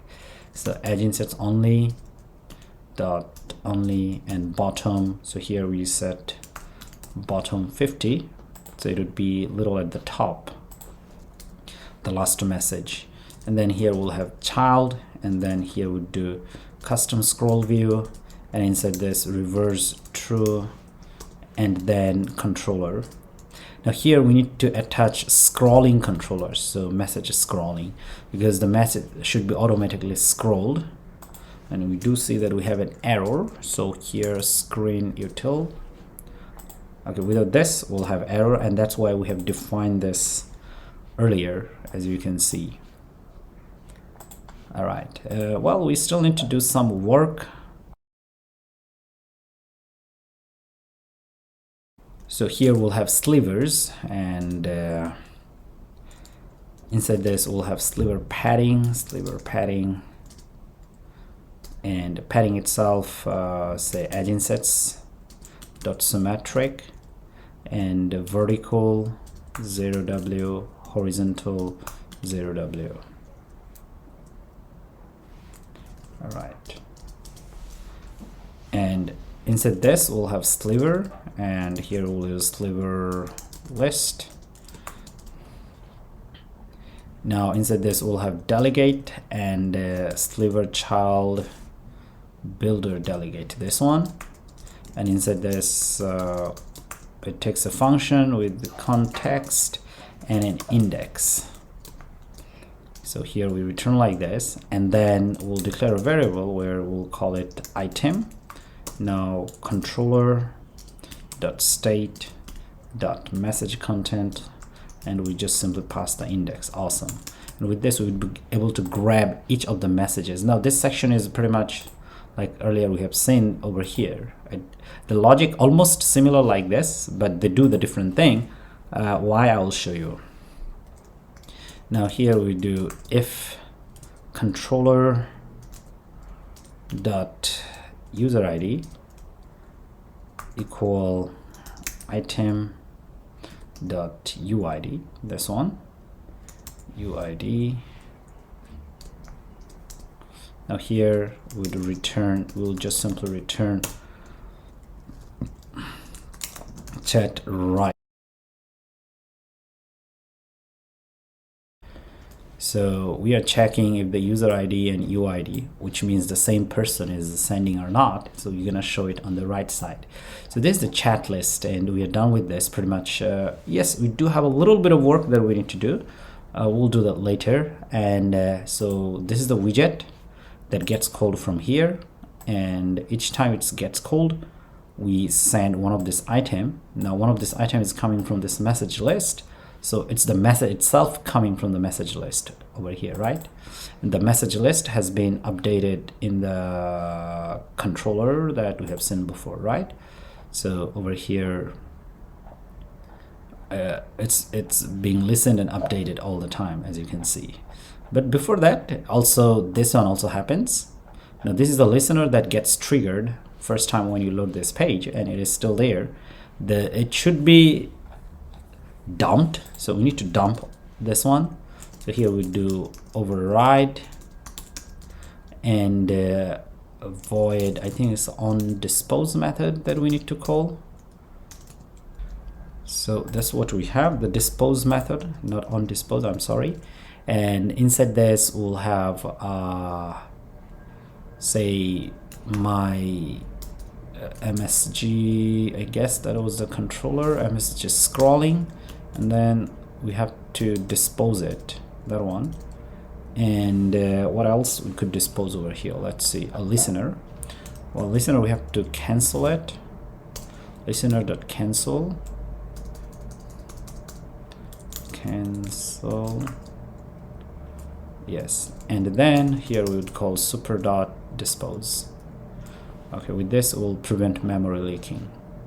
Now we're almost done, and so we need to come to this view over here. This is a chat view, and we should come down and inside the body section over here. So remember, this is our chat view, the view that we have over here, this one. And then here we just simply call chat list, and that's as simple as that one. Let's save it, and not sure we have any error or not. Okay, there could be, and we need to select the right one, actually this one. So let's go ahead and reload everything. Okay, well, looks like we have a bit of issues, so let's restart our app or rerun everything. Looks like we have a bit of issues over here. Error launching.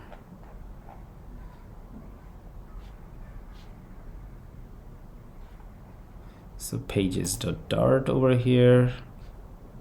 Okay, so here we have this problem, so we can simply change it, the path message like this, and the same. Okay, it was referring here because earlier we refactored everything, so most probably that was the reason it was not being updated, the path automatically. So now it should be better because we already changed it. Let's see. Okay, looks like we still have error over here, state.dart message content, and there was this refactoring issue. So let's import it one more time. And any other errors we don't have. Let's see, save it. Okay, let's try to restart again. Okay, so we restarted everything. Here we are. So let's log in, and it's asking us to access. We'll be logging very soon. Okay, great. And let's go to our pages. Login success. We're here, contact page, and here is our chat. And we do get some error here. It says that we have range issue over here, message index. Well, let's try to send a message. Well, actually clear everything from here. That could be the reason that it doesn't have any messages. Yeah, well, it doesn't have any messages. Now let's send a message from here and see how it goes. This is a first message. Let's send it. All right, and if this time you hot reload, Yes, so the message we do see, it's over here, but we are supposed to say it on the right, not on the left side. Let's send a second message. Let's send a second message, and well, we already have issue one more time, and it's not getting updated. Now the reason is also because I think we can just simply do one thing over here. So here we could simply just return obx, and this would help us to get this messages auto updated, the UI itself. Okay, all right. Well, it did say that it has improper usage, but this time if we launch everything, I think the error should be gone in a sense. Let's see. Yeah, everything should be good. Let's click on this. Yes, and let's click on this, and we still see this one. OBX is not getting updated. Hi there. Let's send a message. Yes, we have problem. The reason why we get this error actually from here, inside this silver delegate, after this actually we have to have, I think, child count or item count, they call it child count, and we are reading it wrong. Not reading it wrong, actually we are not reading how many messages we have, so that's why it's getting us error. Okay, and with this, yes, that's beautiful. The error is gone. Hi there, how are you doing?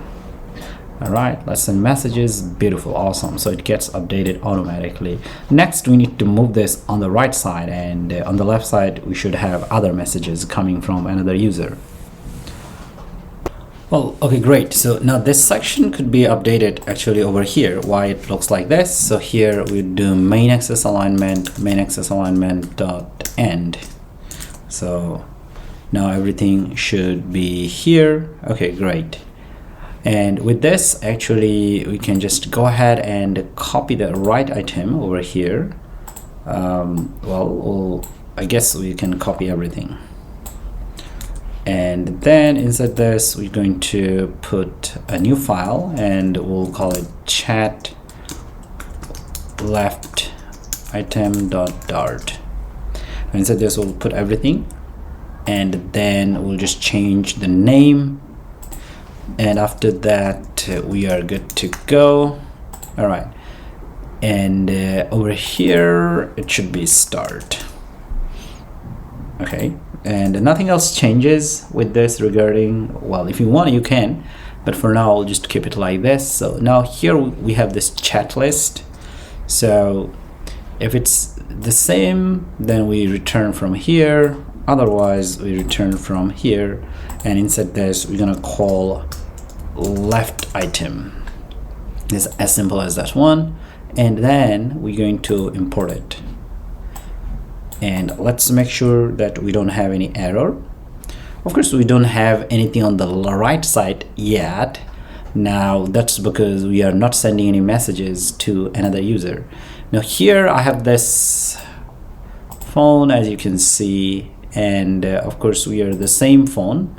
Now what I'm going to do, I'm going to remove this app from here and relaunch everything, and I'll use my other Google account to log in. So here I'm going to select this and then rebuild everything, so that would be rebuilt over here, and I'll use other account to log in. Okay, great. So we'll see, we're gonna chat with each other. I guess this moment is very exciting. So let's log in and Google login, and this time I'll choose this account, and here we are. So over here, this is my other phone number, I mean Google account, as you can see, this one. So now over here, let's choose this, and we already see that this message has came from here. And let's chat on this and see how it goes. Hi, I found your messages. Let's click on this. Yes, beautiful. So we said here that it went immediately over here. So, chatting is so cool. So let's send it from here. So it's working. Firebase chatting is the best. And as you can see, we get it here immediately. Well, of course, there are some other fine-tuning issues that we need to work, but this is the first time that we have done chatting, and if you have followed so far, congratulations. So now let's go ahead and first take care of some of the other issues that we should, like the color itself, and some of the padding over here, as well as sending images, photos, those things. We'll see how to send images from our mobile phone to another user, as well as we'll see how to save the image to Firebase storage. Now, to be able to do that, first we need to come to our chat view, which is this one, and inside this we know we already have a section where we are supposed to see this image icon, which is this one. And over here we'll create a method. Actually, we'll call the method from here. We are not going to create the method here. So at the top we'll create a method right below this one, right below this AppBar build, this one. And here the method name, we'll call it like show picker, and then we'll pass context to it, and that's all. And we're going to show everything as a bottom show model bottom sheet. So now one thing we could do, first go ahead and copy this name, and let's come over here, call it, as you call it, we pass a context to it, and that's it. And the context is coming from here. All right. So now inside this, we gonna invoke show model bottom sheet, this one. All right.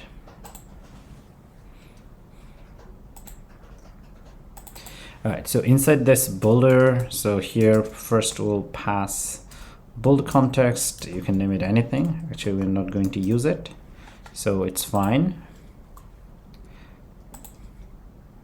Now, obviously, inside this, it wants us to return a widget. So here we're going to return a safe area widget.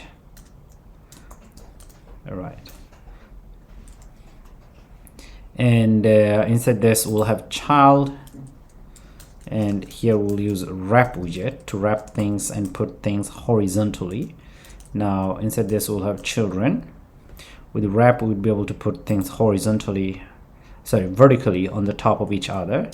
Now, first one we'll use list tile, and here leading, and inside this we're going to use icons. So here icons dot photo library,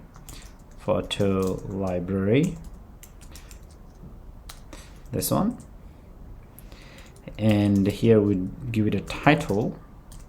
So title would be like our text, and we'll call it gallery. And here we'll have onTap event, and onTap event will invoke a method from our controller, which is called chat controller. Now we would create those methods. We don't have any yet. Now here I'm going to copy this and put it here, and photo library, and here we'll call it photo camera, and here we're gonna call it camera. All right, great.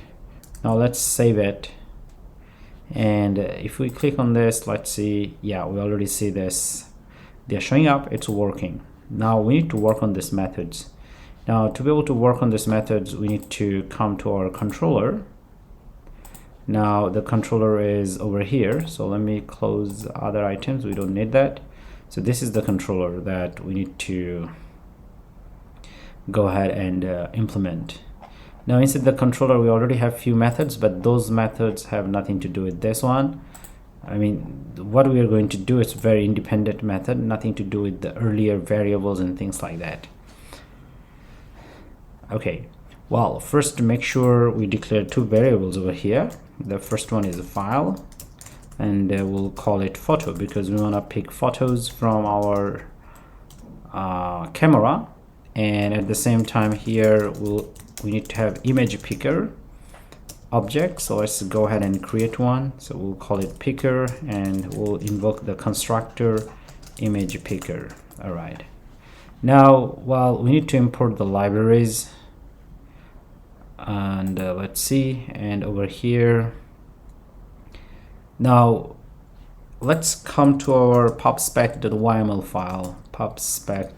file, and just make sure that over here we have this image picker, so which is called this one, image picker. So we have already installed this one, and let's see if it can recognize the path. Looks like it doesn't, so we have to import them manually. So let's go at the top and put it here like this.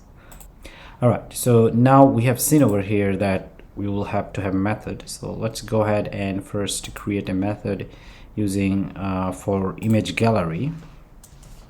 So right below it here we'll create a method return type would be feature type, and I will call it img from gallery. That's all. Now inside this, first we'll have a variable here, we'll call it picked file, and they call it picked file, and await, and then we need to invoke the picker function, picker variable, the one that we created, picker, and inside this there's a method which is called pick image. Now image, the source here we can define as image source dot gallery. Yeah, this one. So that should be our image source, and after this we have to have this one. All right, and then the error should be gone. Now this is the first step of choosing an image from our gallery, but of course here we need to do a check. So let's see if picked file is null or not. So if it is not null, then we need to actually upload the file. Okay, all right, now here we know that we created a variable at the top which is called a photo, so we'll save it in this variable, and then here we'll call it picked file dot path. So we need to get the path for this file, and then we need to actually upload it. Now we're going to create the upload method soon, but let's first work on this else. Now here simply we'll just say no image selected. That's what we'll say for now. All right, so now this is the logic where we'll actually upload the image. So here we'll create another class, and the type would be future, and we'll call it upload file, and this method should be called from here, so we'll call it upload file, this one. And of course, it's a future type, we need to return things. All right, so first as we upload, remember earlier we saved it, right? So this one over here, so let's check it if there is still an image. So if photo equal null, then we'll just simply return we don't have any photos. All right, and after that here we'll declare a variable, and we'll call it final, and it would be file name. We'll randomly generate files for our image, and then we'll save that name and image in Firestore. So here we do get random string, this one, and now it would have length of 15 plus extension, and here we'll have photo, and then we'd invoke the path from it, and that's it. Now let's see. Now this extension would be coming from a package that we already installed, and here we'll have a catch. So that's what we do, and let's print, we'd say there's an error. So that's all. Let's print that. Otherwise we'll go ahead and do our stuff. Now the first thing we want to, well, now we need to save it in somewhere in Firestore. Now to be able to do that, so first we'll create a variable and we'll call it ref, and then we'll do firestore. Actually that's a fire storage dot instance.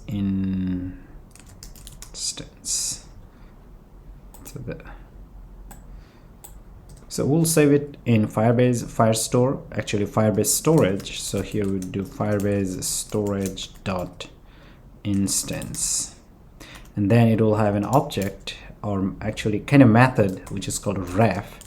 Now here inside this you need to use a name, or it's like a label, but it's not a folder or not a document or not collection.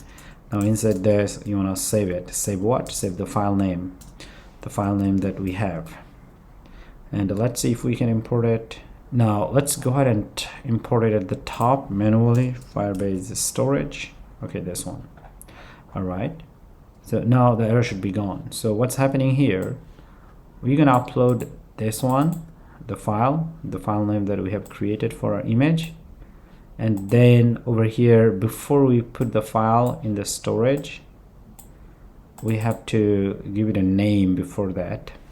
So this way, pretty much every image that we upload, that would be more like right after this chat keyword or chat tag.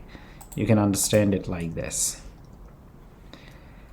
And then over here we need to do await, and then we do ref.putFile. So put file, this one. So with this actually we are going to put the file. Now what's the file? The file itself is a photo, the one that we had early, this one. And then okay, we have an event which is called snapshot events, and we listen to it, that how we upload and how things goes. And we'll just do like this. Now inside this we'll have, let's see, everything is correct, and most probably here we need async keyword, and photo, make sure there is not null async, so we need n for this. Okay, so right over here we would use a switch statement, and then we have this object which is called event. We take that one, event. Now event has a property which is called state, so we take that one, and then inside this, well, first we can check like this. So here we do event dot so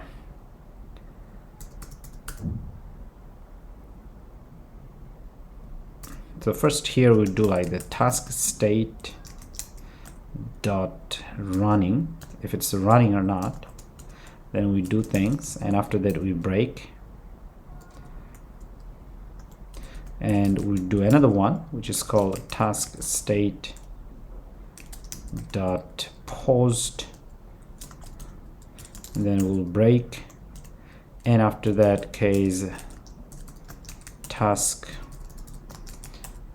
state dot success, and after this actually we want to get the image URL.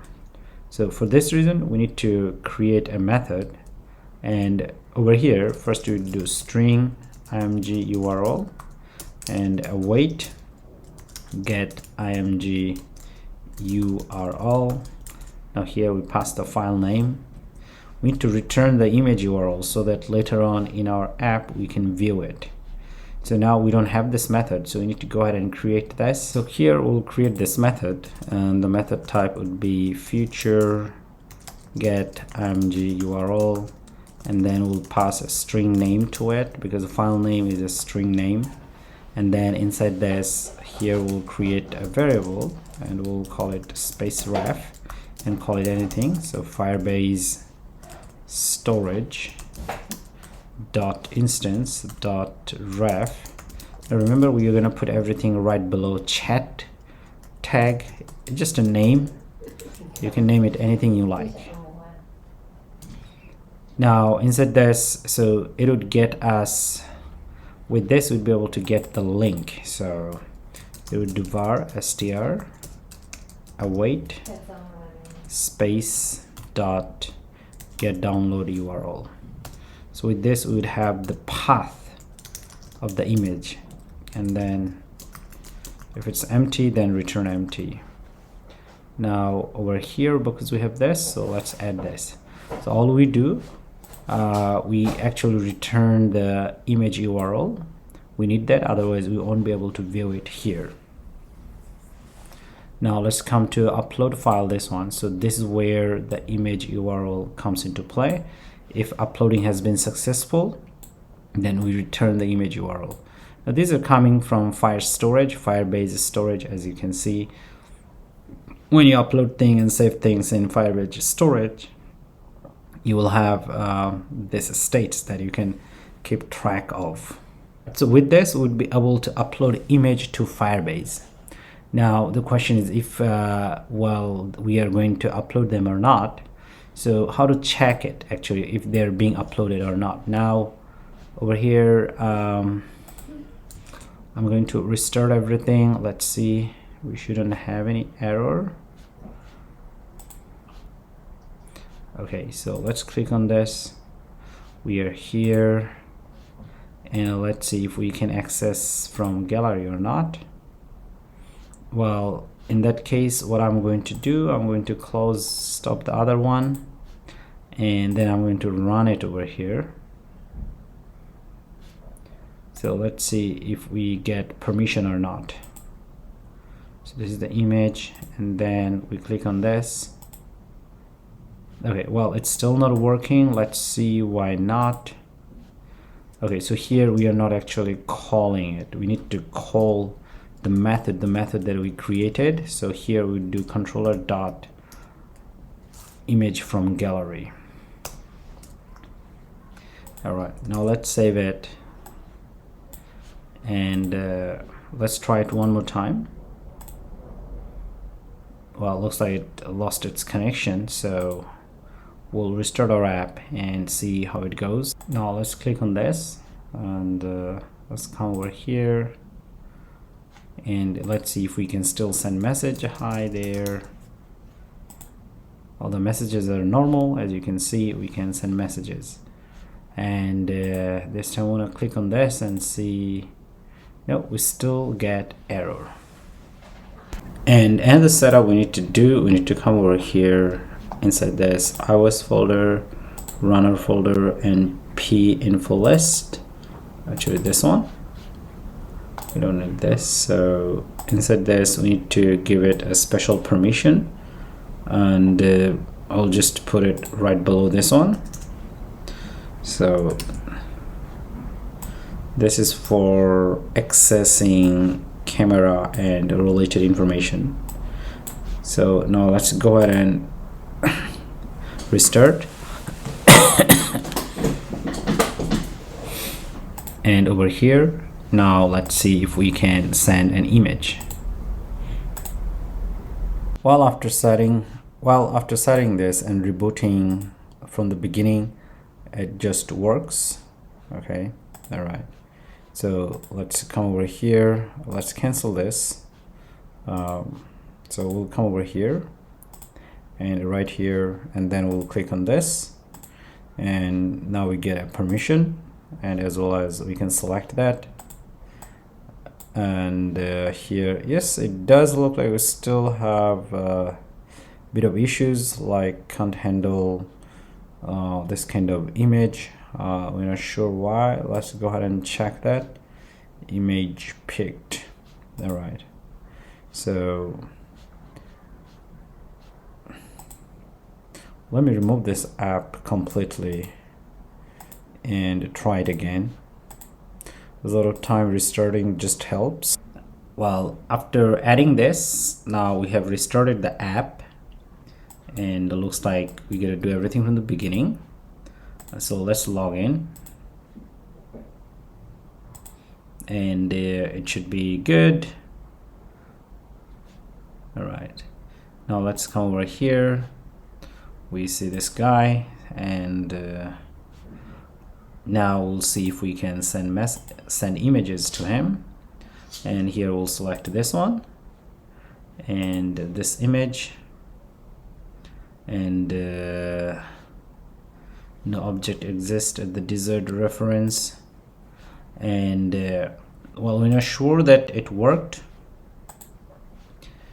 so let's come over here and we see firestore.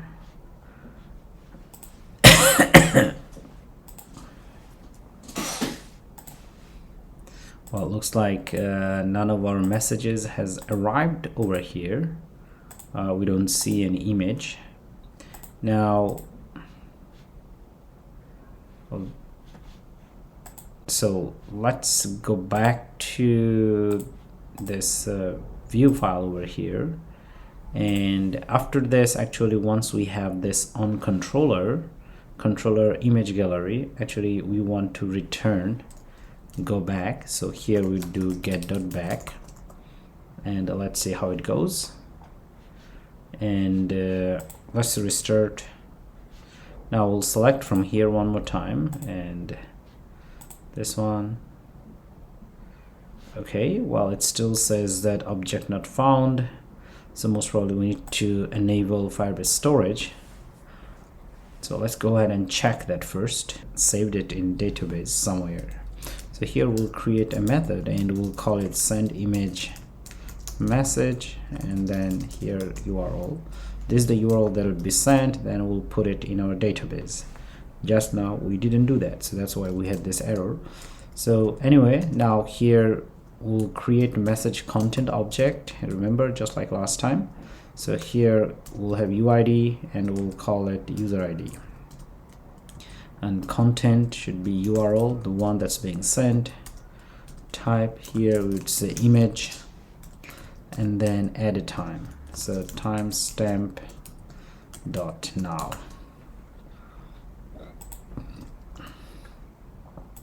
So here we'll create a variable and we'll call it content, and after that over here we're going to save everything in the database. Now for this thing, I think we can just copy part of the thing that we had done early over here. So that'd be pretty much like over here.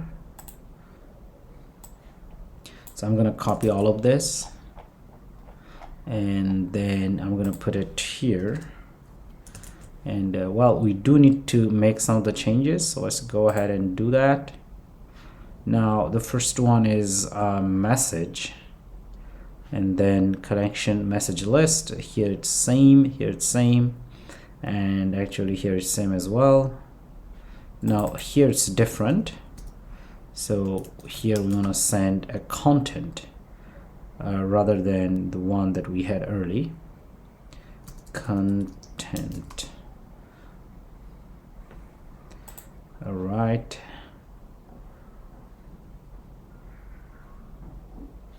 Well, I think it's not this one, so it should be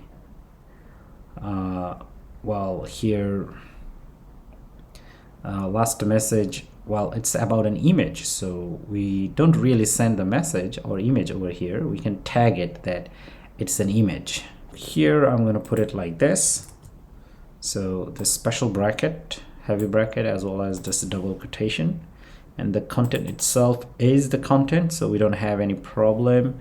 I think everything else stays the same, it's just the type is different. Image or earlier one was content, so that's different. So now we're gonna call this one send image URL. So it took the URL and it created a new content object, message object, using image type, and everything else stays same as previously, where we can insert a record in the database as an image. All right, so now we'll come over here and call this one, and then here we'll send img URL, and then we are good to go. And yeah, that's it. So now let's restart it and see how it goes. Now we'll come over here and let's click on this, and let's see how it goes, if we can really send something this time or not. Okay, nothing happened. Now this is our chat. Let's see whether the last one was anyone was.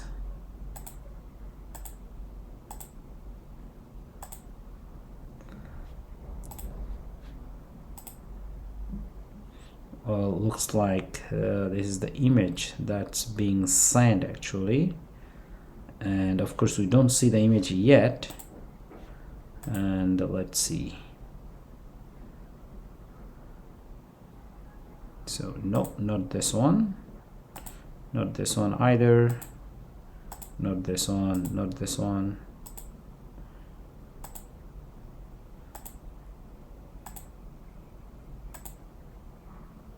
Well, let's work on this. I'm gonna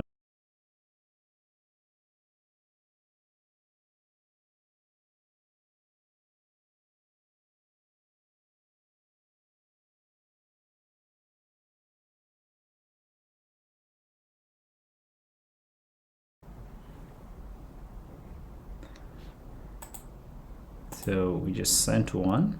It looks like it was this one. Hi there. And let's check by sending an image if we have a new response from it or not. And then we'll click on this button, and if we see, okay, so looks like this one. Yes, so here the content is being empty, so there is a bit of problem. So it means that we can do the record, but the content itself is being empty. So now let's see why. So after debugging a lot, I found that I was missing this one. Actually, we need to go ahead and create a folder. So we'll check our Firebase app over here, project, and we'll come to this build section and we'll click on this storage, and then we'll get started. Still doing production mode, and select like this.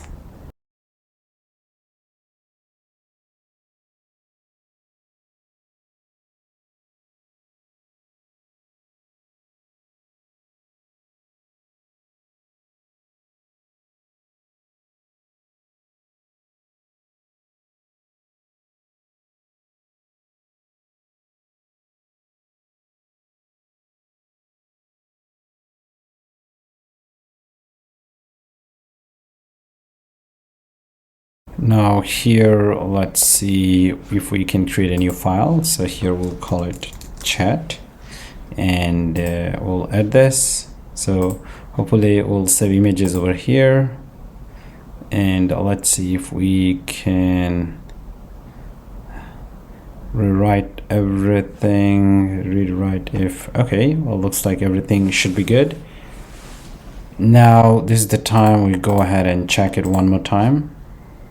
So here's our app, and let's see if we can select from here, and okay, looks like it was sent, and well, it sent twice though. But now let's come over here, and let's see if we have an image or not. Yes, we have an image, and this is what we have uploaded just now. It may take a bit of time to load it first time, but it is true that we have, as you can see, yeah, this one. Now if we come to Firebase storage, now inside this, if we check our message record, any of them could have, looks like a lot of them are empty.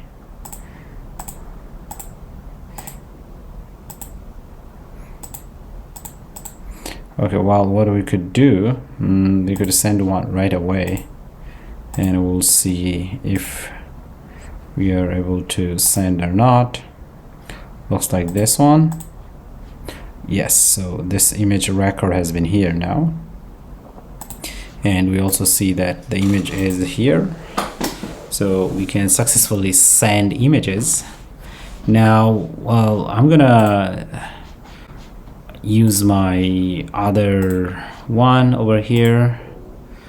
Okay, so I'll keep over here this one, and I'm gonna remove this and reinstall once again, so in this device, so that we can see that two devices are chatting seamlessly. But yes, we do have other issues to take care. Oh, I'm not sure it worked. Okay, I think it should be here, right? Maybe not this one. Let's stop this app and restart again. So let's wait for it to be built. Now here it looks like the app is ready, and starting from scratch, and we'll come over here, log in, and select this one, and I'm gonna check this one, and now here we are. So I see my other account, and these are the messages that have been sent. Now here's a weird problem. So the image we shouldn't see at the top, should be seen at the bottom. So now there's this problem with you know, the order, so we need to fix that one. And let's click on send. So we are able to send it, but looks like it gets forwarded twice. That's the other issue that we need to take care. So we see it here as well, and here as well. Hi, how are you? Yes, we do get them immediately. But anyway, so chatting is working, but there are some weird issues that we need to take care. So let's take care of them one by one. So the way the order is mismatched because of this one. So let's go ahead and set it to false. And let's come to our app over here, this one. Okay, and let's try to restart this app and see how it goes. Okay, so it went there, and we click on this. Yes, so if we go back, click on this. Yes, it still see the correct way. Hi there, let's send message. Okay, now go back and open it again, just like this. So this is the correct one, but this device might not have. Yes, that's because I didn't restart it. So this is the other device, so the device was this one, I guess. And let's do it, auto reload, and let's click on this. Well, it looks like I gotta start this one, so it would be over here and just getting started, but you get the idea. So this is where it had this problem, it didn't work. Okay, great. Now what do we need to do? Well, let's come inside this messages over here, and inside this, actually we are going to create a new file, and we'll call it controller.dart. Now from now on, we're gonna work on this, and inside this I'm gonna create another file, and we'll call it state.dart, and the other one we'll do is create another file. Okay, hold on. So another file, and we'll call it view.dart. Yes, and the one binding.dart. Right, the last one we'll create is index.dart. All right, great. So we had this. Now I think this has been ready, and if we click on this, we do see that we have the correct order right now. Hi, did you check your message? All right, so here we also see immediately. Great. Now what we need to do, we need to come over here, and what do we want to achieve this time? So here would be our contact. So as long as there are so many people in the database, it's the total database users, and from here you start chatting with them. So this is the, I mean, if you can choose from here, and if you have chatted with someone, the history would be found over here, chatting history, like that. Okay, so it would be all the contacts in your database, and this would be the people that you have so far contacted and their chatting history. One thing though, which I should tell you, if you see carefully, it has a refresh button. So this is one thing that we would keep in mind to go along from now. So this time the idea would be showing information from here, the chatting history, more like that. Anyway, so here we are going to create a controller, and we'll call it message controller, extends getX controller.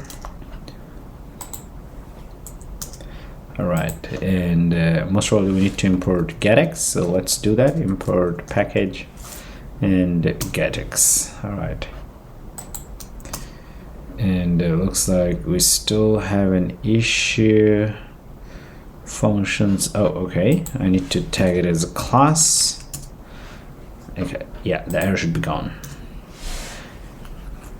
Now here we also need to access some of the properties. So first one is final token. So here we would do user store .to.token, so it would be current user token, and here we would do our DB, Firebase, and firestore.instance. And let's see if we can import it. Package cloud firestore, this one. Okay, all right. And now you also saw that we have here this bindings, not bindings actually, not view. Let's see, we are supposed to have state class, so that's what I'm referring to here. Now inside the state class, actually we also need to declare a variable. So first here we declare a class for this, and here we'll call it message_state. That's as simple as that one. And then here I'll have an RX list. Here I will have this one, RX list, and we have to import a lot of stuffs for that. Let's go ahead and do that. So here import first package get, because RX list is coming from getX. And then for this one, let's see if we can, yes, we did that, and still document snapshot, it's not coming, so import package firestore. Let's see, yes, okay, great. Now this is the list, and RX list is also a list, which is called observable list. RX means actually observable, and as you can see here, this is observable, so we have an observable list. So if things happen in this list, we would know about it, that's all. Now here inside this we'll have a variable, we'll call it message state, state equal message state. So we'll have access to that, and here we'll also have a listener. That's all. Now, as I said earlier, we're talking about refresh control, refreshing our UI. Like as you saw earlier, when you come to this page, change the tab, it automatically refresh because it wants to read back information. So that's what we want. Now for this reason, we have to install refresh controller here. Refresh controller, well, I wouldn't say install, is getting an instance of it. Refresh controller, and here we'll have initial value, initial refresh, initial refresh true.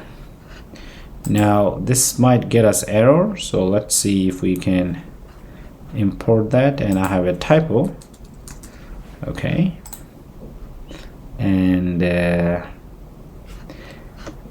refresh controller, so it's not being imported. So here let's import it automatically. Package pull to refresh, this one, and then over here we'll declare a variable, and the type would be refresh controller, and the variable name is refresh controller. Okay, now the error is gone. We need that. Now first we need to go ahead and create a function to load all the data from Firebase, the message data, one more time. So here we do async load all data, this one. Now inside this, here we do await db.collection. Now our collection is message, and then here we do with converter. All right, let's get more space. So here definitely we want to get message dot from well, it's not recognizing. Most probably first we need to import it. Let's go ahead and do that. And we already know inside that there is a from firestore method. And then over here msg, and then we'll have options, and then msg dot from firestore. Sorry, it should be to firestore. And then here we do where. Now inside this, well, we have a couple of errors, so let's fix them. And we should also fix over here.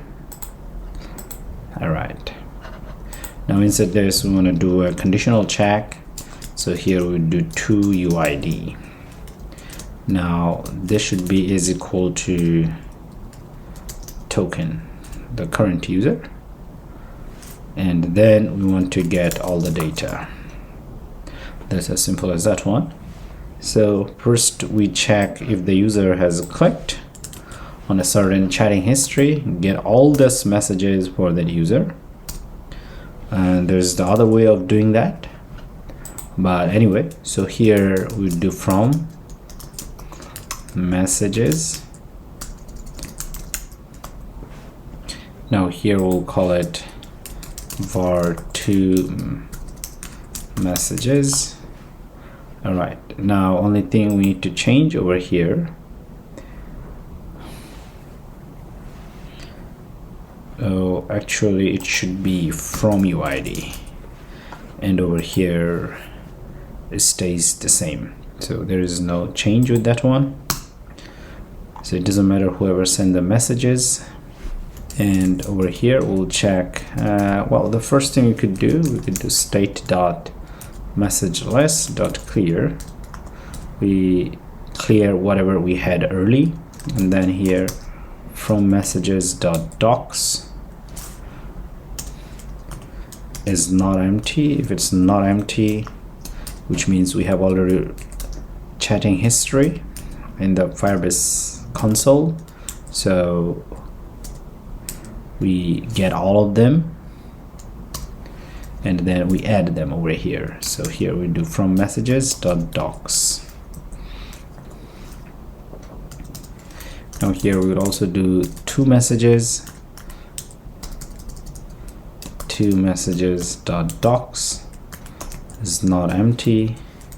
Then we're gonna add everything. So here we do state dot message list dot add all. Now here two messages dot docs, so we add everything. Now this function is interesting because we're going to use it in two different places. So we'll create another two function. First one we'll call on refresh. We have to call this later from our UI. So here we would call async load data, and if we can load all the data, now it has well, this is an asynchronous operation, and based on that we have to say refresh complete. So here we do refresh controller, this one, the one we did early, and then refresh completed, this one, and inside this reset footer state true. Now this is coming from a plugin, pull to refresh plugin, if you see over here. Now they do require you to have this two method. One is called onRefresh and the other is onLoading. So we have to have those two. Now inside this, here we'll say catch error. So if there is error, so here we do refresh controller dot refresh failed if we have error. Alright, so this is one method. Now there's another method, and the method name is onLoading. It does the same thing, but it happens during loading. Now this is our controller so far, but we need to go ahead and use it from our UI. Now where is our UI? So this should be our UI over here. So here we're gonna first create a class, actually stateless class, and we'll call it message page, just like this. And then we're gonna import the necessary libraries, and that's it. And after this, actually over here we could do an AppBar. So here we do AppBar, and we'll call it build AppBar. And inside this we'll return AppBar widget. Alright, and then our error should be gone. Looks like we need to import part of the libraries. Let's do that. And then here we'd return transparent AppBar. Transparent AppBar, this one. Okay, great. Well, instead of returning two AppBars, actually you can just return this transparent AppBar, which we have used before. Now here inside this we'll have title, text, and here we'd say message. That's it. And then we'll have a style to it, text style. Then color, so here we'll do app colors dot primary background color, and the font size 18.sp, and font weight dot 600. Now looks like we also need to import that sp, so let's go ahead and do that. Import package, and we could get away with this. Alright, so now inside this over here, of course we have a scaffold, and then we'll have body. Now for app, we want AppBar first, right? So here we do build AppBar, and then we just simply return, just like this. Now we need to come to our application page over here, and I think we had this view over here. So instead of contact page, right now here we could say message page, and it looks like we need to import, and maybe it needs a const. Okay, great. Now let's save it. Here we are done with this. Now if you come over here, well, not this phone, it should be the other iPhone. So right here, yes, so it's already working. So we want to have like this. Now inside this we'll have body. Now inside body we'll have message list like this. Now this one doesn't exist yet, so we're gonna go ahead and create one. So here we have this chats widget. Now inside this, here we're gonna create a new file and we'll call it messagelist.dart. And let's see, it looks like we have an issue. Well, the issue should be gone. So here we're gonna create a stateless class and we'll call it messagelist. And let's import libraries and let's import it here, and the error is gone. Obviously this part we don't need now, so rest of the thing will happen over here. So once again, here we'll have get view, and then inside this we'll have message controller. Let's import our get package, import package,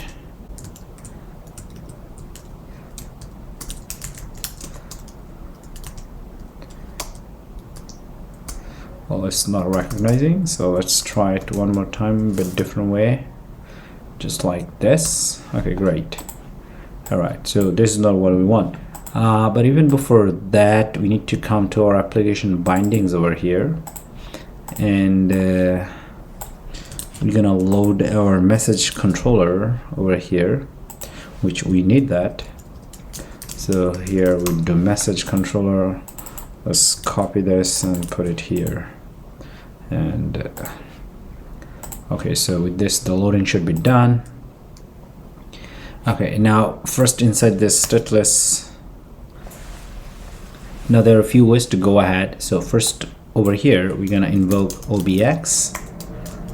All right, and then here we'll call smart controller a smart refresher,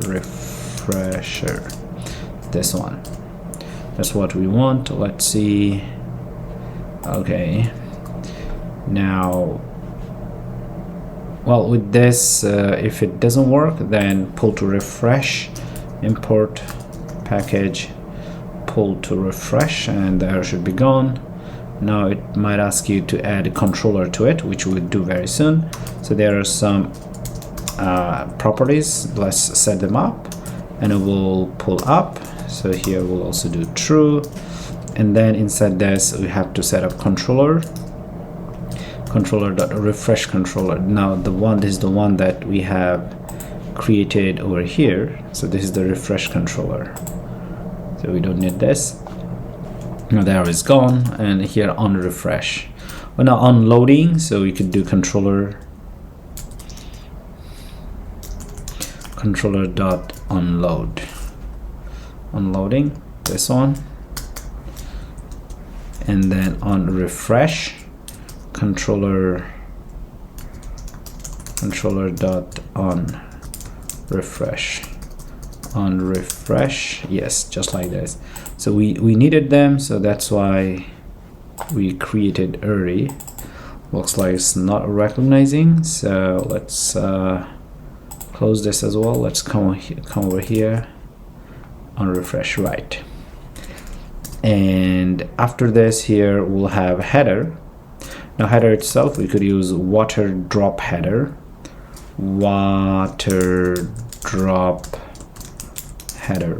this one. So this is automatic. I think this is coming from smart refresher itself, so we don't need to worry about that one.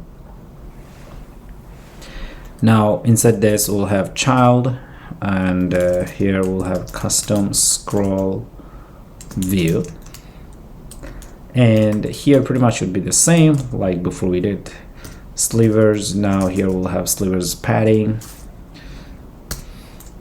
and the padding here we do add insets dot symmetric. Now horizontal 0 and vertical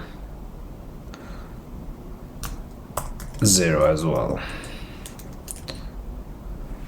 Okay.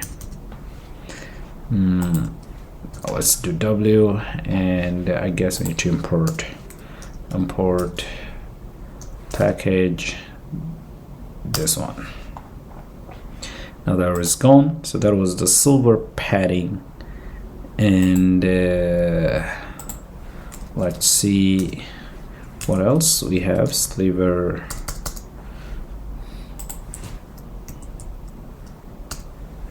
Now here we'll have sliver.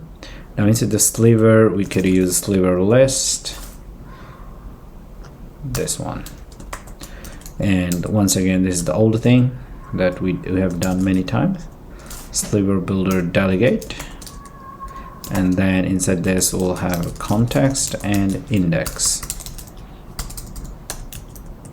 All right, right after this, the old thing, var item will read everything possible, controller.state.msg message list, and then we'll look through it and get each of them. And over here, so this is something that we are going to create, we don't have. And right after this we do child count and controller.state.messageList.length. all right, great. Now here we're gonna create a widget, a return widget. So here we do message list item. Okay, now we need to go ahead and create this one. We don't have, so this is what we do over here at the top. So here we'll just simply return widget type, widget, and then here we'll call it message list item. Now inside this query document snapshot msg. That's what we are passing from there. And let's import the capital M, and then here we need to import package, most probably this one, and it should be gone. Let's import this guy. All right, so now here we need to just simply return a container first. With this, the error should be gone. All right, now this is actually, if you see the state, not chat state, if you see the state here, I think I got the wrong state, not this one, it should be this one. So we are returning query document snapshot. So that's why in our message list we are also passing that. All right, okay, good. Now here we'll have padding and edge insets dot only. Here we do top and the left and the right. Okay, great. And after that we do child ink while, okay, on tab. Okay, so here, so it should be, each of them would be shown over here, and as we click on them, we'd go to a new chatting page where we'll start chatting based on the previous chatting. Here we could do the same, right? But this is the contact list. So after chatting, this should be here. Don't worry, I just injected the controller, so this is the problem. Let's terminate that and let's restart everything. It should be good. Okay, now here, as you see, we already have refresh controller, but because we don't have anything, so it could be the reason that why is throwing error, but we can ignore that for now. Okay, anyway, so it doesn't matter, so let's continue. Well, inside this, right after this, we'll have child, and then we'll have a row, and main axis alignment dot start, and over here cross axis alignment cross-axis alignment dot start as well. Now we'll have children, and inside this we'll have container, and inside the container I'm gonna copy this. We need them anyway, so top 0, left 0, and right 15. And right after this we'll have child, and then we'll have sized box. Okay, and here we'll have width and 54.w, height 54.w, just like this. And inside this we want to show our child, and here we do cast network image. Now we know that this is not going to come over here on its own, so let's import like this. Now inside this we want to show our image URL. Now here we do image URL. Now before even we do that, so let's take the data and check from who this is coming from. So from UID, the person who clicked is this, whether this is the same person as the user of this app, which is based on token. So if it is the case, then you do item dot data dot to avatar. So it's the other person's avatar that we are showing, not your own avatar. Makes sense? And then otherwise here item dot data dot from avatar, this one. Make sure it says it's not null. Here we do the same. Okay, the error is gone. So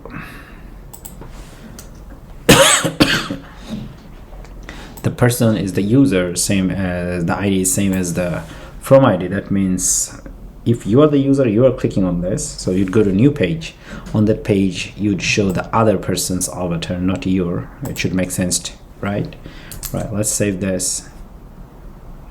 Okay, all right, we don't see anything yet because we still have an error. So let's see if we can get rid of the error this time. Yes, and if you see, this is me, and now here this is already the person that we have already talked, and that's why it's here right now. It's amazing, it's working already. Now this is not how we want to show, so over here we do builder, and inside this we'll pass context and image provider. Image, well, that's what we already have, and here we'll have container and width once again 54.w, height 54.w, and then decoration, box decoration, and then image decoration image over here, and image itself. Here is our image provider, and then fit box fit.cover. Now with this it'll look like I guess it should be like more like a circular, but it looks like it didn't change. That's the reason we should set up the border radius, and then here we do border radius dot all. Now here radius dot circular 54. All right, so it's good. They are a little bit different, right? Okay, great. All right, so with this part is done. Now that part was showing this image. I think previously we also have worked on an issue where if you don't have the image, then we should have a fallback image. So here we do our fallback image. So here we say our error widget, and inside this context URL and error. Now here we do image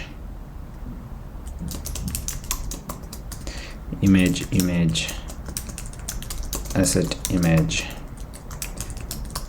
assets images feature1.png. so that's what we'll have, and error should be gone, most probably at a const. All right, so this is this part.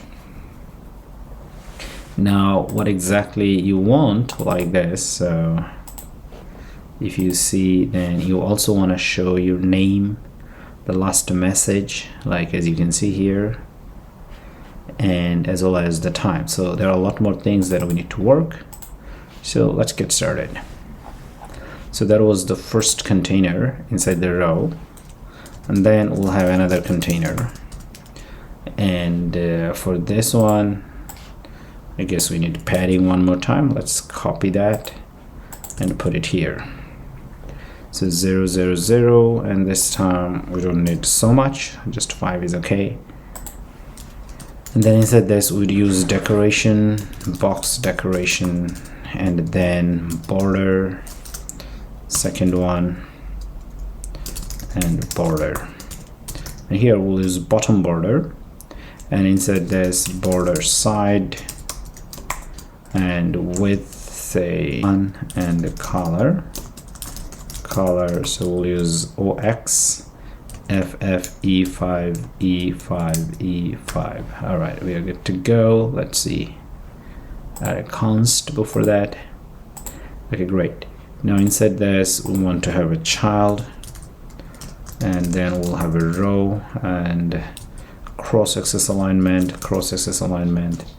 dot center, so that's vertically should be center. Now here we'll have children, and inside this we'll have sized box.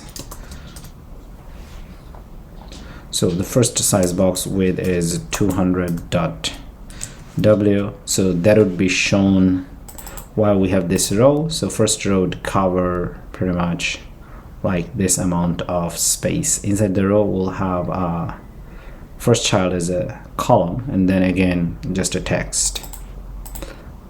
All right, so here we'll have height 48.w. now inside this, now as I said, we'll have column, now children. Now that would show the name and the last message, so main axis alignment. So let's set up some style, main axis alignment. That's in the space between cross-axis alignment dot start. All right, now we'll come over here. So first one is a text. Now inside this we do item dot data, and then get from UID, just like last time. Let's check over here, controller.token. So if they're same, so item data dot to name. Otherwise we'd do item data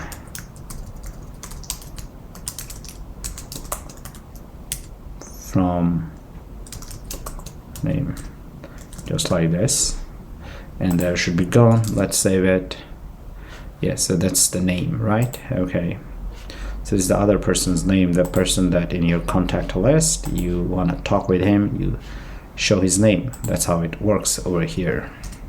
Now once again, overflow, we can set up style or other things like overflow. So here we do text overflow dot clip, and then max lines 1, and then style, text style, and then font family Avenir, font weight dot bold, color colors dot third element. Well, let's import it first, and the third element, this one. Okay, it changed a little bit. And then font size 16.sp. Let's save it one more time and we are good to go. Yeah, so now it looks much better. Now we also want to copy this one and want to show the last message. Now of course this part won't be like this, so let's remove that and we just get the last message, MSG. If it exists, then use that one, otherwise use no one. Now the message should be a little bit smaller, and font weight we can use normal. All right, now let's save it. And yeah, so that was our last message. Isn't it awesome? It's just working. All right, so the last part, and then we are almost done. So here we do sized box, and then width 60.w, height 54.w, and then we'll have child and then column. Set this, we could do main axis alignment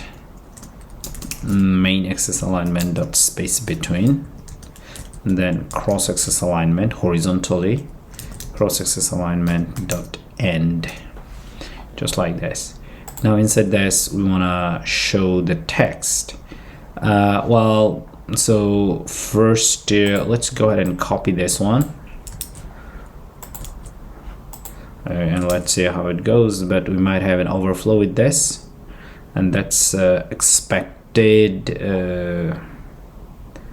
Let's see, so we were inside the row, so let's see, this is a sized box, and let's cut this one. We don't want to put it inside since this is a row. Right after this we want to put this.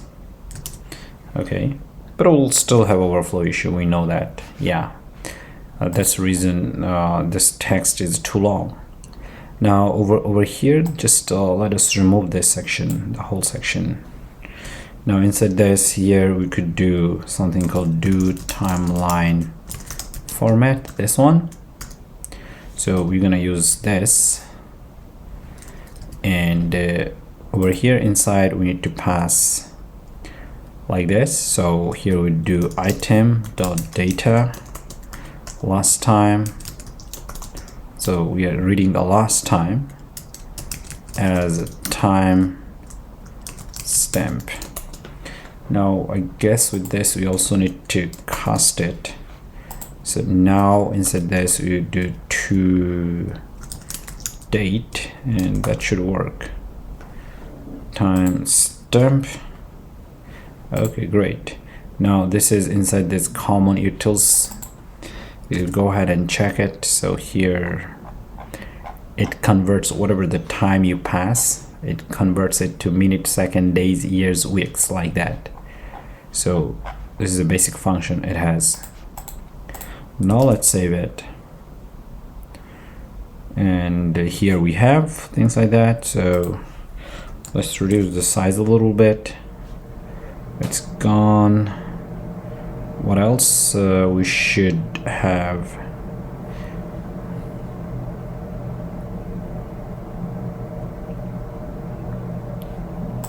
And over here, third element text. Let's save this. Yes, getting better. Let's see this sized box 180. Yeah, so now it looks like it's working. Yeah, so yeah, that's it. So here, now here we can go ahead and check it and start chatting, right? Like as you see. But we want to do the same. We want to click on this, go ahead and start checking and start chatting. And how to do that? Now this should be done inside this onTap event, as you can see. So let's go ahead and declare some variable. So here we do toUID, and var to name, so the place where we are going to go, so that's why we do to avatar. These are all empty. All right, now here we'll check, so we are passing item to it, so let's check on the item.data. Now we'll check from UID equal controller.token. If they're same, then do one thing. Now here to UID equal item.data and then to UID, and if it exists then use that one, otherwise use something else like empty. So to name, I would say here item.data to name. So first we reset every time we check or click on something new, then we, based on that, we see if the current user of this device has clicked on this or not, and then we set, because we want to go to the other users page with their name and things like that, so that's why we set them, because when you click on this you don't want to show yourself, you want to go to someone else's page actually with their names and things like that. Hopefully it makes sense. So here to avatar item.data to avatar like this. Well, otherwise we'll change like this. Now just the other way it should work. Now over here we just change to from, and here is the same from. Great. And after that actually we can set up the route right now. So here we do get.toName, this one, and here we'll have chat. I'm gonna go to our chatting page, and here we'll have parameters, and inside the parameters we know we can send map type list. All right, so wherever we go we know that we need to send the doc ID first, document ID, and here we do item.id, and then to UID to UID. So these are coming from here. To name, here to name, and the last one to avatar, here to avatar. Yeah, that's it. Now let's save this, and now let's click on this. It'll take us to a new route. As you can see, you go back, you stay here, but of course from here we can also go to the route as well. So once again, so this would be the contact list from the database, this would be just chatting history and a list. All right, yeah, so I would send here, this is awesome. I think I spelled it wrong, but it doesn't matter. Now if you come and let's restart this one, the other phone, and we should be able to see a lot of interesting things. So it started here, I was trying to read, so that's my other account, and this is the message that we send. Say yes, this is cool, and then beautiful, so you get the response immediately. Flutter and Firebase are the best. All right, so yeah, that's how the chatting works over here. Yeah, so this is pretty much with the chatting section over here. Next we'll see how to read users location and show the location at the top bar, and after that I think we're almost done, and then we need to work on this personal center or profile center, which we don't have yet anything. Beautiful. So let's get started one more time. So this time we'll see how to get user location. Now to be able to get user location, we already have some plugins installed. So let's look at this pubspec.yml file. And inside this we have the plugin. Let me show you. One of the thing is this one, permission handler, which we need, as well as we should have a location plugin. Now we are not directly using Google plugin, we're using location plugin, which provides much easier way to work with the location. Google plugin itself could be a bit of difficult issue with dealing with. So now here I have decided a different kind of plugin to work with.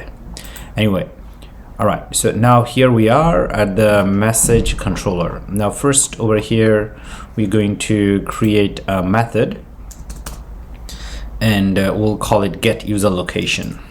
Get user location.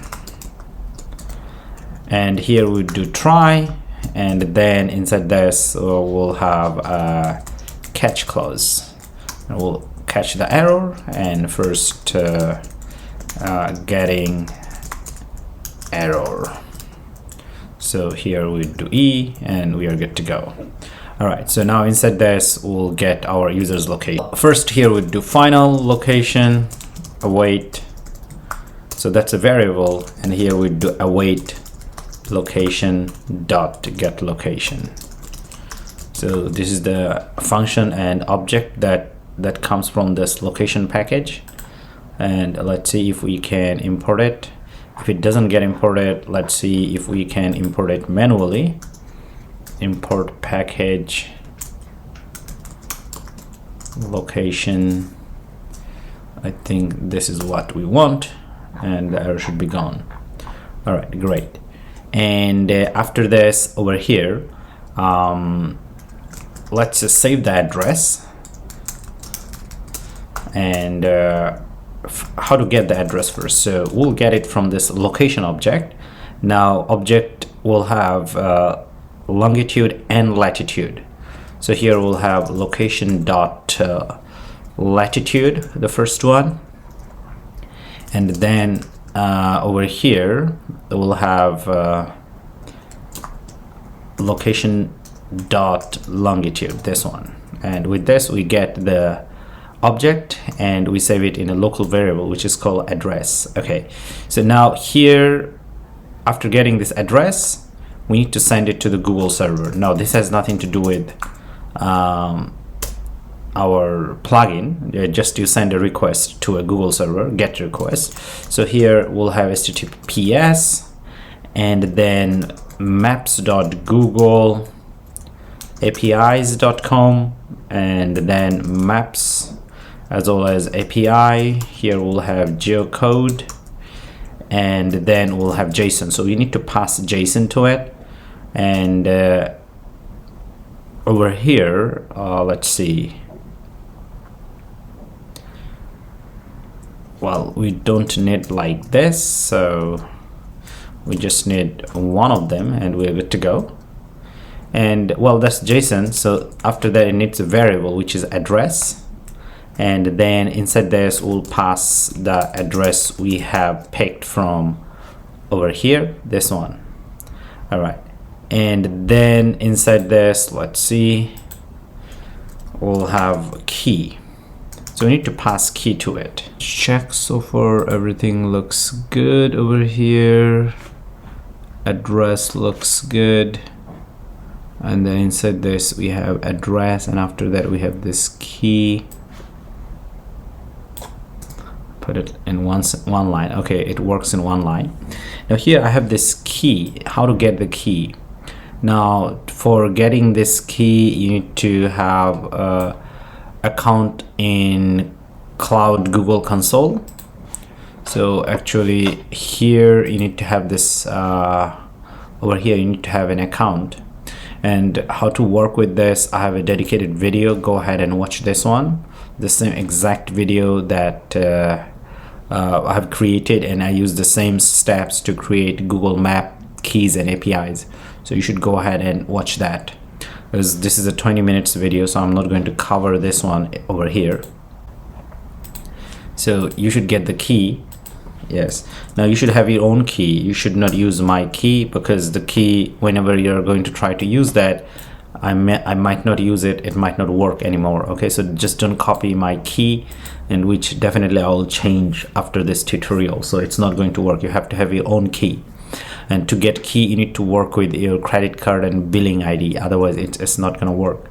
So that's the URL. Now that URL we will send it to Google server, so that would be response. Now here we're going to use http.util, this one, first one, and then here we have an object method which is called get. Now this is once again a convenient function that we have created in over here. You can go ahead and check that. So internally it uses http and do together to make a get request. So that's what we have. So with this, when this line gets executed, actually we'll be already talking to the Google server regarding this longitude and latitude. So what happened here, we send latitude and longitude, which is numbers, to Google server, and Google server would send us a response. But of course that response should be string format, but not human readable. That has weird format. Now how to work with this Google map and API as well as Postman. First I said there is a tutorial, and then there is another tutorial on my YouTube channel, Postman and Google API. You can view actually what data it returns. So yeah, go ahead and watch those two tutorials, and I'll put the link below. That would help you. Anyway, so now over here, what are we gonna do? So here we're gonna create my location and the location object. Actually now my location, the second one, actually we're gonna get this one. So inside this we're gonna send the response that we got just now from Google server, and let's see, it should work. And maybe we need a wait.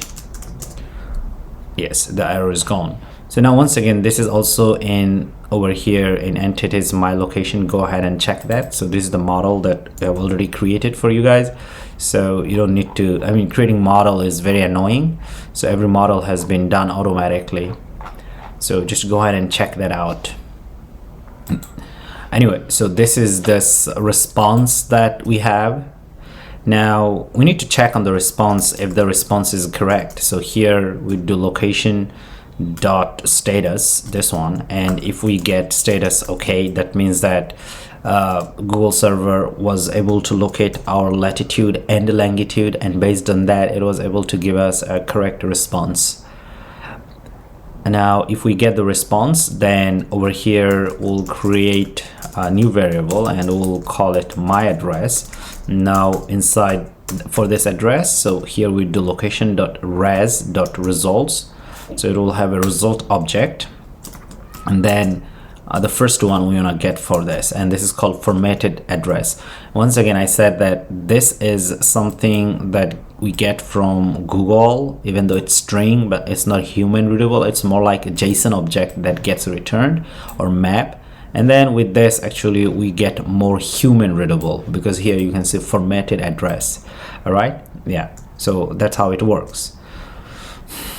All right, now over here we'll check if my address is not null, because it could be null. Then this is the address that we want to save in our database in Firestore. So here we'll create a variable, and here we would say user location, we'll save it, and here we'll do await db.collection. Now inside this we'll have users, and after that here we would do where, and then here ID is equal to, let's see if we can get that, is equal to token, and then here we do get, well, with this line, actually first we are getting the user information from our database if we have an address. But for that address, of course, user's location has not been updated yet. First we find the current user of this app, and if we do that, and then later on we'd be able to update user's location, and this is the step where we update user location. So here we do user location, here docs, and is not empty. If it is not empty, so this is the time we go ahead and update user location. So now here we'll create a variable and we'll call it doc ID equal to user location. Now here docs.first.id, this one, and then we do await, and simply we just send it to this users collection, and then we pass the doc ID, the one that we have, and then update. And so for user, we're gonna send a map over here. So inside this we'll have location object, and for location inside this we're gonna do my address, and that's it. So with this we'd be able to get user location and update the user as well. So what's happening here, let me go through it one more time from the beginning. So this is the plugin that gets us location, user's location, and then we get the latitude and longitude, which is like a number, and we send the number to Google API with their key. You must have a key, otherwise it's not gonna work. Key and this together, we send it to the server, like as you can see, this is the format. Okay, all right. And then this is where actually it talks to the Google server, and Google server gets its location, and we convert it to an object. And at the same time we check the response. If it is okay, then we get the formatted, which means human readable object or address actually, and we check if it is not null, and then based on that we get a user data, current user. We check if the right user for this, so that's what we do. And after that, over here we just update our collections using this update method. So that's how you get it. Now we need to call it from somewhere. So to be able to call it, I guess at the top we can define the controller helper function. So override, here we do void on ready, and super.onReady, and then it's a get user location, this one. So this would get called when first time user opens this message controller, then for that certain user this would get called.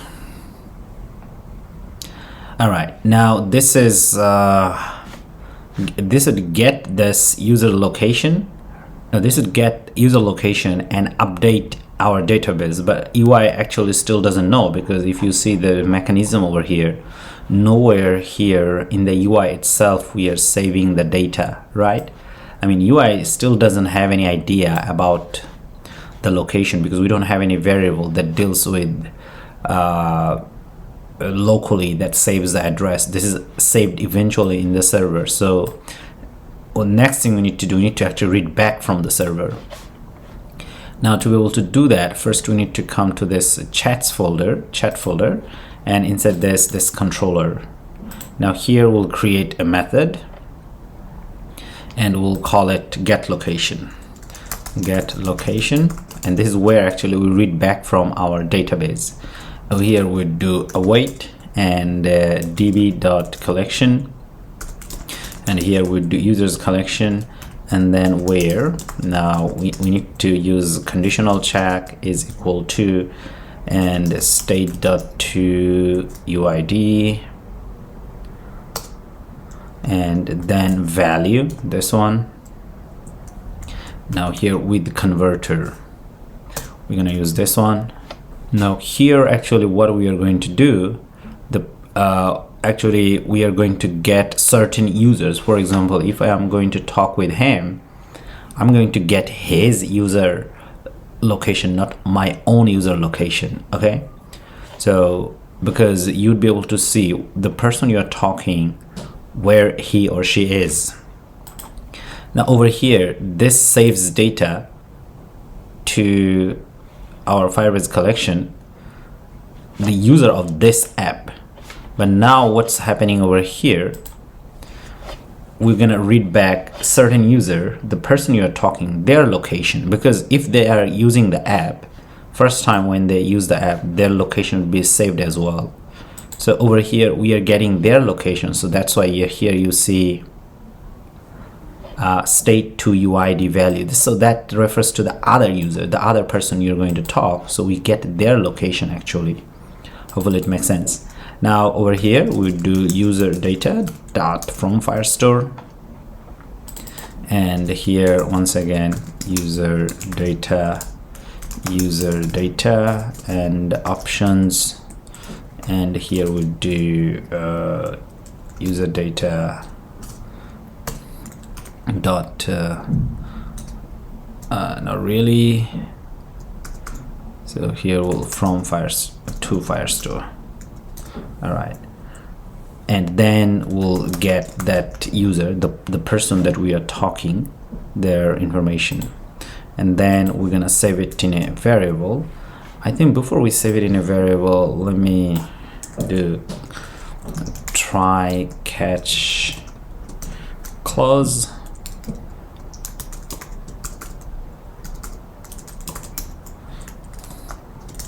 Print. You have error E.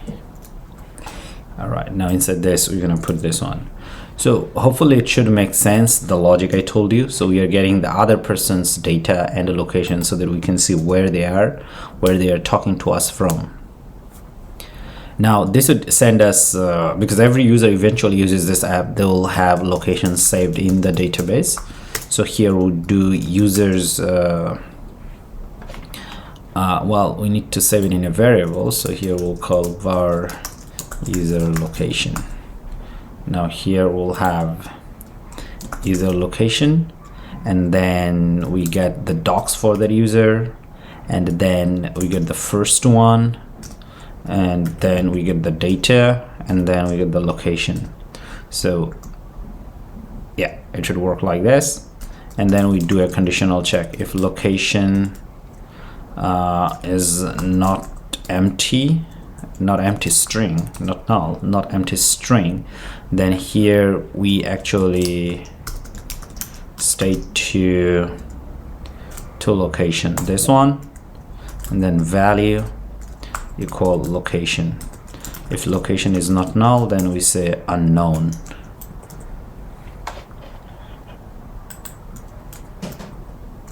Okay, so with this we'd be able to see the person who we are talking and their location. So that's awesome.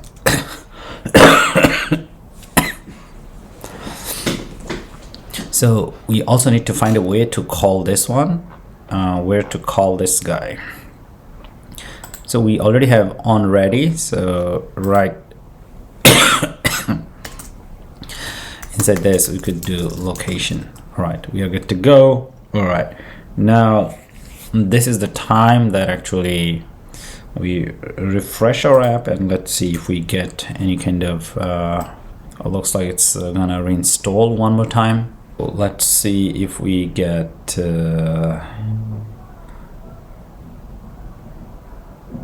so here it's already working because it wants us to give our location to it. So yes, while using the app you can show the user my location. Okay, of course here we don't have much change right now. Now if we come over here, well, here it says that location is still unknown. Now that's because we are not updating the location of the view. So I think previously we had this view over here, and inside the view our location was I guess hard-coded. So we can change that one now. Let's see, send a message. This, I think this should be the place where, yeah. So let's see if we can access the location from here. So here we do controller.state.toLocation.value. And now let's save it here.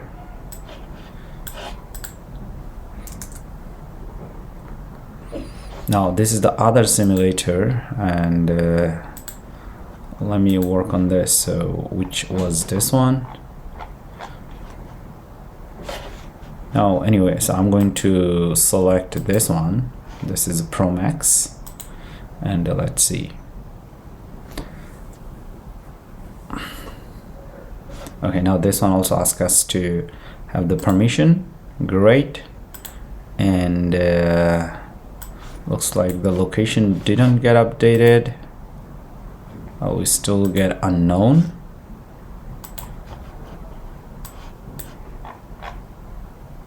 Okay, now if it does get unknown, let's try it a few more times. Let's check why it gets unknown. Now to be able to check this, actually here inside the chat controller we have on ready. Let's check the location, so we can print over here, print my location, and we'll see how it goes. Now let's go back.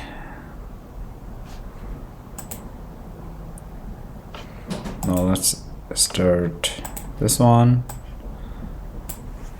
The chat controller is not here. Okay, so I'm going to close one of them so that it helps us with debugging. So now I'm just on this, and I'll restart everything, and I'll see if we have the message printed. Okay, nowhere we get my location. Let's click on this. Yes, we do go to pages, but it still doesn't get updated.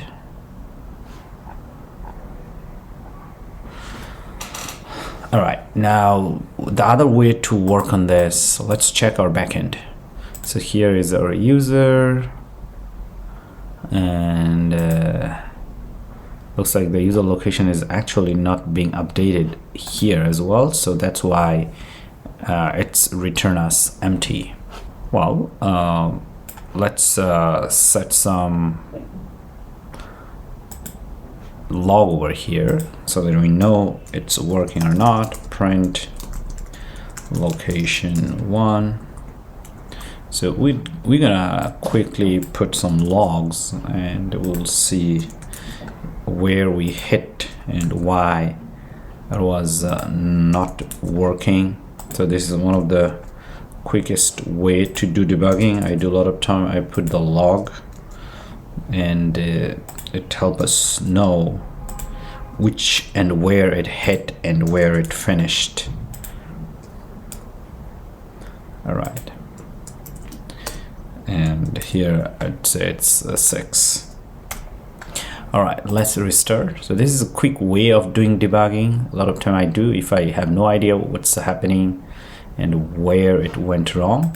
So well, it looks like this get user location from message controller is not getting hit. So that's could be the reason that where our user is unknown, the location, because we don't see any messages that it printed over here. It didn't really print any messages. After restarting and deleting the app and reinstalling, it just worked. As you can see, it's over here. Now you may have to do the process a few times. First time it may take time to get updated everything, and as you can see, I also have some logs that I printed, but now it's working. If you come over here, you'll see that yes, we do see the location, and well, here is still not updated because okay, now it's updated. All right, so yeah.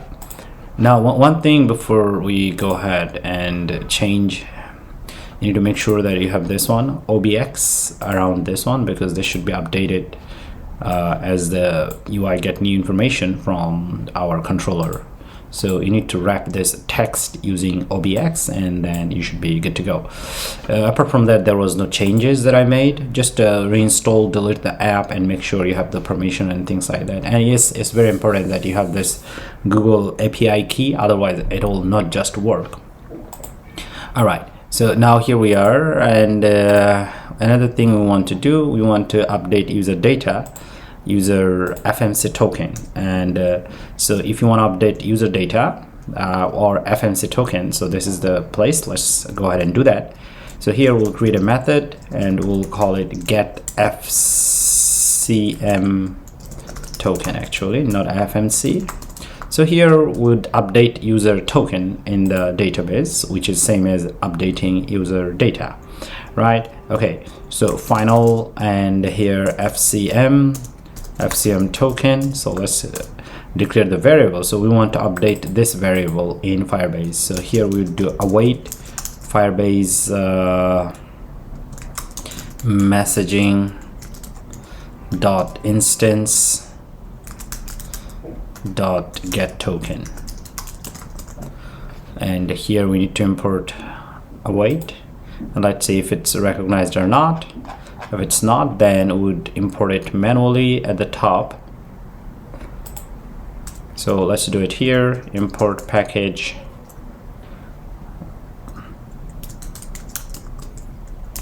Firebase. Let's import it manually, and here we have this one, and our arrow should be gone. Now we are here, so we first get the token, and then over here we'll see if the token is empty or not.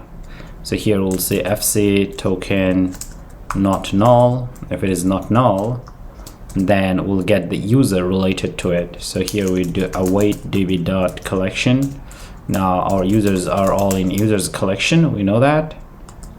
And then we'll get where, and here user will have an ID, we know that is equal to token, and then we get the user just like this, and we save it in a variable, and var, we can call it user. Now inside this we'll see if user actually exists or not. So that's why user docs and is not empty. So this is the condition that we use and check. And after that, here we'll get user document ID, doc ID. So here we do user.docs.first.id. So that's the user ID. And then we'll do await and db.collection users.doc, now doc ID, and here we'd use the update method to update the data. So we just simply do a map over here, and whatever the place you want to update, you just do that. So here FCM token, we have this field in our database, so FCM token, and that's it. Now we're gonna call this from the same place, the one that we had. So here get FCM token. Alright, so this would be important later on when we send notification to user. This token would be very important, but for now it will get the user device token using this one, and then go ahead and update over here just like this. Anyway, so now let's save it, and after that, what is the next thing we want to do? We want to click on this, and we want to make it bigger. Right now if we click on this, it doesn't get bigger. Now to be able to do that, we'll come over here, and inside this messages here we'll create a new folder, and we'll call it photo view, and then inside this we'll have a file, and we'll call it controller.dart, and inside this we'll have another file, we'll call it bindings.dart, and over here we'll have state.dart, and over here we'll have file view.dart, and then we'll have file index.dart, just like this. Now first we're gonna take a look at the controller that we want to create. Well, controller will have actually, we don't want to create a controller first. We're going to create our state variables. So here we'll call class photo image view state like this, and the variable here will declare rxstring URL, and then the type would be OBS, and that's it. And of course we need to import the get package. Here we do package, this one, and we are good to go. If you want to make a string observable, there are different ways to do that. One of the ways, declare the string as rx string instead of string, and then a string variable name, and after that you can tag it OBS. Now with rx string, this can't be null, so over here this is empty value, but if you try to put it as null, it won't work, so this is null safe over here. Anyway, so this is our state, and now if we were to come over here, this one, inside this we'll create the controller class. So here we do class photo image view controller, and then extends over here getX controller. All right, and we just gotta go ahead and grab the package from here. Oops, looks like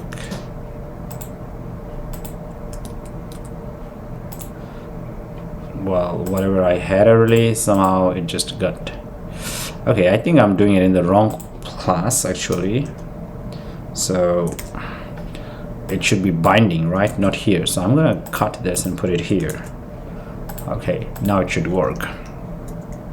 So just as well as last time, so here photo image view controller, and we'll declare it as a state, and then here photo image view state, and that's all. And I guess we need to import, okay, it should be state. If it, I think I might have a typo. All right, great. And then we would override void onInit method. Then we're gonna init something. Okay, so inside this here we do super.init, and after that well, now this is the thing that should be done a little later. Okay, so let's go ahead and work on the bindings. Now over here we'll do class photo image view binding, and here implements bindings. All right, and as we are doing binding over here, we need to override some of this dependencies. Well, first definitely import package get. All right, and then it would ask you to override this class methods that is called dependencies, and over here you should do the bindings. So here we do lazy put, and in general inside over here you should also want to put your controller name. So our controller name is this one. I'll copy this, and then I will come over here, and then I'll put it like this. So this is the type that we want, and the controller itself also has to be here. So with this becomes let's see, I think we need this one actually, and the type should be outside, and yes. So here binding is done, so you can just simply go ahead and close this. Now this is our state that is also done, and I think the last part we didn't have here, we didn't create, that should have been a view. So we don't have a view over here, so let's go ahead, and I think I did, but it just gone. View.dart, yes, and then another file index.dart. All right, so now here we are. Now that view should be relatively simple, so So first here we would create a status class and we'll call it photo image view. Yeah, just like this. And over here, instead of this, we do get view actually, and then inside this we'll photo image view controller. All right, now over here I guess we need to import the package of get. All right, and these things. Now over here inside this controller, let us first update this one. And well, looks like the binding itself has a bit of problem. Most probably it's bindings. Yes, okay, so that's the index. Now over here, instead of returning a, well, I think we can return a container, and inside this we could do child. For child we would do photo view, this one. Now photo view is a plugin, so it's already in your popspec.yml file. If it's package photo view, this one, so it's already there in the popspec.yml file, so you don't need to worry about it. Now inside this, here you want to do image provider, which it needs, arrow is gone. And then here inside this we could do network image, and now here we can use the controller object, then do state.url .value. Good. And let's see. Okay, at the same time at the top, I guess we could do AppBar. So here we do AppBar, and then we'll call it build AppBar, and then here we do return AppBar, and here we do bottom. Let's see, we need to do this and maybe a package, and then let's set up some properties. So over here we do bottom preferred size. Now here, because we are going to control the size of this AppBar, so this is where we have this, and then here we'll have child and a container, and then here we'll do color. So we can just simply do app colors dot second app colors dot, that looks like we need to import it, dot secondary element, this one, and then height 2.0.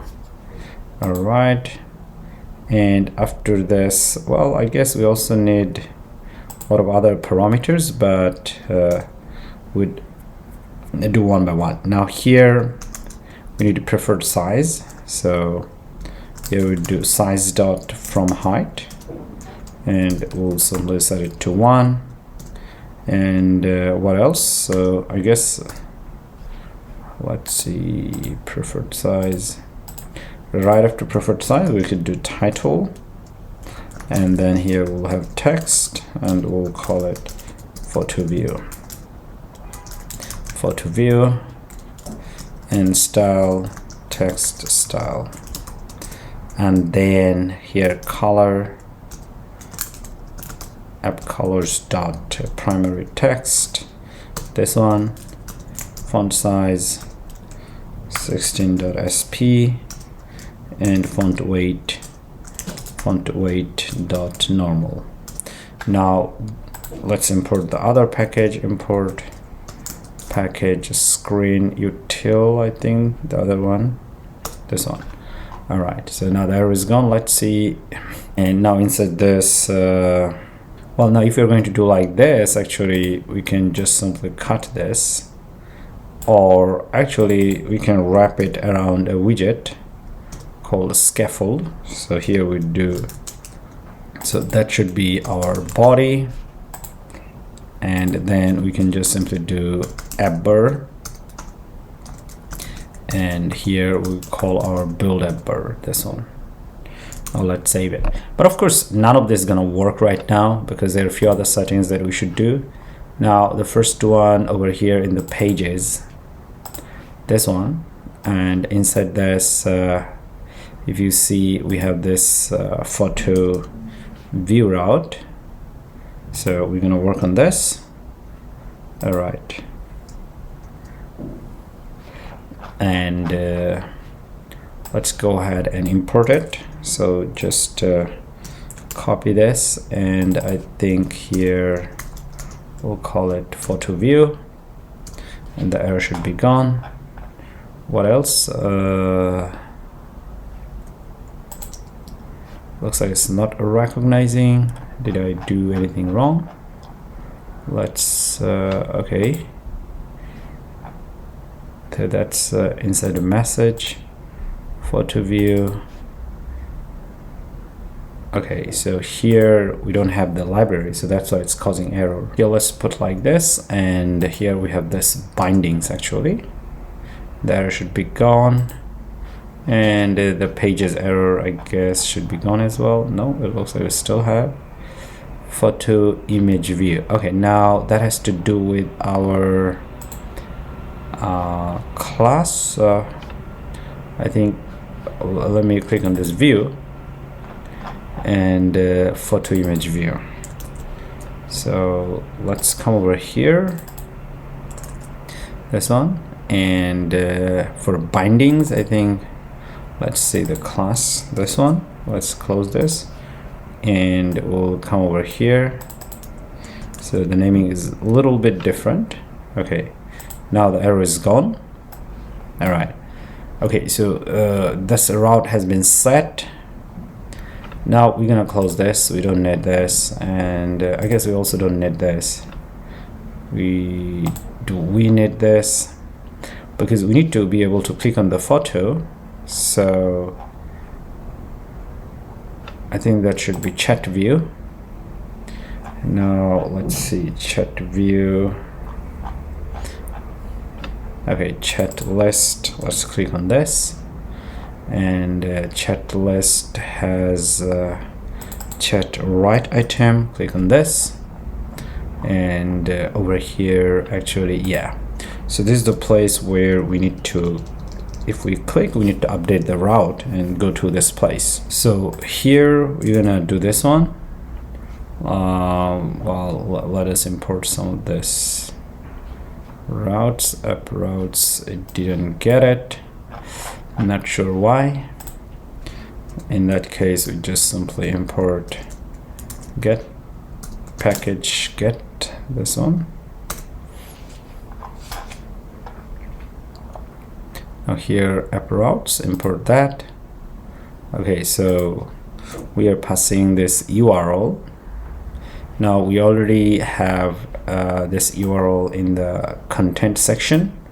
We know that, so we don't need to worry about this one.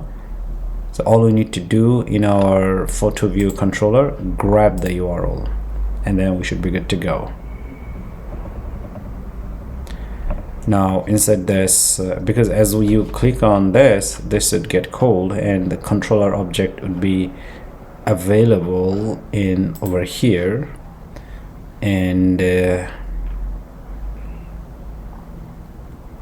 no, it's not controller actually. So we click on this, so it would refer to this router, and this router would be this one. Now this one actually, eventually, if we come to our pages, then let's find the pages. So eventually it would refer to this get page. Now this get page has this page view, as well as here bindings. Inside binding we have the controller, right? So the dependence is there. So now if we pass parameter to it, the controller would know about it. So here we can grab that. So here var data, here we do get.parameters, just like this, and then we do URL. If data URL is not null, all right, then here we do state URL.value, then you update the URL. That's it, URL. And here we are saying that URL is not null. Okay, that's as simple as that one. So now photo view, what else? So now eventually over here, this one has this controller. Because of the controller, we get access to the controller object, then the state variable, URL, and value, and it should work. Now let's go ahead and save it. Or actually, I'm not sure it would work. Okay, all right, let's click on this. Now here we do have a bit of issue. Don't use the refresh controller to, okay, now I guess this time I'm gonna have to restart it. Let's terminate the second one. Okay, great. Now let's click on this. And here is our photo, and that's beautiful. So that's how you enlarge a photo on iPhone or any kind of phone actually. Now that was that guy at the top. How about if we click on him and see? Now it doesn't work because we didn't update the chat list for the right side. So that was for this. Sorry, we did update for right side, but we didn't update the chat list for left side. So let's go ahead and do that. And it should be the same, no changes. And make sure we import them. First one as well as this one. And let's have a restart. Well, it may crash again. Well, it did not, and it's beautiful. So yeah, it's working. Beautiful. All right, so with this we are almost done over here, this chatting section. And well, there are other issues that we need to take care. We can go ahead and check on our personal center. How are you doing? So over there actually we need to work on this logout section, but right now we don't have. So next section would be focusing on this one. Assalamualaikum. So let's go ahead and continue our work. Now this time we are going to work on this person over here, this profile page. Now inside this application, well, inside this pages actually, so here we're going to create a new directory, and we'll just call it profile, and we are good to go. And inside this we'll create a new file, and we'll call it controller.dart, and like others we're gonna create, so state.dart and view.dart and what else, index.dart. And we also need a binding controller, so here we'll create binding.dart, just like this. Okay, well, the first thing we want to do inside this state, so we want to create a class for holding our state, and inside this we'll also declare rx list. So here we would call profile state. Now inside this, here we'll declare a variable, and here we'll call it head detail, and I'll explain it later why we name like this. And inside this, here we'll declare an rx type variable, and initial value is null with this. And what is the value that we want to declare? So it's user login repository entity, response entity, and this is coming from import get, like package get, this one, the error should be gone. All right, and now here we need to say, hey, it could be nullable. With rx, if you have null, then you need to mention it that it could be nullable inside like this. And then here we declare rx list, and here we'll call it mail list item, and here mail list item, and here mail list item once again, and we'll initialize it to an empty list. Now mail list item is a model that deals with me, I mean a profile. So here mail list item will have few variables, and then the constructor and simple from JSON method. That's all. Okay, yeah, it's a very simple model. All right, so with this our state has been done. Now we'll come to our profile controller over here. Now inside this, so first thing we're gonna create a class, and we'll call it profile controller extends getX controller. All right, and let's go ahead and import other classes very quickly. Import package get. All right, great. Now inside this final, here we call it profile state, this one, and inside we'll call it state and profile state. So with this we get the state variables, and because this page has to do with the logout, so here we do final Google sign in object, and then here we'll create a variable, we'll call it Google sign in and Google sign in.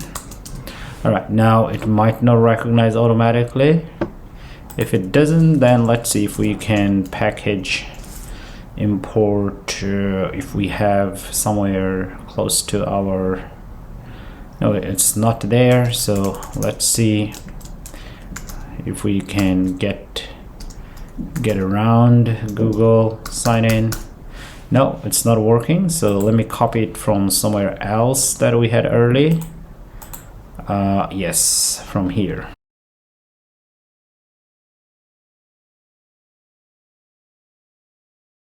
I think this is the object package that we want to copy. Let's copy that and put it here. And what else? It looks like we still have a bit of issues with this. Change to Google. Okay, I have a typo. All right, great. Now inside this we'll mention scopes. All right, and inside this we'll have string, and then we'll have email, and then here we'll connect to Google server. So here Google APIs.com auth contacts read only. And with this we'll have access to Google API for logging in and signing in, or log out or sign out, like that. You need to mention these two properties. Make sure that you spell them correctly. Contacts read only Google APIs.com. Okay, great. Now inside this, first when you go to click on this page, actually you want to load all the information about the user. So here async load all data, like this, and here we do string profile, and here we do await and user store to dot, here we have get profile. Now it's not getting recognized. Let's see if we can import it. Yes, we can. All right, now inside this we do have a method which is called get profile, and if you want to pick through the method, quickly do it just like this. And we have previously seen that it gets called from somewhere as we do initialization of our data, so it does get called. So it has this value, so it would retrieve value from local storage, as you can see, user profile key. All right, so we have this user information, and profile dot is empty or is empty, which means it is not empty. So in that case, you want to get user profile.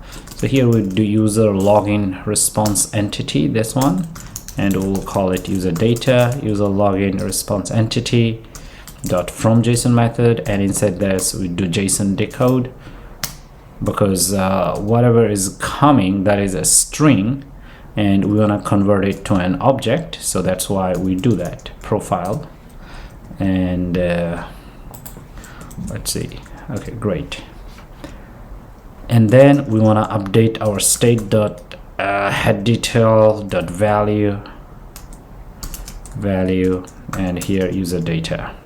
So with this we update our user information, whatever the user has. All right, now we need to find a way to call this from somewhere, and let's see, maybe we could do like this. This is better. Yeah, so we need to call it from somewhere like this. So here we do at override, and then we'll call void onInit method. So as long as we click on this page and controller, this is the thing that should get called. And here we'll have async, well, I think first we can call super.onInit, and after that async load data. So with this we'll be loading all the user data as possible. And yeah, now we need to, let's see, so where's our bindings? So we just copy this actually, and then we can come to profiles binding, this one. Let's come over here, and here we'll call it profile binding, and profile controller. Let's copy this and put it here, and let's import the dependencies. So here we would call import package. The first one is get, and then the controller itself. Okay, great. And now here we need to have this index. Now it's empty, so what I'm going to do, I'm going to copy everything from here, and then I'm going to put everything here. This stays the same. Here just call it profile. All right, okay, the view is not there yet, so this is the bindings. Okay, we are done with bindings, so we can close this, and then we should go to our application page. Well, before we even do that, actually we need a view over here. So here let's create a stateless class first, and a profile page. We'll just call it like this, and import whatever we need, and here import package get, because here we do get view, and then profile controller, this one, and error should be gone. Now we need to unlock our route, so let's come to a route over here, and remember we had this this one. So here we'll come over here, and then let's see, me binding. Okay, now here it is a profile page. Actually I changed the name, and here profile binding, and I think at the top let's go ahead and import that. So here we're gonna copy this and put it here, and instead of pages here we'll call it profile, and the error's gone. Now this is our, let's see, profile, okay, binding. So everything is okay over here, if you want to see it like this. Okay. Alright, so some of them I guess wants const, so let's add const. This way it looks better. Otherwise this wiggly red yellow lines very annoying, I guess. I find it annoying. Alright, okay, so these are the pages we have. for now, and there are some other things that we need to do later, and we'll be able to do that, don't worry. So now here we don't need this one, so that was the bindings for sign in. So here we have, and now after this we can simply come to over here and inside this view, not really this view, actually I want to go to application view. Now here, over here, let's just remove this, remove everything from here. Okay, so here we'll call profile page. All right, and let's import it. Okay, great. And well, we do have some unnecessary files, so let's remove that. And here it did say that remove unused. Well, I don't know what is this, and for now I don't want to care about it. So let's go ahead and restart everything.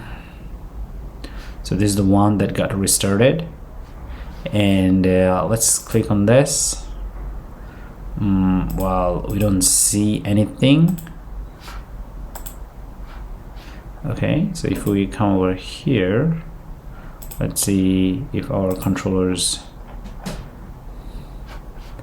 well, I'm going to close one of this, so this one actually, terminate, and let's restart one more time. Okay, so controllers has been created. Here we are, contact controller, and then we don't see that me controller has been created. Now it's not creating because it's on the tab, so we remember over here for tab itself we reload everything when we go to our home page, so I mean application page, which is our dashboard. Now here let's change it to profile controller and do the same over here, and let's import it. Okay, great. And now let's restart one more time. So yes, these are the things that's been created. That's the contact controller, and this is over here. But there could be another reason that it's not working yet. That's because the view is if we come over here actually for controller, let's see, I mean for profile over here actually we don't have anything, so for now, so it could be the reason that it's not responding to any changes. But let's go ahead and work on the UI and we'll see how it goes. Yeah, or maybe I have missed somewhere to inject it, but it's okay, it's all about injecting. Now as we work on this UI, actually before even we start to work on this UI, we need to do one thing. Say like here, as you see, we have this state, so me state, so we want to update this list rx lex. So before we go ahead and work on this this UI over here, we need to update this rx list with the new value. So as we said earlier, that me item list is just a simple user model class that deals with me. Me means your name, things like that. Okay, so it's more about user profile over here. Now we need to update this. Now to be able to update it over here inside this onInit function, we will first declare an array, a list of items. So here we'll come down, and here we have this list of items. Here we have some links.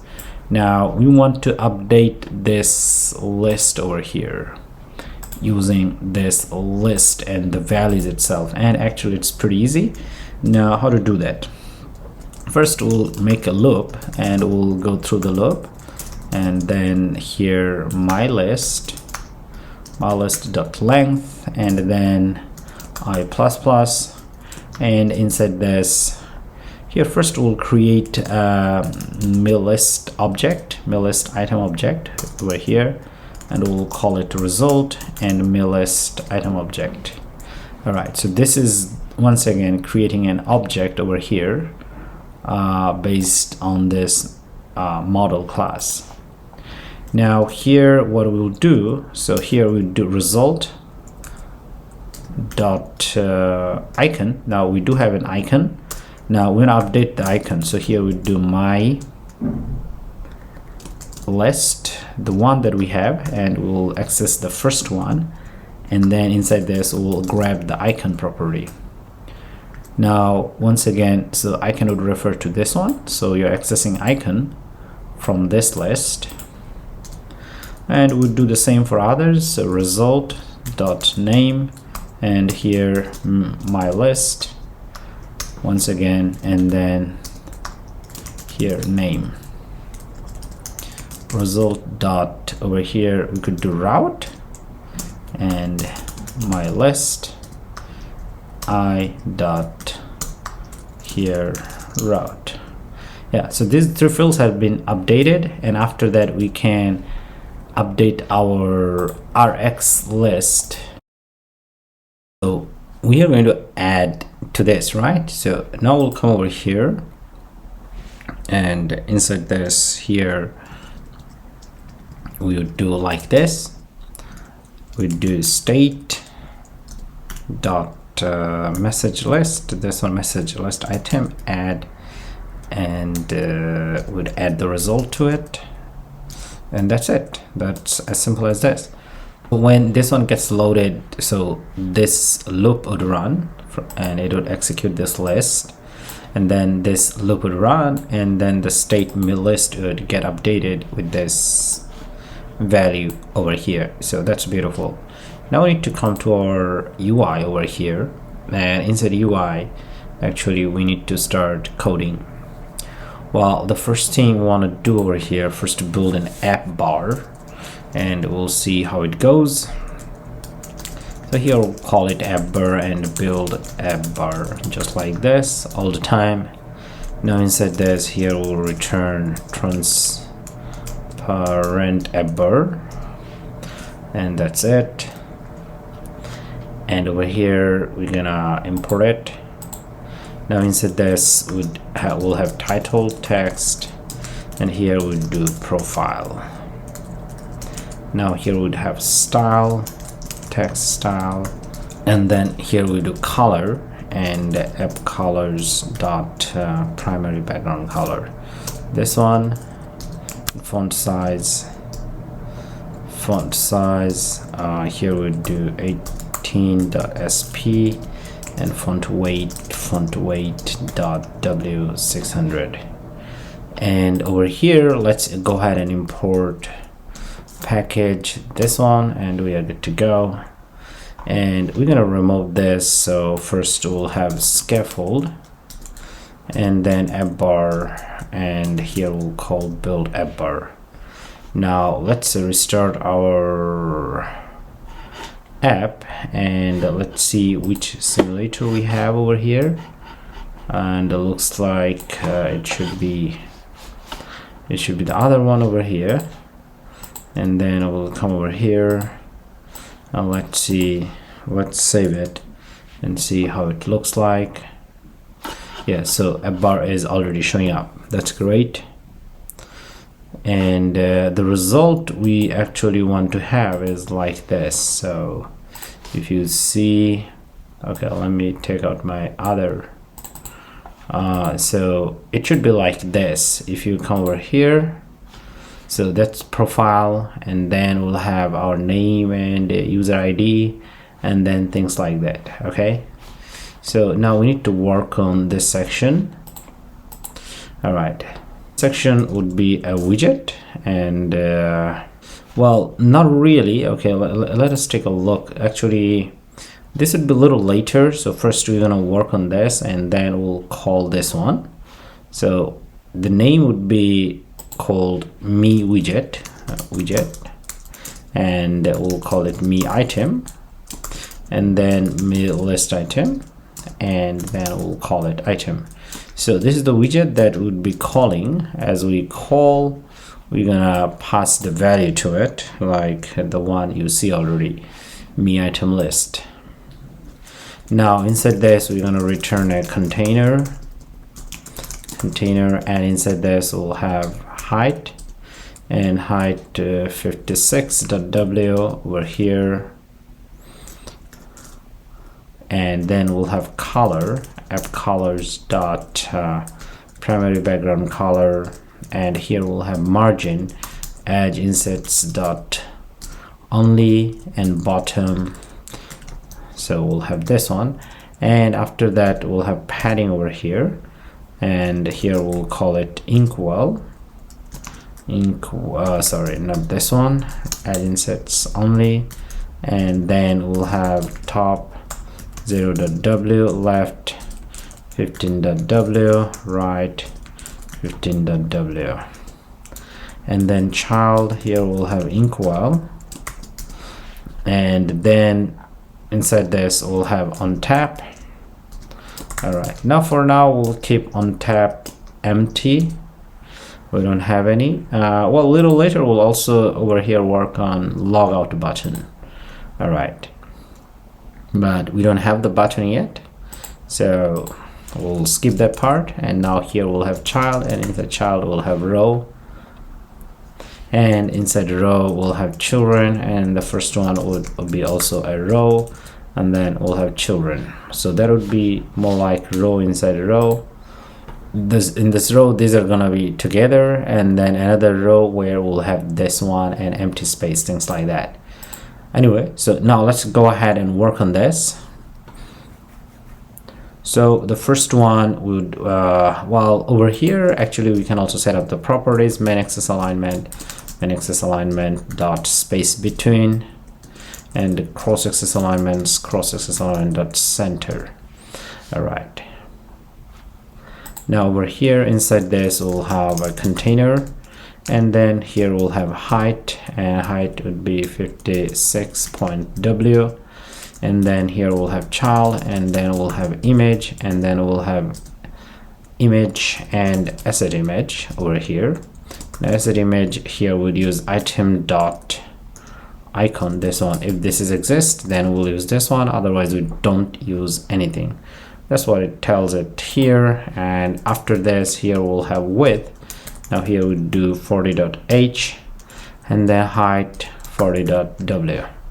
all right, now actually we can go ahead and call this me item widget, so we can do it, and so that as we do we'll see the result reflects.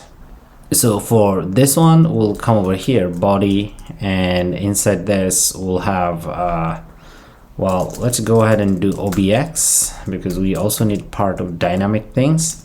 And here we'll do custom scroll view, and inside this we'll have sliver, and inside the sliver we'll have let's say sliver padding. So let's do sliver padding, this one, and inside this first we'll set up padding. So we do edge insets dot symmetric, and inside this we'll have vertical 0.w, and horizontal 0.w. all right, great.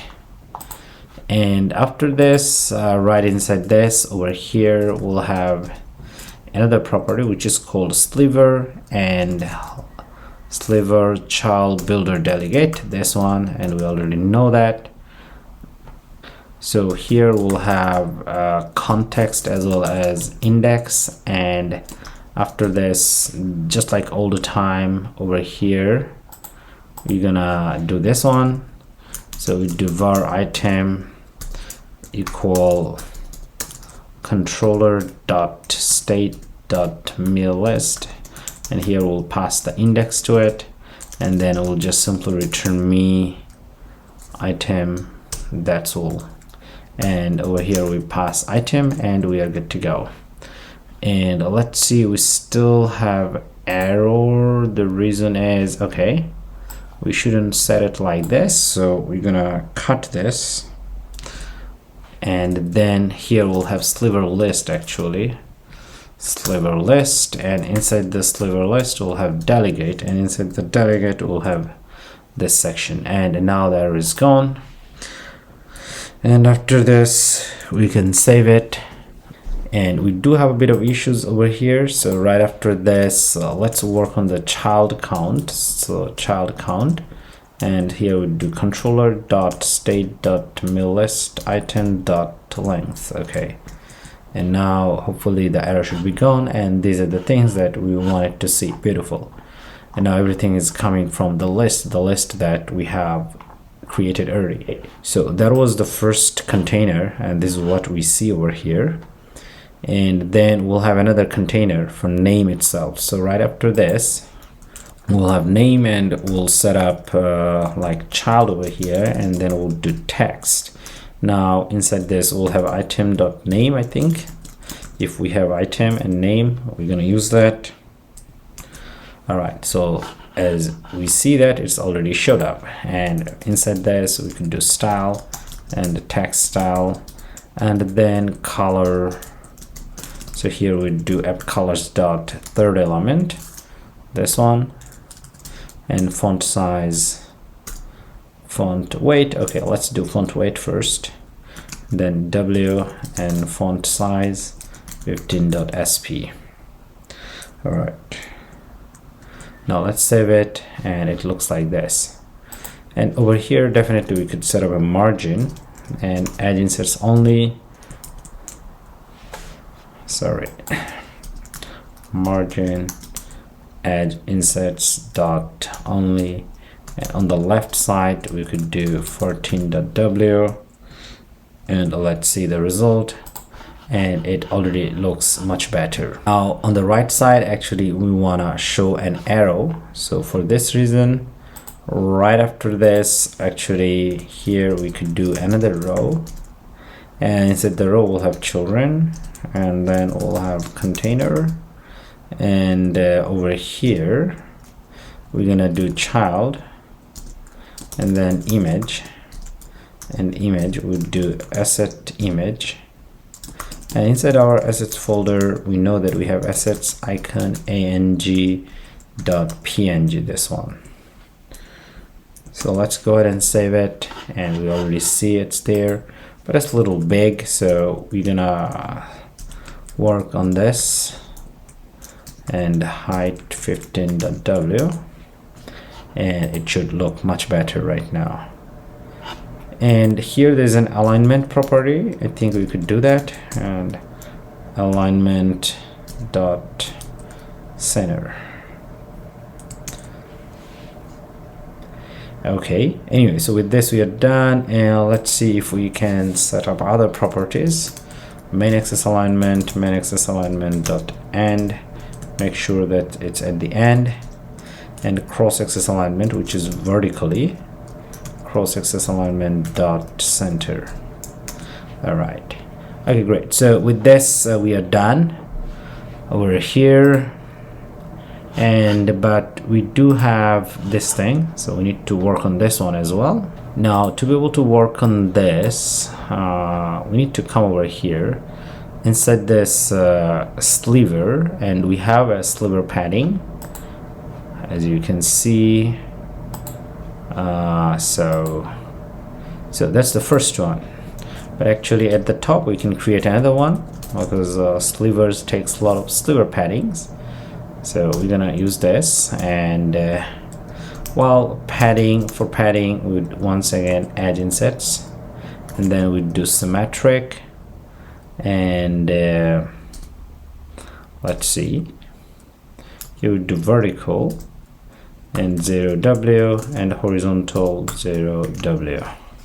All right, and we need a comma, otherwise we'll get an error. So right after this, over here we could do another sliver, and here we do sliver to box it up to this one.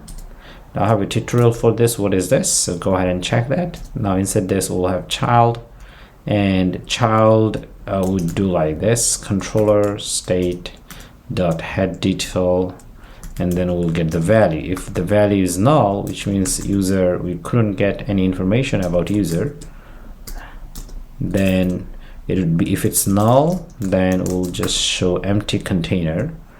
Otherwise here head item, this one, and here we would use controller.state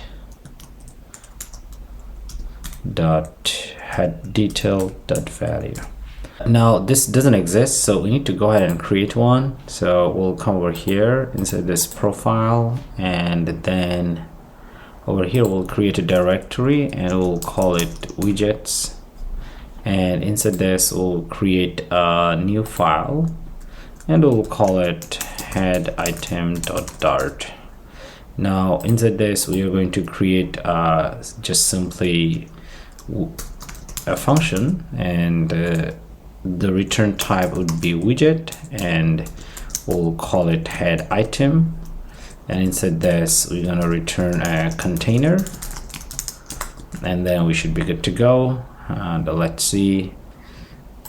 All right, now over here we would do user login response entity, this one, and we'll create an object from it and we'll call it item. Now let's go ahead and import this. The error should be gone, and let's see. I guess here we need to do is not null, and the error is gone, and here we are. Well, we don't have any changes for now, so we need to make the changes. The first thing we want to do over here, inside this we want to do decoration and box decoration, and that reason because we are going to have this shadow, so that's why box decoration is important. Now inside this we do color, and here we do colors.white, and then we'll do border radius, and here we do border radius dot circular, and then 0 everywhere. And let's go ahead and import it. Now right after this, here we do box shadow and const, and here inside we'll color. You do app colors dot tab cells separator. This is the color that we are going to use, and here we'll have offset and offset 0.0 and 5.0. And after that over here blur radius and 15.0 and spread radius 1.0. Now I have also other tutorial where I explained how to create a blur radius, box shadow with this kind of blurry effect. You should check that out because I have done that in detail. Now inside this, well, box shadow is pretty much done, and right after this over here we could do padding. Let's see. Well, we have to do it, looks like over here, padding, and then here add insets only, and here we'll have top 30.w, left 50.w, right 50.w, and bottom 15.w. Now let's go ahead and import package this one, and the error should be gone. And right over here we'll do margin and add insets only, and then here we'll have bottom 30.w. Well, no, it's still not visible because we don't have any content. Well, you see already it showed up a little bit over here, and not bad, but as we work on it there would be more content. All right, so now this is the child. We need a child, so here we'll have a child, and inside this we'll have column definitely, and then we'll have children, and first one, if you see how we're going to do it, so this would be a row, this would be another row, and inside the row we'll have a column like that. So that's how we are going to do it. So first here we'll have row, and then inside this we'll have children, and here we'll have inkwell, and for now we'll have on tap event, but this should be empty, and right after this we'll have child, and here we'd use a sized box, and then width 54.w and height 54.w, and right after this we'll have child again, and here we'd use net image cached, this one, and inside this we need to pass our image link actually, and then we should be good to go. Now what is our image link? Image link would be coming from item.photo URL. If it is not empty, then use that one. That's the idea. And then width 54.w and height 54.w. Now let's go ahead and save it, and we should be supposed to see, yes, so that's what we see over here. Now this net cast image, as you can see, it's a widget, so go ahead and check, but actually this widget internally use cached network image, so they're the same thing. All right, and over here maybe we could set up some of the properties that should help us.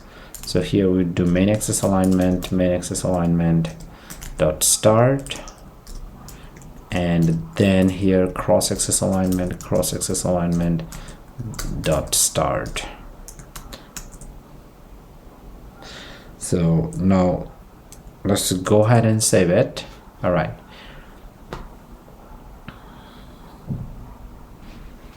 Now that was the first row, and then after this actually here we could do sized box, and inside this we can have width 250.w, and then we'll have child, and then we'll have row, and then we'll have children, and inside this we'll have first container, and here we'll have width, so we'll do 190, and then here we'll have height and 54.w. all right, and then we'll have child over here. Let's see, child, and then we'll have column, and inside this we'll have children, and the first one we want to show there is our text. Now the text itself would be item.displayName. If it is empty, then use empty string, otherwise we should use the name that is there. Now, well, it looks like it's still not visible, so let's save it. Okay, the name is there, I guess. Now we need to work on some other properties that is being weird.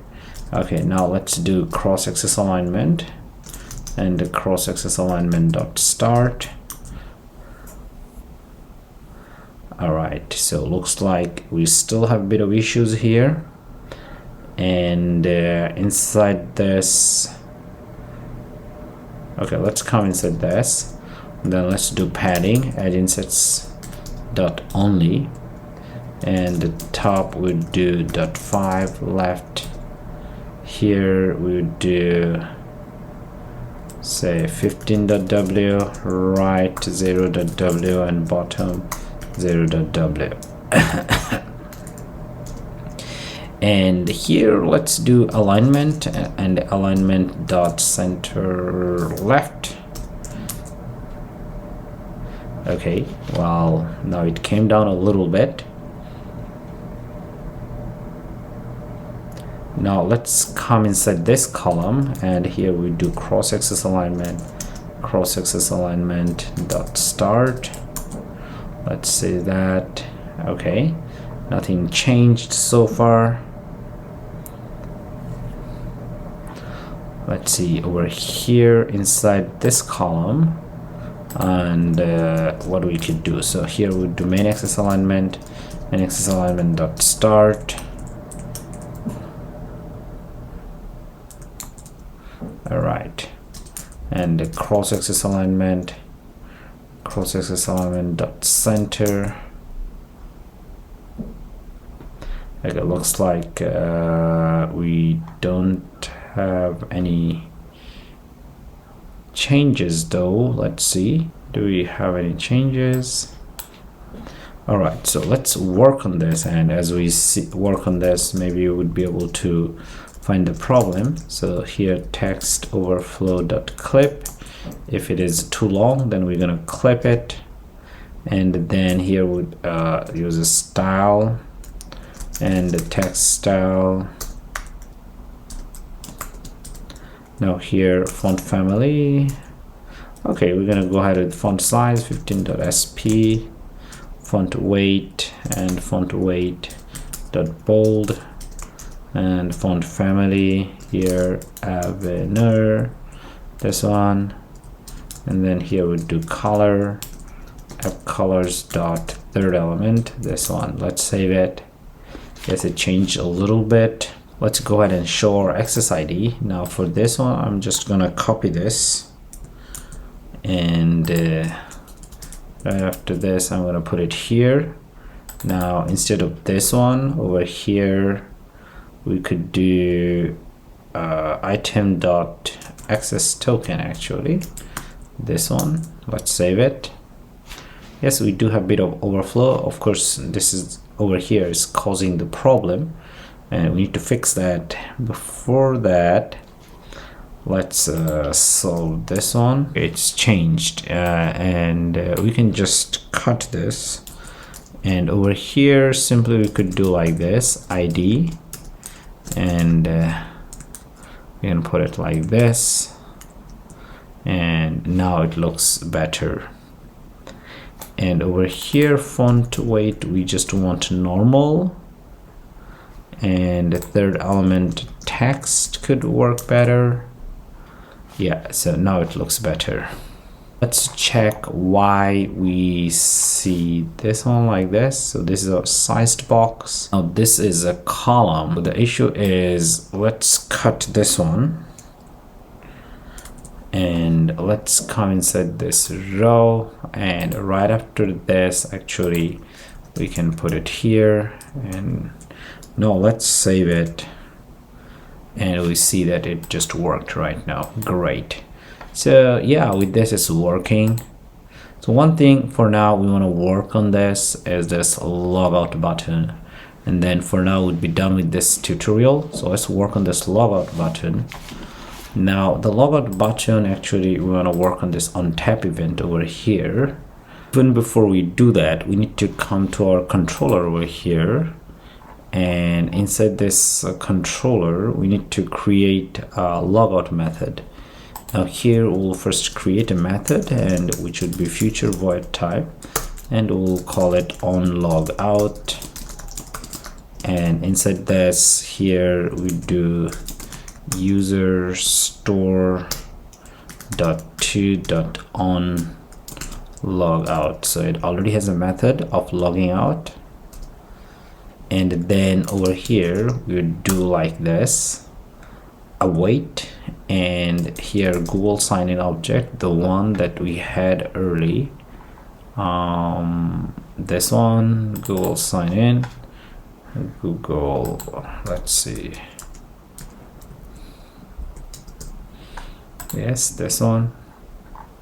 So let's call this one Google sign in. Now here would call sign out, this one. Great. And I guess we need to import this async. That should be gone. And if we do that, then we can ask user to of all named, of all and to named, remove everything, and then go to app routes dot sign in, app routes dot sign in, this one. So we're gonna ask user to sign in again. So this would remove every routes from the stack, and then we'd be able to go ahead and sign in. Now okay, now after this, I think we should come to this view, actually not the other one, and inside this one over here. So we need to do a conditional check over here. So we would check if item, so we are sending item, right? If item.route equal logout, if we press any of this route, and then here we'll call controller.onLogout. Okay, great. Now with this we'd be able to log out. Now this route is actually here. If you see, now each of them, they have a route, right? Account, chat, notification, privacy, help, about, logout. So for now we're just checking on this one. From this view, one of the conditions is met, then we go ahead and log out. It's beautiful. So this is, here we are right now, and this is our contact page, and now this is my person or profile page, which should be.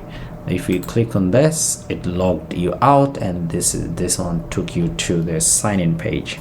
Now you can click on this and you can sign in one more time, and that's beautiful. All right. Okay, well, that's great. So with this, we are done with this chatting section for now. Hopefully it'll have part 2. In part 2, we'll implement notification. Thank you.